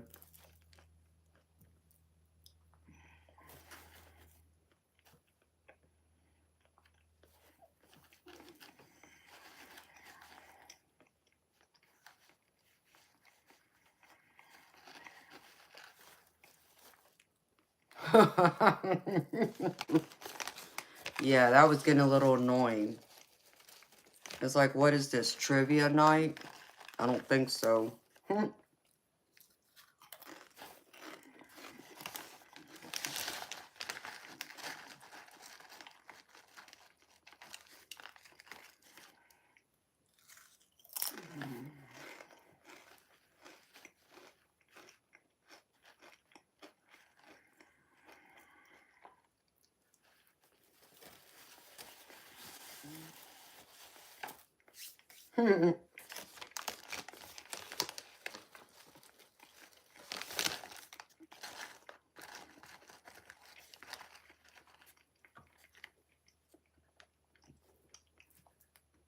Believe it or not, I liked Marilyn Manson at one point, but I only liked a couple of his songs, and I can't think of what they are now. I'd have to listen to them to be able to tell you.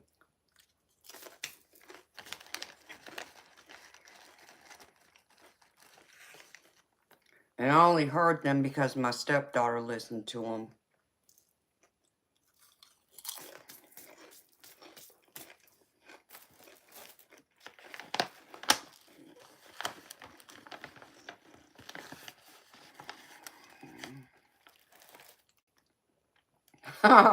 Chief, that's funny.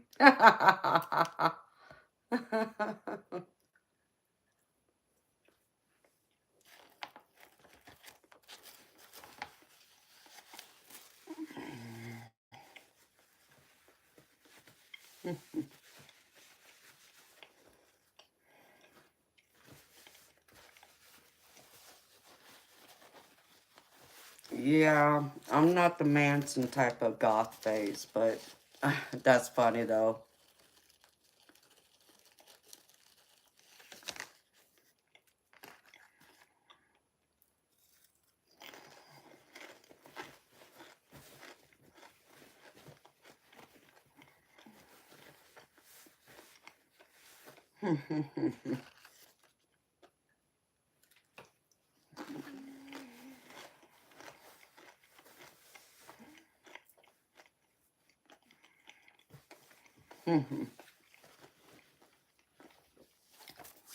Bye, Bruce. You have a good day. Good night, baby. See you next time.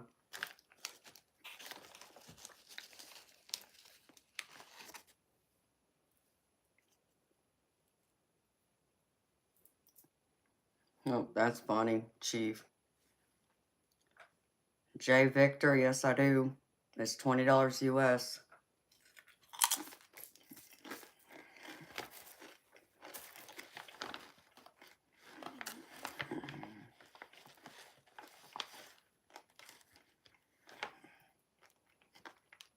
Yeah, I like Green Day.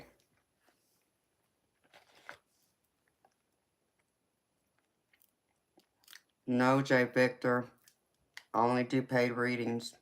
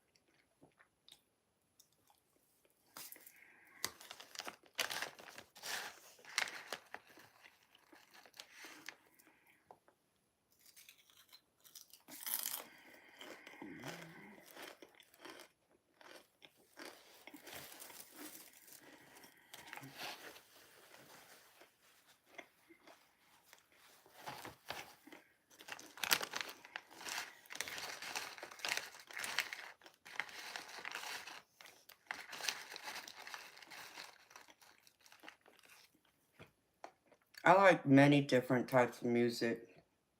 I don't have just one type. I listen to a variety, so...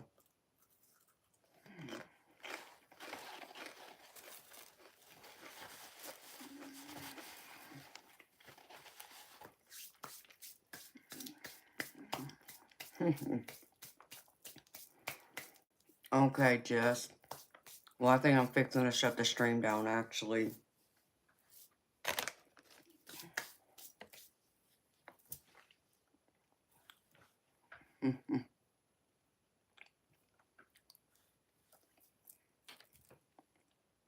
J. Victor, because I'm psychic, I don't have to look into my client's eyes to do a reading, okay? It's called energy. And my spirit team talks to your spirit team and brings me back the messages that you need to hear. That's how it works with me. But it's time for me to go, beautiful people. I've enjoyed chatting with y'all. But I think I'm gonna shut it down now. Give my mods a break. Let them conserve their energy so I can conserve my energy too.